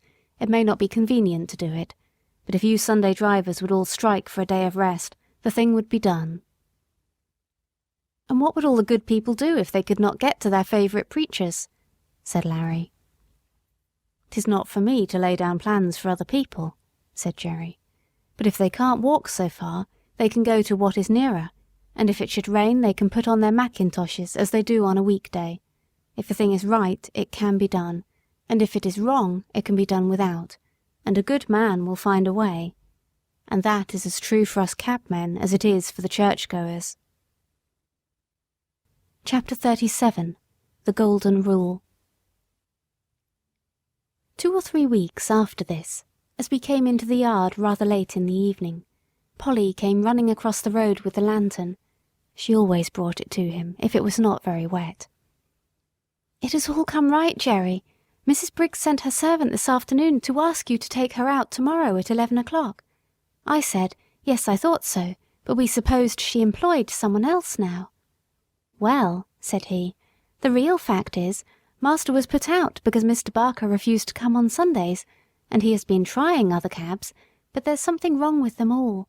Some drive too fast, and some too slow, and the mistress says there is not one of them so nice and clean as yours, and nothing will suit her but Mr. Barker's cab again." Polly was almost out of breath, and Jerry broke out into a merry laugh. "'Twill all come right some day or night. You were right, my dear, you generally are. Run in and get the supper, and I'll have Jack's harness off and make him snug and happy in no time." After this, Mrs. Briggs wanted Jerry's cab quite as often as before, never, however, on a Sunday. But there came a day when we had Sunday work, and this was how it happened. We had all come home on the Saturday night very tired, and very glad to think that the next day would be all rest, but so it was not to be. On Sunday morning, Jerry was cleaning me in the yard, when Polly stepped up to him, looking very full of something. "What is it?" said Jerry. "Well, my dear," she said, "poor Dinah Brown has just had a letter brought to say that her mother is dangerously ill, and that she must go directly if she wishes to see her alive. The place is more than 10 miles away from here, out in the country, and she says if she takes the train she should still have 4 miles to walk. And so weak as she is, and the baby only 4 weeks old, of course that would be impossible. And she wants to know if you would take her in your cab, and she promises to pay you faithfully, as she can get the money." "Tut, tut, we'll see about that. It was not the money I was thinking about, but of losing our Sunday. The horses are tired, and I am tired too. That's where it pinches." "It pinches all round, for that matter," said Polly, "for it's only half Sunday without you. But you know we should do to other people as we should like they should do to us, and I know very well what I should like if my mother was dying. And, Jerry dear, I'm sure it won't break the Sabbath, for if pulling a poor beast or donkey out of a pit would not spoil it, I'm quite sure taking poor Dinah would not do it." "Why, Polly, you are as good as the minister. And so, as I've had my Sunday morning sermon early today, you may go and tell Dinah that I'll be ready for her as the clock strikes 10. But stop, just step round to Butcher Braden's with my compliments, and ask him if he would lend me his light trap. I know he never uses it on the Sunday, and it would make a wonderful difference to the horse." Away she went, and soon returned, saying that he could have the trap and welcome. "All right," said he. "Now put me up a bit of bread and cheese, and I'll be back in the afternoon as soon as I can." "And I'll have the meat pie ready for an early tea instead of for dinner," said Polly, and away she went, while he made his preparations to the tune of "Polly's the Woman and no mistake," of which tune he was very fond. I was selected, and at 10 o'clock we started, in a light, high-wheeled gig, which ran so easily that after the 4-wheeled cab it seemed like nothing. It was a fine May day, and as soon as we were out of the town, the sweet air, the smell of the fresh grass, and the soft country roads were as pleasant as they used to be in the old times, and I soon began to feel quite fresh. Dinah's family lived in a small farmhouse up a green lane, close by a meadow with some fine shady trees. There were 2 cows feeding in it. A young man asked Jerry to bring his trap into the meadow, and he would tie me up in the cowshed. He wished he had a better stable to offer. "If your cows would not be offended," said Jerry, "there is nothing my horse would like so well as to have an hour or 2 in your beautiful meadow. He's quiet, and it would be a rare treat for him." "Do, and welcome," said the young man. "The best we have is at your service for your kindness to my sister. We shall be having some dinner in an hour, and I hope you'll come in, though with mother so ill we are all out of sorts in the house." Jerry thanked him kindly, but said as he had some dinner with him, there was nothing he should like so well as walking about in the meadow. When my harness was taken off, I did not know what I should do first, whether to eat the grass, or roll over on my back, or lie down and rest, or have a gallop across the meadow out of sheer spirits at being free, and I did all by turns. Jerry seemed to be quite as happy as I was. He sat down by a bank under a shady tree, and listened to the birds. Then he sang himself, and read out of the little brown book he is so fond of, then wandered around the meadow, and down by a little brook, where he picked the flowers and the hawthorn, and tied them up with long sprays of ivy. Then he gave me a good feed of the oats which he had brought with him, but the time seemed all too short. I had not been in a field since I left poor Ginger at Earlshall. We came home gently, and Jerry's first words were, as we came into the yard, "Well, Polly, I have not lost my Sunday after all, for the birds were singing hymns in every bush, and I joined in the service, and as for Jack, he was like a young colt." When he handed Dolly the flowers, she jumped about for joy. Chapter 38. Dolly and a Real Gentleman. Winter came in early, with a great deal of cold and wet. There was snow or sleet or rain almost every day for weeks, changing only for keen driving winds or sharp frosts. The horses all felt it very much. When it is a dry cold, a couple of good thick rugs will keep the warmth in us, but when it is soaking rain they soon get wet through and are no good. Some of the drivers had a waterproof cover to throw over, which was a fine thing, but some of the men were so poor that they could not protect either themselves or their horses, and many of them suffered very much that winter. When we horses had worked half the day, we went to our dry stables and could rest, while they had to sit on their boxes, sometimes staying out as late as 1 or 2 in the morning if they had a party to wait for. When the streets were slippery with frost or snow, that was the worst for all of us horses. 1 mile of such travelling, with a weight to draw and no firm footing, would take more out of us than 4 on a good road. Every nerve and muscle of our bodies is on the strain to keep our balance, and, added to this, the fear of falling is more exhausting than anything else. If the roads are very bad indeed, our shoes are roughened, but that makes us feel nervous at first. When the weather was very bad, many of the men would go and sit in a tavern close by, and get someone to watch for them, but they often lost a fare in that way, and could not, as Jerry said, be there without spending money. He never went to the Rising Sun. There was a coffee shop near, where he now and then went, or he bought of an old man, who came to our rank with tins of hot coffee and pies. It was his opinion that spirits and beer made a man colder afterward, and that dry clothes, good food, cheerfulness, and a comfortable wife at home were the best things to keep a cabman warm. Polly always supplied him with something to eat when he could not get home, and sometimes he would see little Dolly peeping from the corner of the street to make sure if father was on the stand. If she saw him, she would run off at full speed and soon come back with something in a tin or basket, some hot soup or pudding Polly had ready. It was wonderful how such a little thing could get safely across the street, often thronged with horses and carriages, but she was a brave little maid, and felt it quite an honour to bring father's first course, as he used to call it. She was a general favourite on the street, and there was not a man who would not have seen her safely across the street if Jerry had not been able to do it. One cold, windy day, Dolly had brought Jerry a basin of something hot, and was standing by him while he ate it. He had scarcely begun when a gentleman, walking toward us very fast, held up his umbrella.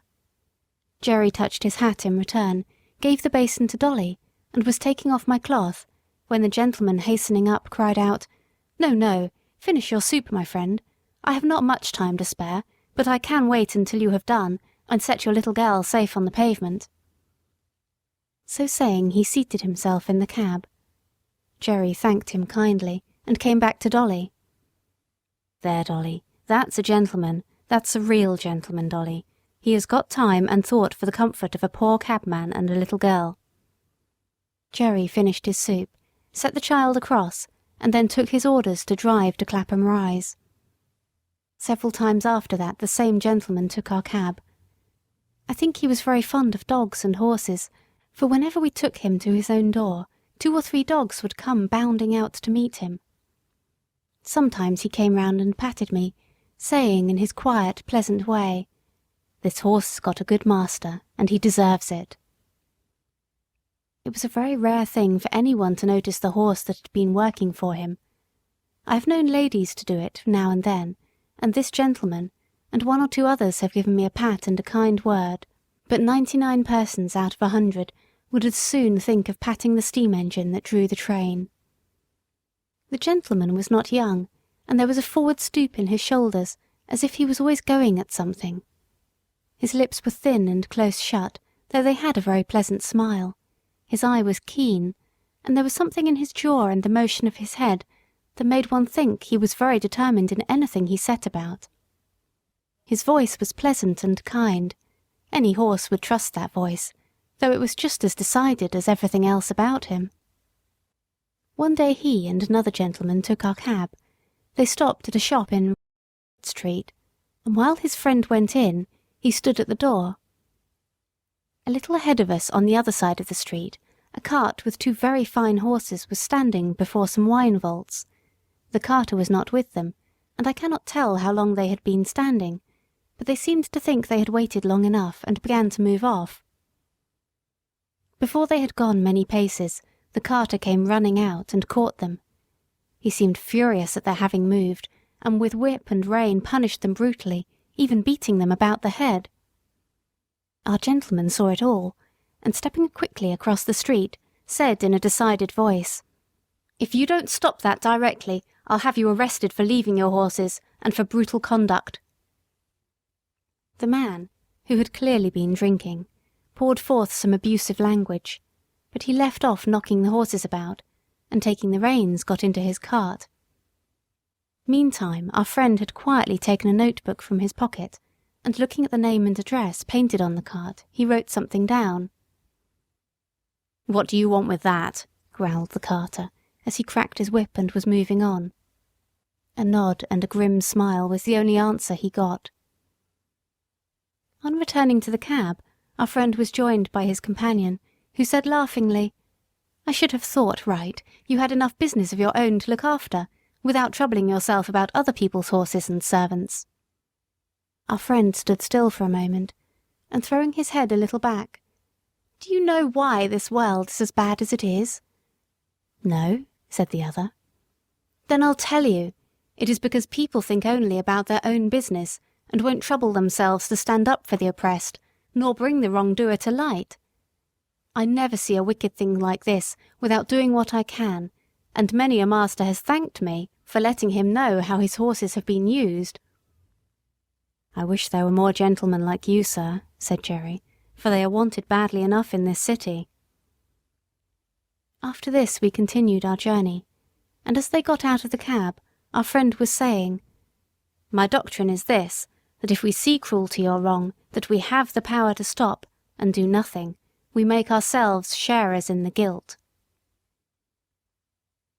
Chapter 39. Seedy Sam. I should say that for a cab horse I was very well off indeed. My driver was my owner, and it was his interest to treat me well and to not overwork me, even had he not been so good a man as he was. But there were a great many horses which belonged to the large cab owners, who let them out to their drivers for so much money a day. As the horses did not belong to these men, the only thing they thought of was how to get their money out of them, first to pay the master, and then to provide for their own living, and a dreadful time some of these horses had of it. Of course I understood but little, but it was often talked over on the stand, and the governor, who was a kind-hearted man and fond of horses, would sometimes speak up if one came in very much jaded or ill-used. One day, a shabby, miserable-looking driver, who went by the name of Seedy Sam, brought in his horse looking dreadfully beat, and the governor said, "You and your horse look more fit for the police station than for this rank." The man flung his tattered rug over the horse, turned full round upon the governor, and said in a voice that sounded almost desperate, "If the police have any business with the matter, it ought to be with the masters who charge us so much, or with the fares that are fixed so low. If a man has to pay 18 shillings a day for the use of a cab and 2 horses, as many of us have to do in a season, and must make that up before we earn a penny for ourselves, I say 'tis more than hard work. 9 shillings a day to get out of each horse before you begin to get your own living. You know that's true, and if the horses don't work we must starve, and I and my children have known what that is before now. I've 6 of 'em, and only one earns anything. I'm on the stand 14 or 16 hours a day, and I haven't had a Sunday these 10 or 12 weeks. You know Skinner never gives a day if he can help it, and if I don't work hard, tell me who does. I want a warm coat and a mackintosh, but with so many to feed, how can a man get it? I had to pledge my clock a week ago to pay Skinner, and I shall never see it again." Some of the other drivers stood round nodding their heads and saying he was right. The man went on, "You that have your own horses and cabs, or drive for good masters, have a chance of getting on and a chance of doing right. I haven't. We can't charge more than 6pence a mile after the first, within the 4-mile radius. This very morning I had to go a clear 6 miles, and only took 3 shillings. I could not get a return fare, and had to come all the way back. There's 12 miles for the horse, and 3 shillings for me. After that I had a 3-mile fare, and there were bags and boxes enough to have brought in a good many twopences if they had been put outside, but you know how people do. All that could be piled up inside on the front seat were put in, and 3 heavy boxes went on the top. That was 6pence, and the fare 1 and 6pence. Then I got a return for a shilling. Now that makes 18 miles for the horse, and 6 shillings for me. There's 3 shillings still for that horse to earn, and 9 shillings for the afternoon horse before I touch a penny. Of course it is not always so bad as that, but you know it often is, and I say, 'tis a mockery to tell a man that he must not overwork his horse, for when a beast is downright tired, there's nothing but the whip that will keep his legs a-going. You can't help yourself. You must put your wife and children before the horse. The masters must look to that. We can't. I don't ill-use my horse for the sake of it. None of you can say I do. There's wrong lays somewhere, never a day's rest, never a quiet hour with the wife and children.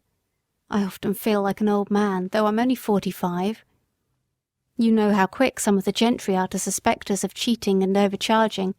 Why, they stand with their purses in their hands, counting it over to a penny, and looking at us as if we were pickpockets.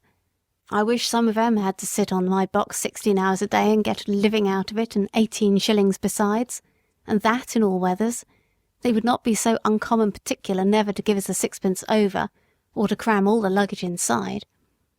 Of course, some of 'em tip us pretty handsome now and then, or else we could not live, but you can't depend upon that. The men who stood round much approved this speech, and one of them said, "It is desperate hard, and if a man sometimes does what is wrong, it is no wonder, and if he gets a dram too much, who's to blow him up?" Jerry had taken no part in this conversation, but I never saw his face look so sad before. The governor had stood with both his hands in his pockets. Now he took his handkerchief out of his hat and wiped his forehead. "You've beaten me, Sam," he said, "for all it's true, and I won't cast it up to you any more about the police. It was the look in that horse's eye that came over me. It is hard lines for man, and it is hard lines for beast, and who's to mend it I don't know. But anyway, you might tell the poor beast that you were sorry to take it out of him in that way. Sometimes a kind word is all we can give 'em, poor brutes, and 'tis wonderful what they do understand." A few mornings after this talk, a new man came on the stand with Sam's cab. "Halloa," said one, "what's up with Seedy Sam?" "He's ill in bed," said the man. "He was taken last night in the yard and could scarcely crawl home. His wife sent a boy this morning to say his father was in a high fever and could not get out, so I'm here instead." The next morning the same man came again. "How is Sam?" inquired the governor. "He's gone," said the man. "What, gone? You don't mean to say he's dead?" "Just snuffed out," said the other. "He died at 4 o'clock this morning. All yesterday he was raving about Skinner and having no Sundays. I never had a Sunday's rest. Those were his last words." No one spoke for a while, and then the governor said, "I'll tell you what, mates, this is a warning for us." Chapter 40. Poor Ginger. One day, while our cab and many others were waiting outside one of the parks where music was playing, a shabby old cab drove up beside ours. The horse was an old worn-out chestnut, with an ill-kept coat, and bones that showed plainly through it, the knees knuckled over, and the forelegs were very unsteady. I had been eating some hay, and the wind rolled a little lock of it that way, and the poor creature put out her long thin neck, and picked it up, and then turned and looked about for more. There was a hopeless look in the dull eye that I could not help noticing, and then, as I was thinking where I had seen that horse before, she looked full at me and said, "Black Beauty, is that you?" It was Ginger, but how changed! The beautifully arched and glossy neck was now straight and lank and fallen in. The clean, straight legs and delicate fetlocks were swelled. The joints were grown out of shape with hard work. The face, that was once so full of spirit and life, was now full of suffering, and I could tell by the heaving of her sides and her frequent cough how bad her breath was. Our drivers were standing together a little way off, so I sidled up to her a step or two, that we might have a little quiet talk. It was a sad tale that she had to tell. After a 12-months run-off at Earlshall, she was considered to be fit for work again, and was sold to a gentleman. For a little while she got on very well, but after a longer gallop than usual, the old strain returned, and after being rested and doctored, she was again sold. In this way she changed hands several times, but always getting lower down. "And so at last," said she, "I was bought by a man who keeps a number of cabs and horses, and lets them out. You look well off, and I am glad of it, but I could not tell you what my life has been. When they found out my weakness, they said I was not worth what they gave for me, and that I must go into one of the low cabs and just be used up. That is what they are doing, whipping and working with never one thought of what I suffer. They paid for me, and must get it out of me, they say. The man who hires me now pays a deal of money to the owner every day, and so he has to get it out of me too. And so it's all the week round and round, with never a Sunday rest." I said, "You used to stand up for yourself if you were ill-used." "Ah," she said, "I did once, but it's no use. Men are strongest, and if they are cruel and have no feeling, there is nothing that we can do, but just bear it on and on, to the end. I wish the end was come. I wish I was dead. I have seen dead horses, and I am sure they do not suffer pain. I wish I may drop down dead at my work, and not be sent off to the knackers." I was very much troubled, and I put my nose up to hers, but I could say nothing to comfort her. I think she was pleased to see me, for she said, "You are the only friend I ever had." Just then her driver came up, and with a tug at her mouth backed her out of the line and drove off, leaving me very sad indeed. A short time after this, a cart with a dead horse in it passed our cab-stand. The head hung out of the cart-tail, the lifeless tongue was slowly dropping with blood, and the sunken eyes, but I can't speak of them, the sight was too dreadful. It was a chestnut horse, with a long thin neck. I saw a white streak down the forehead. I believe it was Ginger. I hoped it was, for then her troubles would be over. Oh, if men were more merciful, they would shoot us before we came to such misery. Chapter 41. The Butcher. I saw a great deal of trouble among the horses in London, and much of it might have been prevented by a little common sense. We horses do not mind hard work if we are treated reasonably, and I am sure there are many driven by quite poor men, who have a happier life than I had when I used to go in the Countess of 's carriage, with my silver-mounted harness and high feeding. It often went to my heart to see how the little ponies were used, straining along with heavy loads, or staggering under heavy blows from some low, cruel boy. Once I saw a little grey pony, with a thick mane and a pretty head, and so much like Merrylegs that if I had not been in harness I should have neighed to him.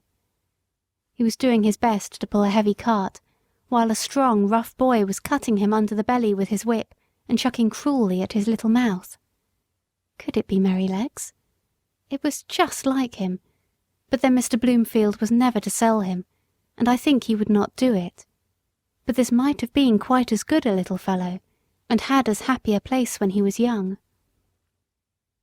I often noticed the great speed at which butchers' horses were made to go, though I did not know why it was so, till one day when we had to wait some time in St. John's Wood.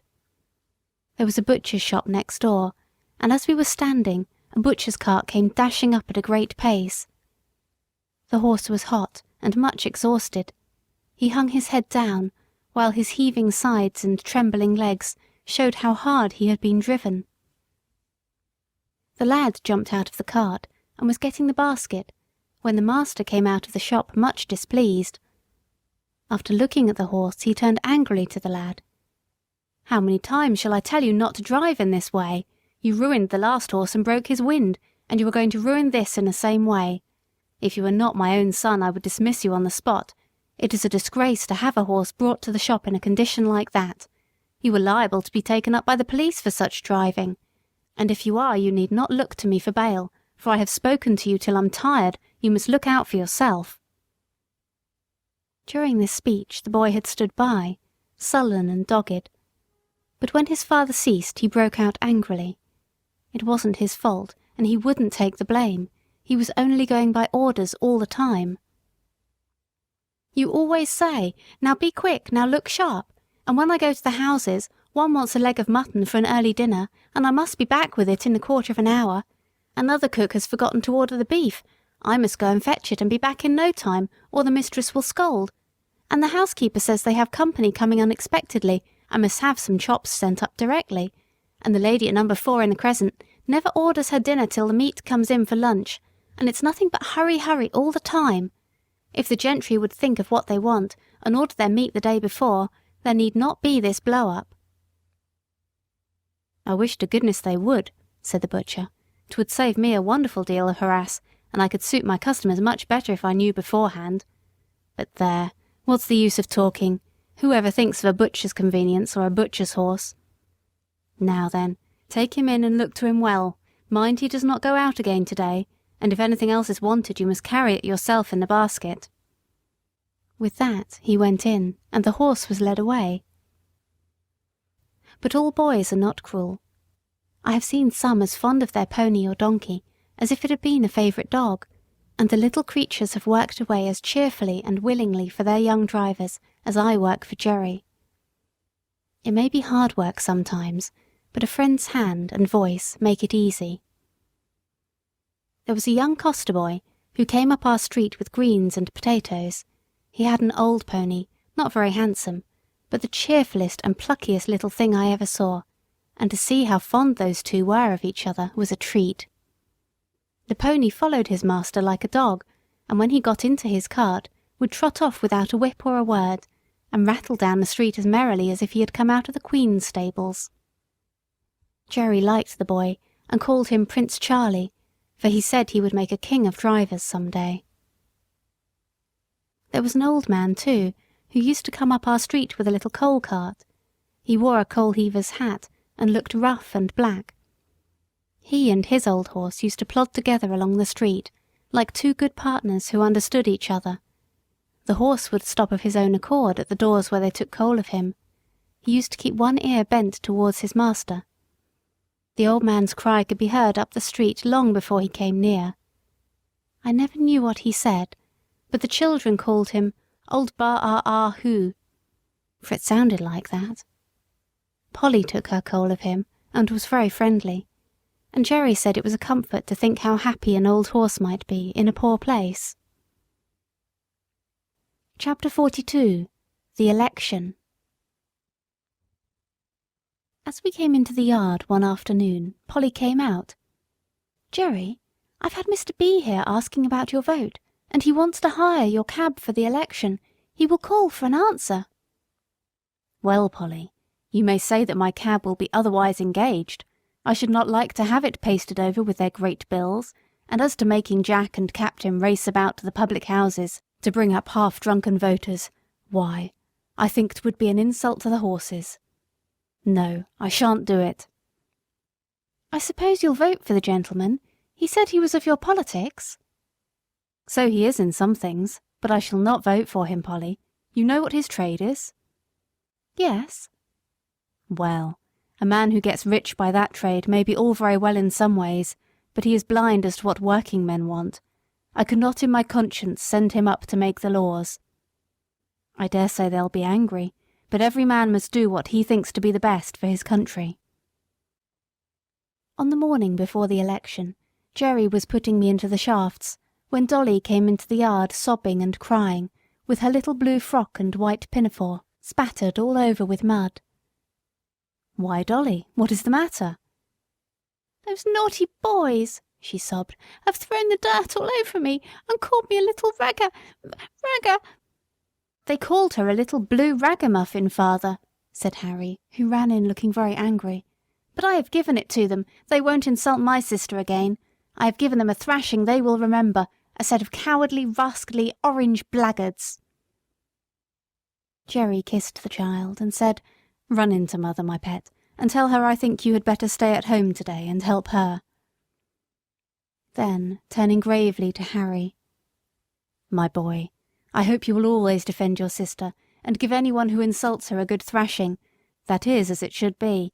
But mind, I won't have any election blackguarding on my premises. There are as many blue blackguards as there are orange, and as many white as there are purple or any other colour, and I won't have any of my family mixed up with it. Even women and children are ready to quarrel for the sake of a colour, and not 1 in 10 of them knows what it is about."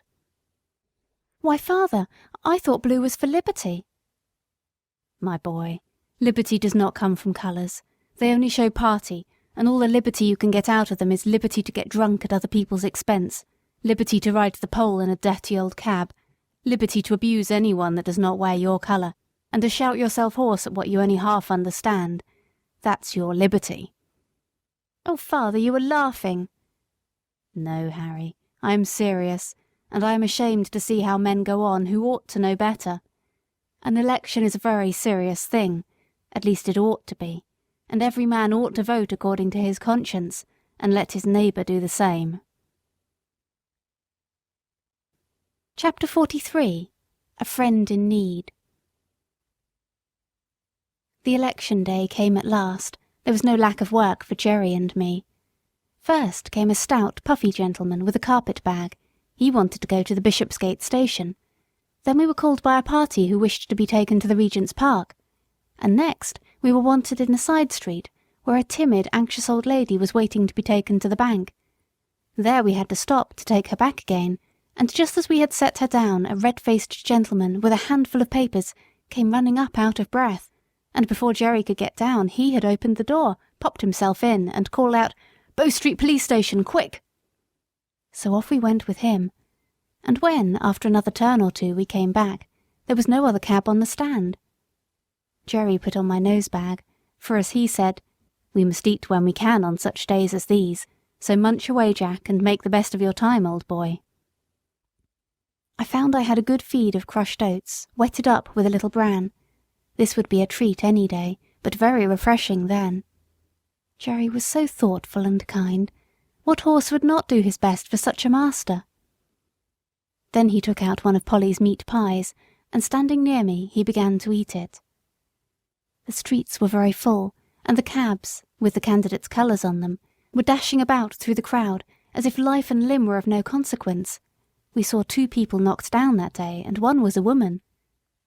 The horses were having a bad time of it, poor things, but the voters inside thought nothing of that. Many of them were half drunk, hurrahing out of the cab windows if their own party came by. It was the first election I had seen, and I don't want to be in another, though I have heard things are better now. Jerry and I had not eaten many mouthfuls before a poor young woman, carrying a heavy child, came along the street. She was looking this way and that way, and seemed quite bewildered. Presently she made her way up to Jerry, and asked if he could tell her the way to St. Thomas's Hospital, and how far it was to get there. She had come from the country that morning, she said, in a market cart. She did not know about the election, and was quite a stranger in London. She had got an order for the hospital for her little boy. The child was crying, with a feeble, pining cry. "Poor little fellow," she said, "he suffers a great deal of pain. He is 4 years old and can't walk any more than a baby. But the doctor said if I could get him into the hospital he might get well. Pray, sir, how far is it, and which way is it?" "Why, missus," said Jerry, "you can't get there walking through crowds like this. Why, it is 3 miles away, and that child is heavy." "Yes, bless him, he is, but I am strong, thank God, and if I knew the way I think I should get on somehow. Please tell me the way." "You can't do it," said Jerry. "You might be knocked down and the child be run over. Now look here, just get into this cab and I'll drive you safe to the hospital. Don't you see the rain is coming on?" "No, sir, no, I can't do that, thank you. I have only just enough money to get back with. Please tell me the way." "Look you here, missus," said Jerry. "I've got a wife and dear children at home, and I know a father's feelings. Now get you into that cab and I'll take you there for nothing. I'd be ashamed of myself to let a woman and a sick child run a risk like that." "Heaven bless you," said the woman, and burst into tears. There, cheer up, my dear. I'll soon take you there. Come, let me put you inside." As Jerry went to open the door, 2 men, with colours in their hats and buttonholes, ran up, calling out, "Cab!" "Engaged," cried Jerry, but one of the men, pushing past the woman, sprang into the cab, followed by the other. Jerry looked as stern as a policeman. "This cab is already engaged, gentlemen, by that lady." "Lady," said one of them. "Oh, she can wait. Our business is very important. Besides, we were in first. It is our right, and we shall stay in." A droll smile came over Jerry's face as he shut the door upon them. "All right, gentlemen. Pray stay in as long as it suits you. I can wait while you rest yourselves." And turning his back upon them, he walked up to the young woman who was standing near me. "They'll soon be gone," he said, laughing. "Don't trouble yourself, my dear." And they soon were gone, for when they understood Jerry's dodge, they got out, calling him all sorts of bad names and blustering about his number and getting a summons. After this little stoppage, we were soon on our way to the hospital, going as much as possible through by-streets. Jerry rung the great bell and helped the young woman out. "Thank you 1,000 times," she said. "I could never have got here alone." "You're kindly welcome, and I hope the dear child will soon be better." He watched her go in at the door, and gently he said to himself, "Inasmuch as ye have done it to one of the least of these." Then he patted my neck, which was always his way when anything pleased him. The rain was now coming down fast, and just as we were leaving the hospital the door opened again, and the porter called out, "Cab!" We stopped, and a lady came down the steps. Jerry seemed to know her at once. She put back her veil and said, "Barker? Jeremiah Barker? Is it you? I am very glad to find you here. You are just the friend I want, for it is very difficult to get a cab in this part of London today." "I shall be proud to serve you, ma'am. I am right glad I happened to be here. Where may I take you to, ma'am?" "To the Paddington station, and then, if we are in good time, as I think we shall be, you shall tell me all about Mary and the children." We got to the station in good time, and being under shelter, the lady stood a good while talking to Jerry. I found she had been Polly's mistress, and after many inquiries about her, she said, "How do you find the cab work suit you in winter? I know Mary was rather anxious about you last year." "Yes, ma'am, she was. I had a bad cough that followed me quite up into the warm weather, and when I am kept out late she does worry herself a good deal. You see, ma'am, it is all hours and all weathers, and that does try a man's constitution, but I am getting on pretty well, and I should feel quite lost if I had not horses to look after. I was brought up to it, and I am afraid I should not do so well at anything else." "Well, Barker," she said, "it would be a great pity that you should seriously risk your health in this work, not only for your own, but for Mary's and the children's sake. There are many places where good drivers or good grooms are wanted, and if ever you think you ought to give up this cab work, let me know." Then, sending some kind messages to Mary, she put something into his hand, saying, "There is 5 shillings each for the 2 children. Mary will know how to spend it." Jerry thanked her, and seemed much pleased, and turning out of the station we at last reached home, and I, at least, was tired. Chapter 44. Old Captain and His Successor. Captain and I were great friends. He was a noble old fellow, and he was very good company. I never thought that he would have to leave his home and go down the hill, but his turn came, and this was how it happened. I was not there, but I heard all about it. He and Jerry had taken a party to the great railway station over London Bridge, and were coming back, somewhere between the bridge and the monument, when Jerry saw a brewer's empty dray coming along drawn by 2 powerful horses. The drayman was lashing his horses with his heavy whip, the dray was light, and they started off at a furious rate. The man had no control over them, and the street was full of traffic. One young girl was knocked down and run over, and the next moment they dashed up against our cab. Both the wheels were torn off, and the cab was thrown over. Captain was dragged down, The shafts splintered, and one of them ran into his side. Jerry, too, was thrown, but was only bruised. Nobody could tell how he escaped. He always said 'twas a miracle. When poor Captain was got up, he was found to be very much cut and knocked about. Jerry led him home gently, and a sad sight it was to see the blood soaking into his white coat and dropping from his side and shoulder. The drayman was proved to be very drunk and was fined, and the brewer had to pay damages to our master, but there was no one to pay damages to poor Captain.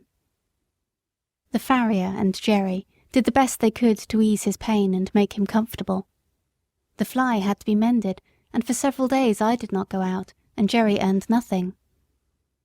The first time we went to the stand after the accident, the governor came up to hear how Captain was. "He'll never get over it," said Jerry. "At least not for my work, so the farrier said this morning. He says he may do for carting and that sort of work. It has put me out very much. Carting, indeed. I've seen what horses come to at that work around London. I only wish all the drunkards could be put in a lunatic asylum instead of being allowed to run foul of sober people. If they would break their own bones, and smash their own carts, and lame their own horses, that would be their own affair, and we might let them alone. But it seems to me that the innocent always suffer, and then they talk about compensation. You can't make compensation. There's all the trouble, and vexation, and loss of time, besides losing a good horse that's like an old friend. It's nonsense talking of compensation. If there's one devil that I should like to see in the bottomless pit more than another, it's the drink devil." "I say, Jerry," said the governor, "you were treading pretty hard on my toes, you know. I'm not so good as you are, more shame to me. I wish I was." "Well," said Jerry, "why don't you cut with it, governor? You are too good a man to be the slave of such a thing." "I'm a great fool, Jerry, but I tried once for 2 days, and I thought I should have died. How did you do?" "I had hard work at it for several weeks. You see, I never did get drunk, but I found that I was not my own master, and that when the craving came on it was hard work to say no. I saw that one of us must knock under, the drink devil or Jerry Barker, and I said that it should not be Jerry Barker, God helping me. But it was a struggle, and I wanted all the help I could get, for till I tried to break the habit I did not know how strong it was. But then Polly took such pains that I should have good food, and when the craving came on I used to get a cup of coffee, or some peppermint, or read a bit in my book, and that was a help to me. Sometimes I had to say over and over to myself, 'Give up the drink or lose your soul. Give up the drink or break Polly's heart.' But thanks be to God, and my dear wife, my chains were broken, and now for 10 years I have not tasted a drop, and never wish for it." "I've a great mind to try at it," said Grant, "for 'tis a poor thing not to be one's own master." "Do, governor, do. You'll never repent it. And what a help it would be to some of the poor fellows in our rank if they saw you do without it. I know there's 2 or 3 would like to keep out of that tavern if they could." At first Captain seemed to do well, but he was a very old horse, and it was only his wonderful constitution, and Jerry's care, that had kept him up at the cab work so long. Now he broke down very much.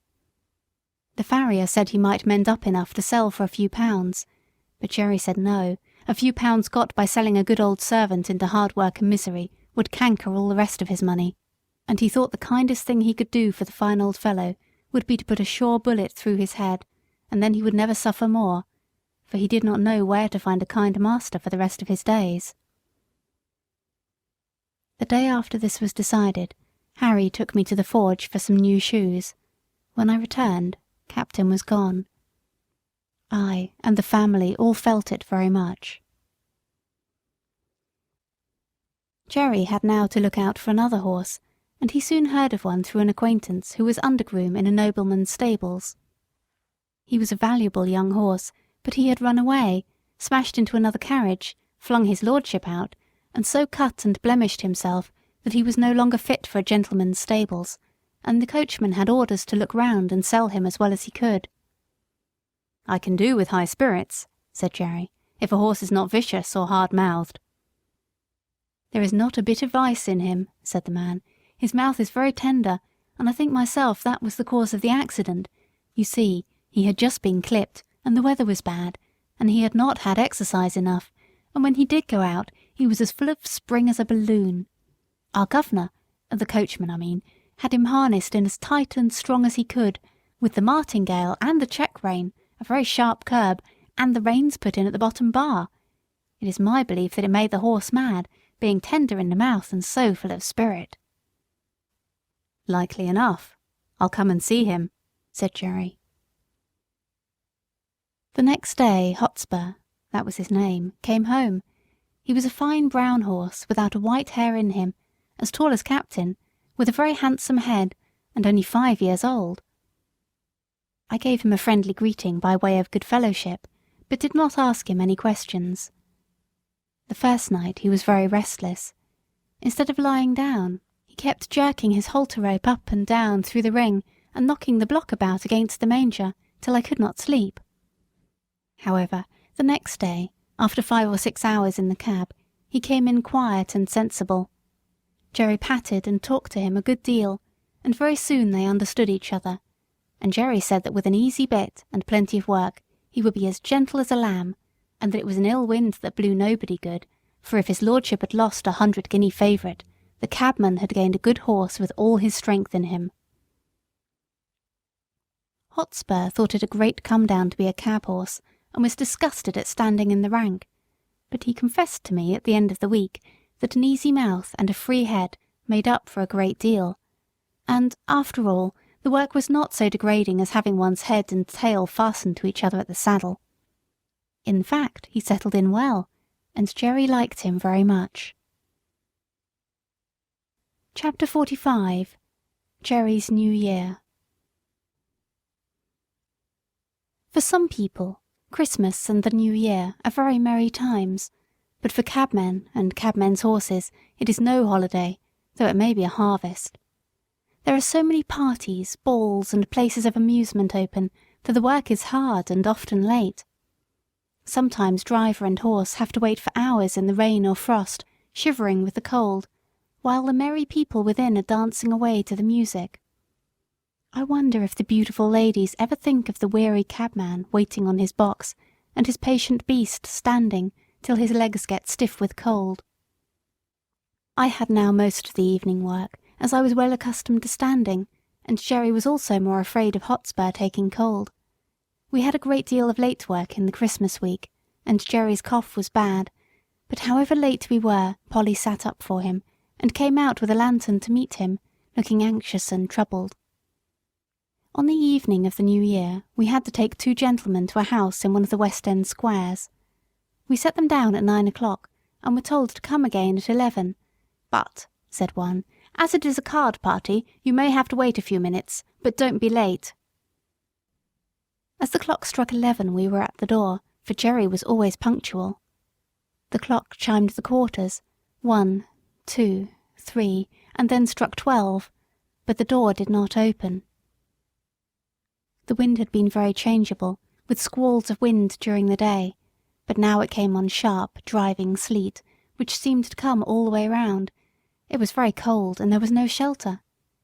Jerry got off his box and came and pulled one of my cloths a little more over my neck. Then he took a turn or two up and down, stamping his feet. Then he began to beat his arms, but that set him off coughing, so he opened the cab door, and sat at the bottom with his feet on the pavement, and was a little sheltered. Still the clock chimed the quarters, and no one came. At 12:30 he rang the bell, and asked the servant if he would be wanted that night. "Oh yes, you'll be wanted safe enough," said the man. "You must not go, it will soon be over." And again Jerry sat down, but his voice was so hoarse I could hardly hear him.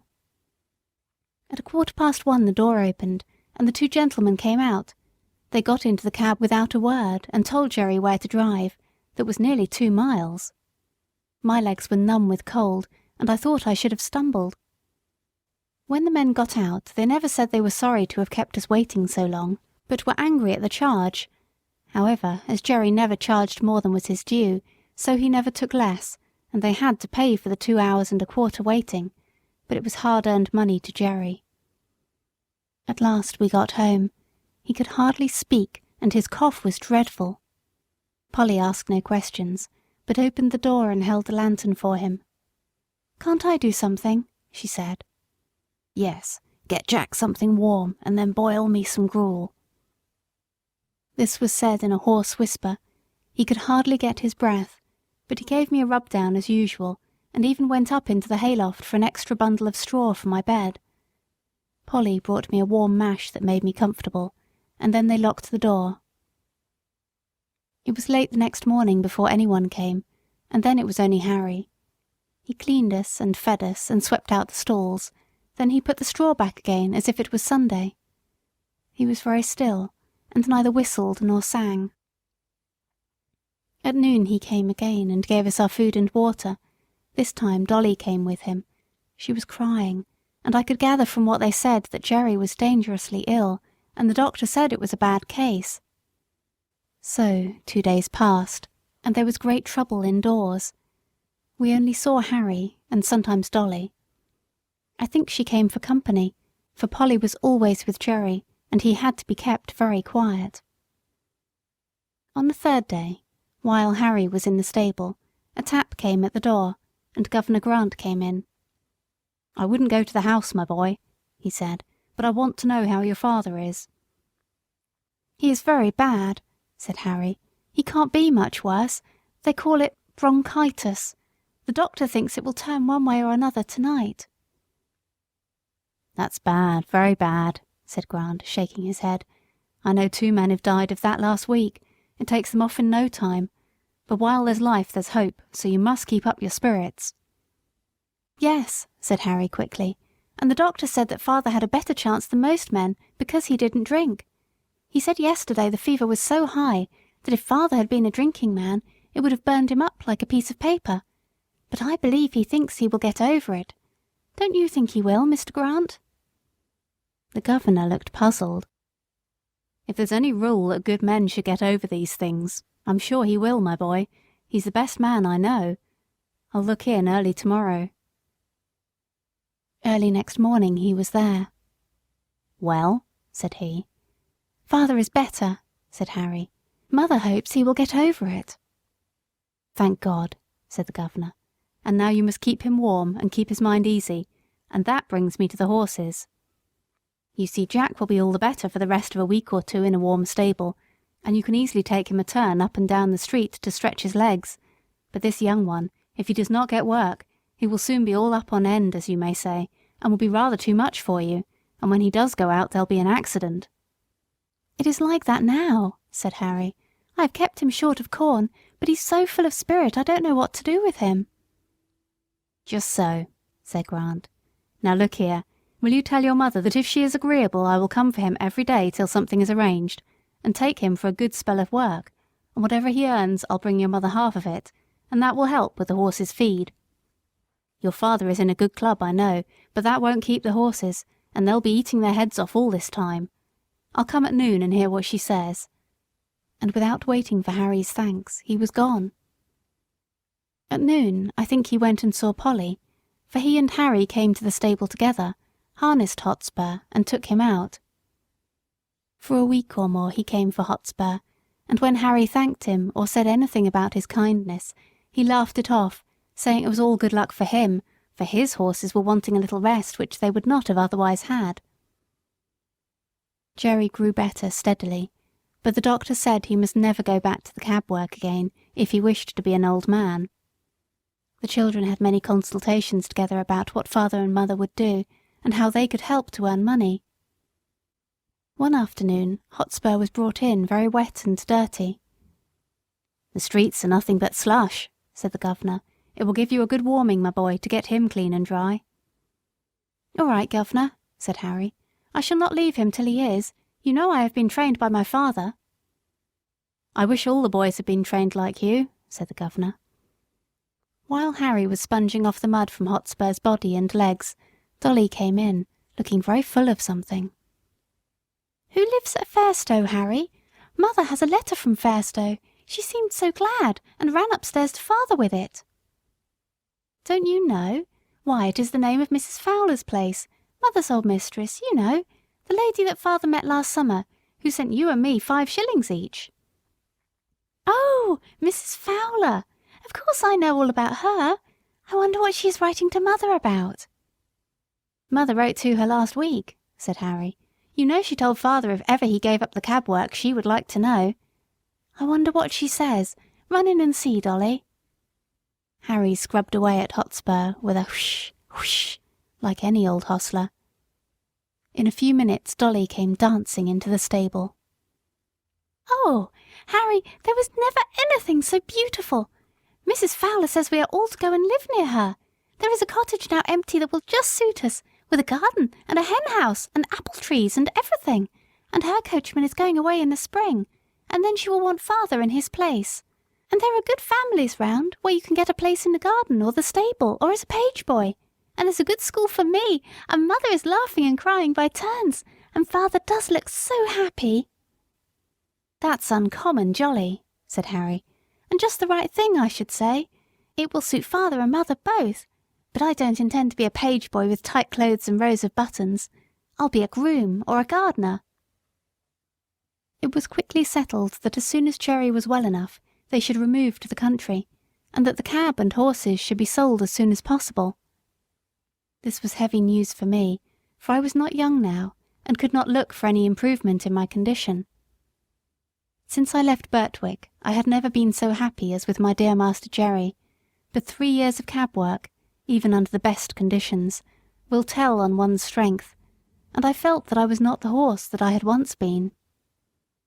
Grant said at once that he would take Hotspur, and there were men on the stand who would have bought me, but Jerry said I should not go to cab work again with just anybody, and the governor promised to find a place for me where I should be comfortable. The day came for going away. Jerry had not been allowed to go out yet, and I never saw him after that New Year's Eve. Polly and the children came to bid me good-bye. "Poor old Jack, dear old Jack, I wish we could take you with us," she said, and then laying her hand on my mane, she put her face close to my neck and kissed me. Dolly was crying and kissed me too.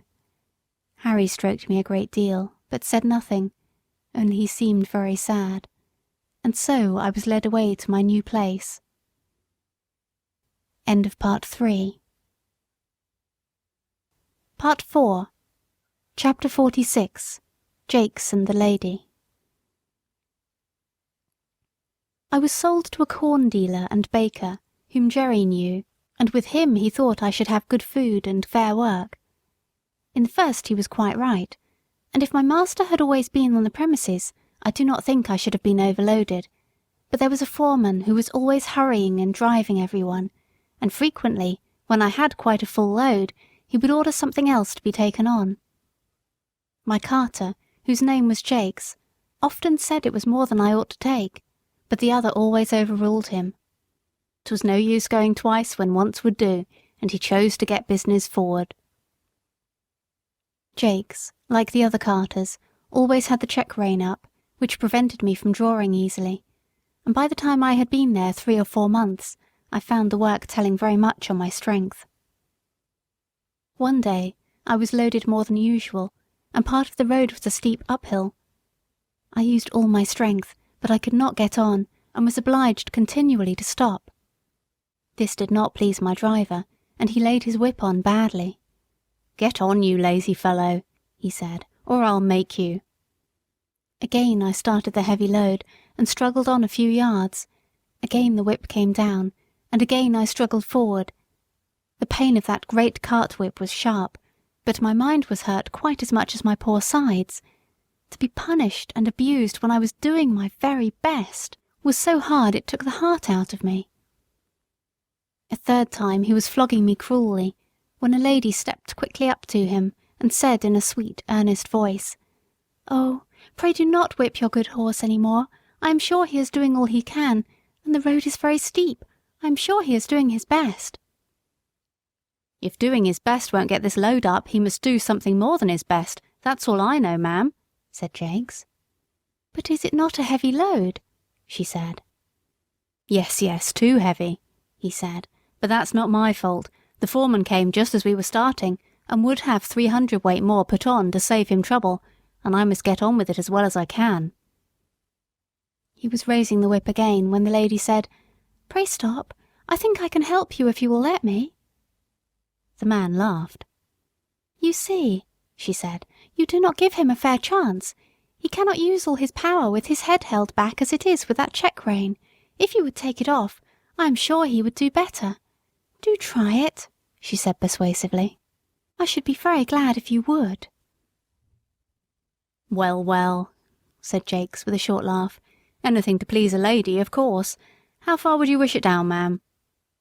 "Quite down. Give him his head altogether."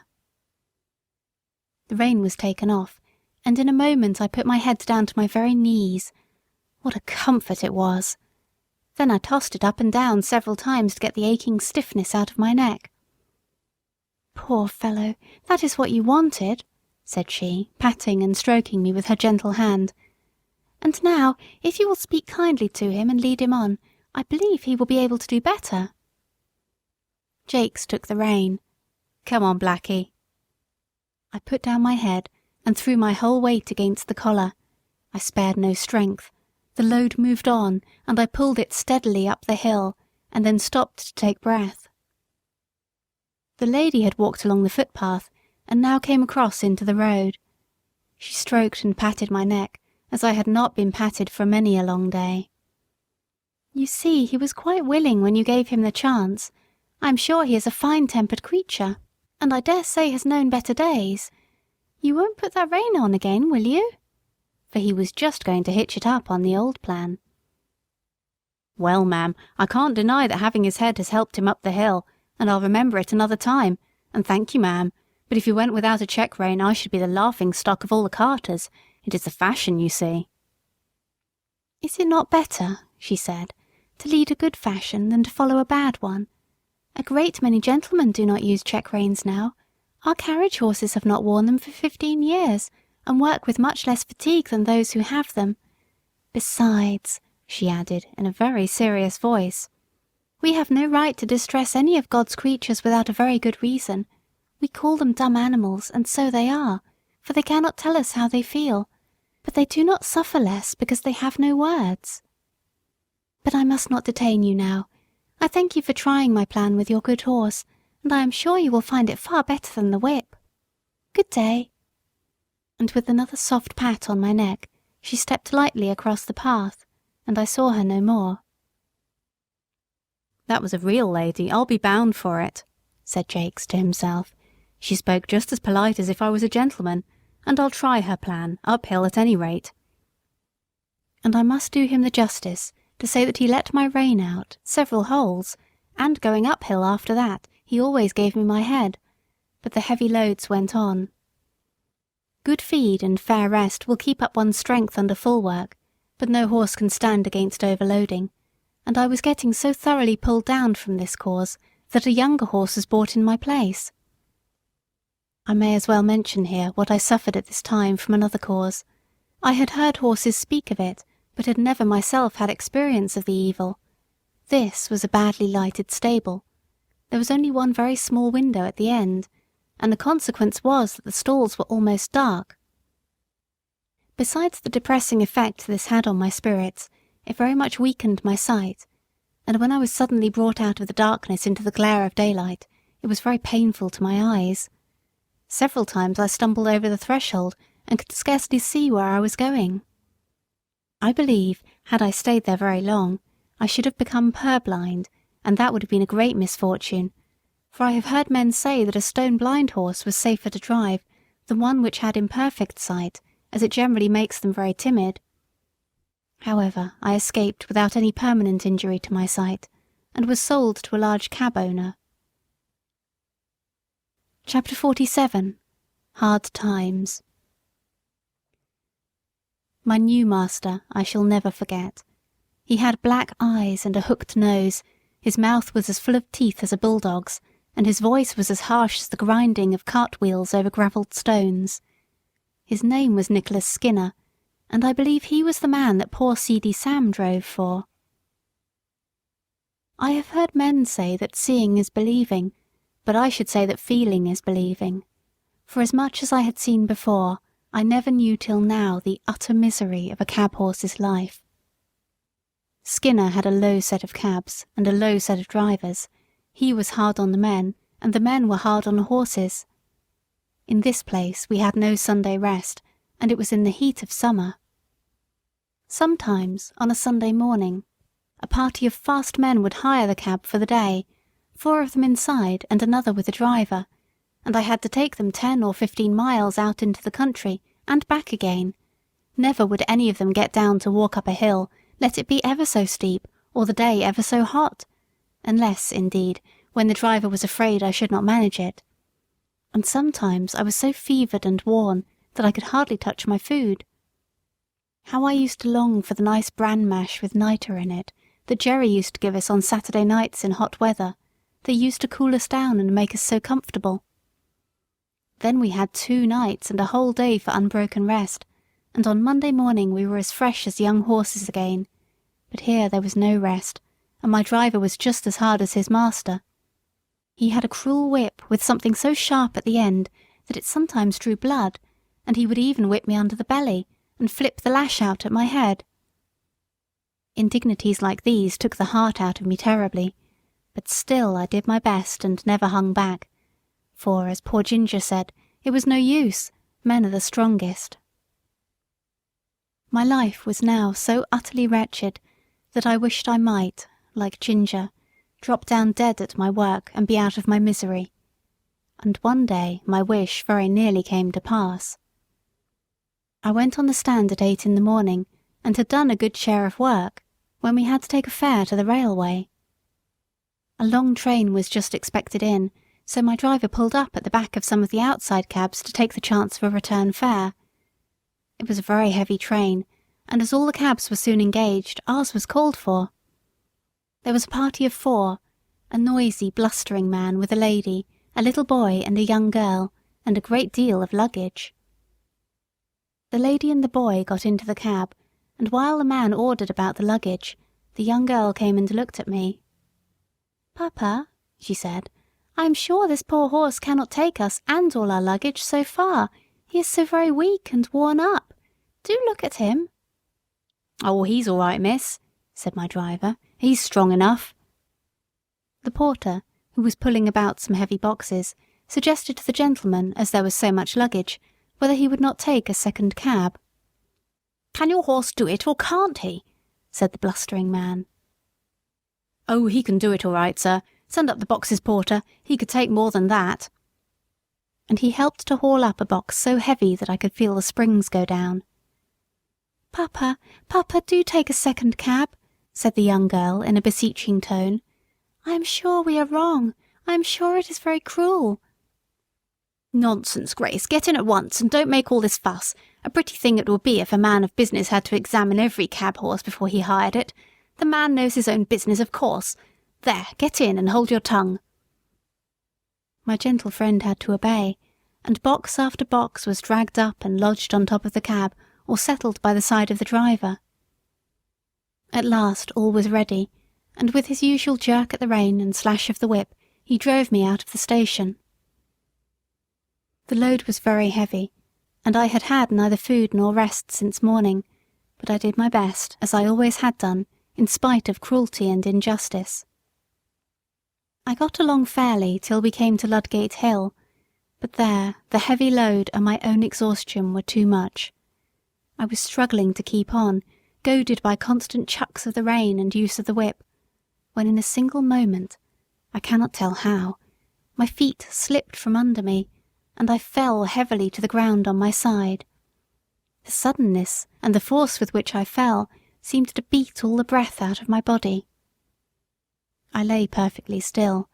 Indeed, I had no power to move, and I thought now I was going to die. I heard a sort of confusion round me, loud, angry voices, and the getting down of the luggage, but it was all like a dream. I thought I heard that sweet, pitiful voice saying, "Oh, that poor horse, it is all our fault." Someone came and loosened the throat strap of my bridle, and undid the traces which kept the collar so tight upon me. Someone said, "He's dead, he'll never get up again." Then I could hear a policeman giving orders, but I did not even open my eyes. I could only draw a gasping breath now and then. Some cold water was thrown over my head, and some cordial was poured into my mouth, and something was covered over me. I cannot tell how long I lay there, but I found my life coming back, and a kind-voiced man was patting me and encouraging me to rise. After some more cordial had been given me, and after 1 or 2 attempts, I staggered to my feet and was gently led to some stables which were close by. Here I was put into a well-littered stall, and some warm gruel was brought to me, which I drank thankfully. In the evening I was sufficiently recovered to be led back to Skinner's stables, where I think they did the best for me they could. In the morning Skinner came with a farrier to look at me. He examined me very closely and said, "This is a case of overwork more than disease, and if you could give him a run-off for 6 months he would be able to work again, but now there is not an ounce of strength left in him." "Then he must just go to the dogs," said Skinner. "I have no meadows to nurse sick horses in. He might get well or he might not. That sort of thing doesn't suit my business. My plan is to work 'em as long as they'll go, and then sell 'em for what they'll fetch, at the knackers or elsewhere." "If he was broken-winded," said the farrier, "you had better have killed him out of hand, but he is not. There is a sale of horses coming off in about 10 days. If you rest him and feed him up, he may pick up, and you may get more than his skin is worth at any rate." Upon this advice, Skinner, rather unwillingly I think, gave orders that I should be well fed and cared for, and the stableman, happily for me, carried out the orders with a much better will than his master had in giving them. 10 days of perfect rest, plenty of good oats, hay, bran mashes, with boiled linseed mixed in them, did more to get up my condition than anything else could have done. Those linseed mashes were delicious, and I began to think, after all, it might be better to live than to go to the dogs. When the 12th day after the accident came, I was taken to the sale, a few miles out of London. I felt that any change from my present place must be an improvement, so I held up my head and hoped for the best. Chapter 48. Farmer Thoroughgood and his grandson Willie. At this sale, of course I found myself in company with the old broken-down horses, some lame, some broken-winded, some old, and some that I am sure it would have been merciful to shoot. The buyers, and sellers too, many of them, looked not much better off than the poor beasts they were bargaining about. There were poor old men trying to get a horse or a pony for a few pounds that might drag about some little wood or coal cart. There were poor men trying to sell a worn-out beast for 2 or 3 pounds, rather than have the greater loss of killing him. Some of them looked as if poverty and hard times had hardened them all over, but there were others that I would have willingly used the last of my strength in serving, poor and shabby, but kind and human, with voices that I could trust. There was one tottering old man who took a great fancy to me, and I to him, but I was not strong enough. It was an anxious time. Coming from the better part of the fair, I noticed a man who looked like a gentleman farmer, with a young boy by his side. He had a broad back and round shoulders, a kind ruddy face, and he wore a broad-brimmed hat. When he came up to me and my companions, he stood still and gave a pitiful look round upon us. I saw his eye rest on me. I still had a good mane and tail, which did something for my appearance. I pricked my ears and looked at him. "There's a horse, Willie, that has known better days." "Poor old fellow," said the boy. "Do you think, Grandpapa, he was ever a carriage horse?" "Oh yes, my boy," said the farmer, coming closer. "He might have been anything when he was young. Look at his nostrils and his ears, the shape of his neck and shoulder. There's a deal of breeding about that horse." He put out his hand and gave me a kind pat on the neck. I put out my nose in answer to his kindness. The boy stroked my face. "Poor old fellow. See, Grandpapa, how well he understands kindness. Could not you buy him and make him young again as you did with Ladybird?" "My dear boy, I can't make all old horses young. Besides, Ladybird was not so very old, as she was run down and badly used." "Well, Grandpapa, I don't believe that this one is old. Look at his mane and tail. I wish you would look into his mouth, and then you could tell. Though he is so very thin, his eyes are not sunk like some old horses." The old gentleman laughed. Bless the boy, he is as horsey as his old grandfather." "But do look at his mouth, Grandpapa, and ask the price. I am sure he would grow young in our meadows." The man who had brought me for sale now put in his word. "The young gentleman's a real knowing one, sir. Now the fact is, this here horse is just pulled down with overwork in the cabs. He's not an old one, and I heerd as how the veterinary should say that a 6 months' run off should set him right up, being as how his wind was not broken. I've had the tending of him these 10 days past, and a gratefuller, pleasanter animal I never met with, and 'twould be worth a gentleman's while to give a £5 note for him, and let him have a chance. I'll be bound he'd be worth £20 next spring." The old gentleman laughed, and the little boy looked up eagerly. "Oh, Grandpapa, did you not say the colt sold for £5 more than you expected? You would not be poorer if you did buy this one." The farmer slowly felt my legs, which were much swelled and strained. Then he looked at my mouth. 13 or 14, I should say. Just trot him out, will you?" I arched my poor thin neck, raised my tail a little, and threw out my legs as well as I could, for they were very stiff. "What is the lowest you will take for him?" said the farmer as I came back. £5, sir. That was the lowest price my master set." "'Tis a speculation," said the old gentleman, shaking his head, but at the same time slowly drawing out his purse. "Quite a speculation. Have you any more business here?" he said, counting the sovereigns into his hand. "No, sir. I can take him for you to the inn if you please." "Do so. I am now going there." They walked forward, and I was led behind. The boy could hardly control his delight, and the old gentleman seemed to enjoy his pleasure. I had a good feed at the inn, and was then gently ridden home by a servant of my new master's, and turned into a large meadow with a shed in one corner of it. Mr. Thoroughgood, for that was the name of my benefactor, gave orders that I should have hay and oats every night and morning, and the run of the meadow during the day, and "You, Willie," said he, "must take the oversight of him. I give him in charge to you." The boy was proud of his charge, and undertook it in all seriousness. There was not a day when he did not pay me a visit, sometimes picking me out from among the other horses and giving me a bit of carrot, or something good, or sometimes standing by me while I ate my oats. He always came with kind words and caresses, and of course I grew very fond of him. He called me old crony, as I used to come to him in the field and follow him about. Sometimes he brought his grandfather, who always looked closely at my legs. "This is our point, Willie," he would say, "but he is improving so steadily that I think we shall see a change for the better in the spring." The perfect rest, the good food, the soft turf, and gentle exercise soon began to tell on my condition and my spirits. I had a good constitution from my mother, and I was never strained when I was young, so that I had a better chance than many horses who have been worked before they came to their full strength. During the winter my legs improved so much that I began to feel quite young again. The spring came round, and one day in March Mr. Thoroughgood determined that he would try me in the phaeton.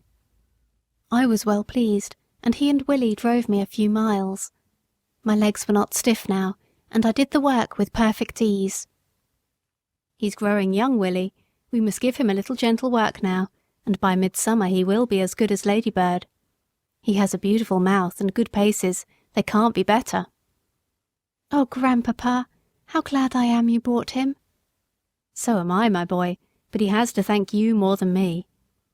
We must now be looking out for a quiet, genteel place for him, where he will be valued." Chapter 49. My Last Home. One day during this summer the groom cleaned and dressed me with such extraordinary care that I thought some new change must be at hand. He trimmed my fetlocks and legs, passed the tar brush over my hooves, and even parted my forelock. I think the harness had an extra polish. Willie seemed half anxious, half merry, as he got into the chaise with his grandfather. "If the ladies take to him," said the old gentleman, "they'll be suited and he'll be suited. We can but try." At the distance of a mile or two from the village we came to a pretty low house, with a lawn and shrubbery at the front, and a drive up to the door. Willie rang the bell and asked if Miss Bloomfield or Miss Ellen was at home. Yes, they were. So, while Willie stayed with me, Mr. Thoroughgood went into the house. In about 10 minutes he returned, followed by 3 ladies. One tall, pale lady, wrapped in a white shawl, leaned on a younger lady, with dark eyes and a merry face. The other, a very stately-looking person, was Mrs. Bloomfield. They all came and looked at me and asked questions. The younger lady, that was Miss Ellen, took to me very much. She said she was sure she should like me, I had such a good face. The tall, pale lady said that she should always be nervous in riding behind a horse that had once been down, as I might come down again, and if I did, she should never get over the fright.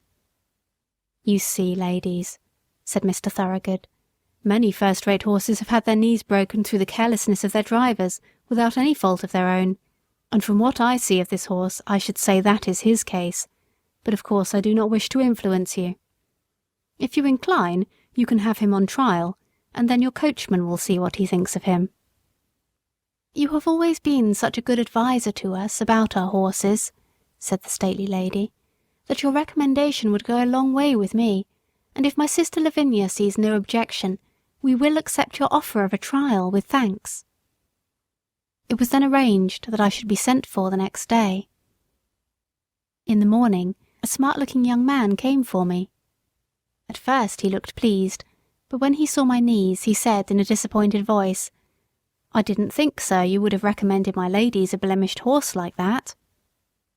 Handsome is that handsome does, said my master. You are only taking him on trial, and I am sure you will do fairly by him, young man. If he is not as safe as any horse you ever drove, send him back. I was led to my new home, placed in a comfortable stable, fed and left to myself.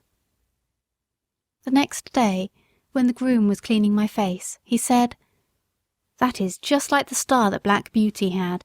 He is much the same height, too. I wonder where he is now. A little further on he came to the place in my neck where I was bled, and where a little knot was left in the skin. He almost started, and began to look me over carefully, talking to himself. White star in the forehead, one white foot on the off side, this little knot just in that place. Then, looking at the middle of my back, and, as I am alive, there is that little patch of white hair that John used to call Beauty's threepenny bit. It must be Black Beauty. Why, Beauty, Beauty, do you know me? Little Joe Green that almost killed you. And he began patting and patting me as if he was quite overjoyed. I could not say that I remembered him, for now he was a fine grown young fellow, with black whiskers and a man's voice, but I was sure he knew me, and that he was Joe Green, and I was very glad. I put my nose up to him and tried to say that we were friends. I never saw a man so pleased. Give you a fair trial? I should think so indeed. I wonder who the rascal was that broke your knees, my old beauty. You must have been badly served out somewhere. Well, well, it won't be my fault if you haven't good times of it now. I wish John Manley was here to see you. In the afternoon I was put into a low park chair and brought to the door. Miss Ellen was going to try me, and Green went with her. I soon found that she was a good driver, and she seemed pleased with my paces.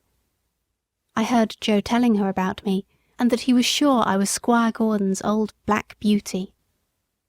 When we returned, the other sisters came out to hear how I had behaved myself. She told them what she had just heard, and said, I shall certainly write to Mrs. Gordon, and tell her that her favourite horse has come to us. How pleased she will be. After this I was driven every day for a week or so, and as I appeared to be quite safe, Miss Lavinia at last ventured out in the small close carriage. After this, it was quite decided to keep me, and call me by my old name of Black Beauty. I have now lived in this happy place a whole year. Joe is the best and kindest of grooms. My work is easy and pleasant, and I feel my strength and spirits all coming back again. Mr. Thoroughgood said to Joe the other day, In your place he will last till he is 20 years old, perhaps more. Willie always speaks to me when he can, and treats me as his special friend. My ladies have promised that I shall never be sold, and so I have nothing to fear, and here my story ends. My troubles are all over, and I am at home, and often, before I am quite awake, I fancy I am still in the orchard at Birtwick, standing with my old friends under the apple trees.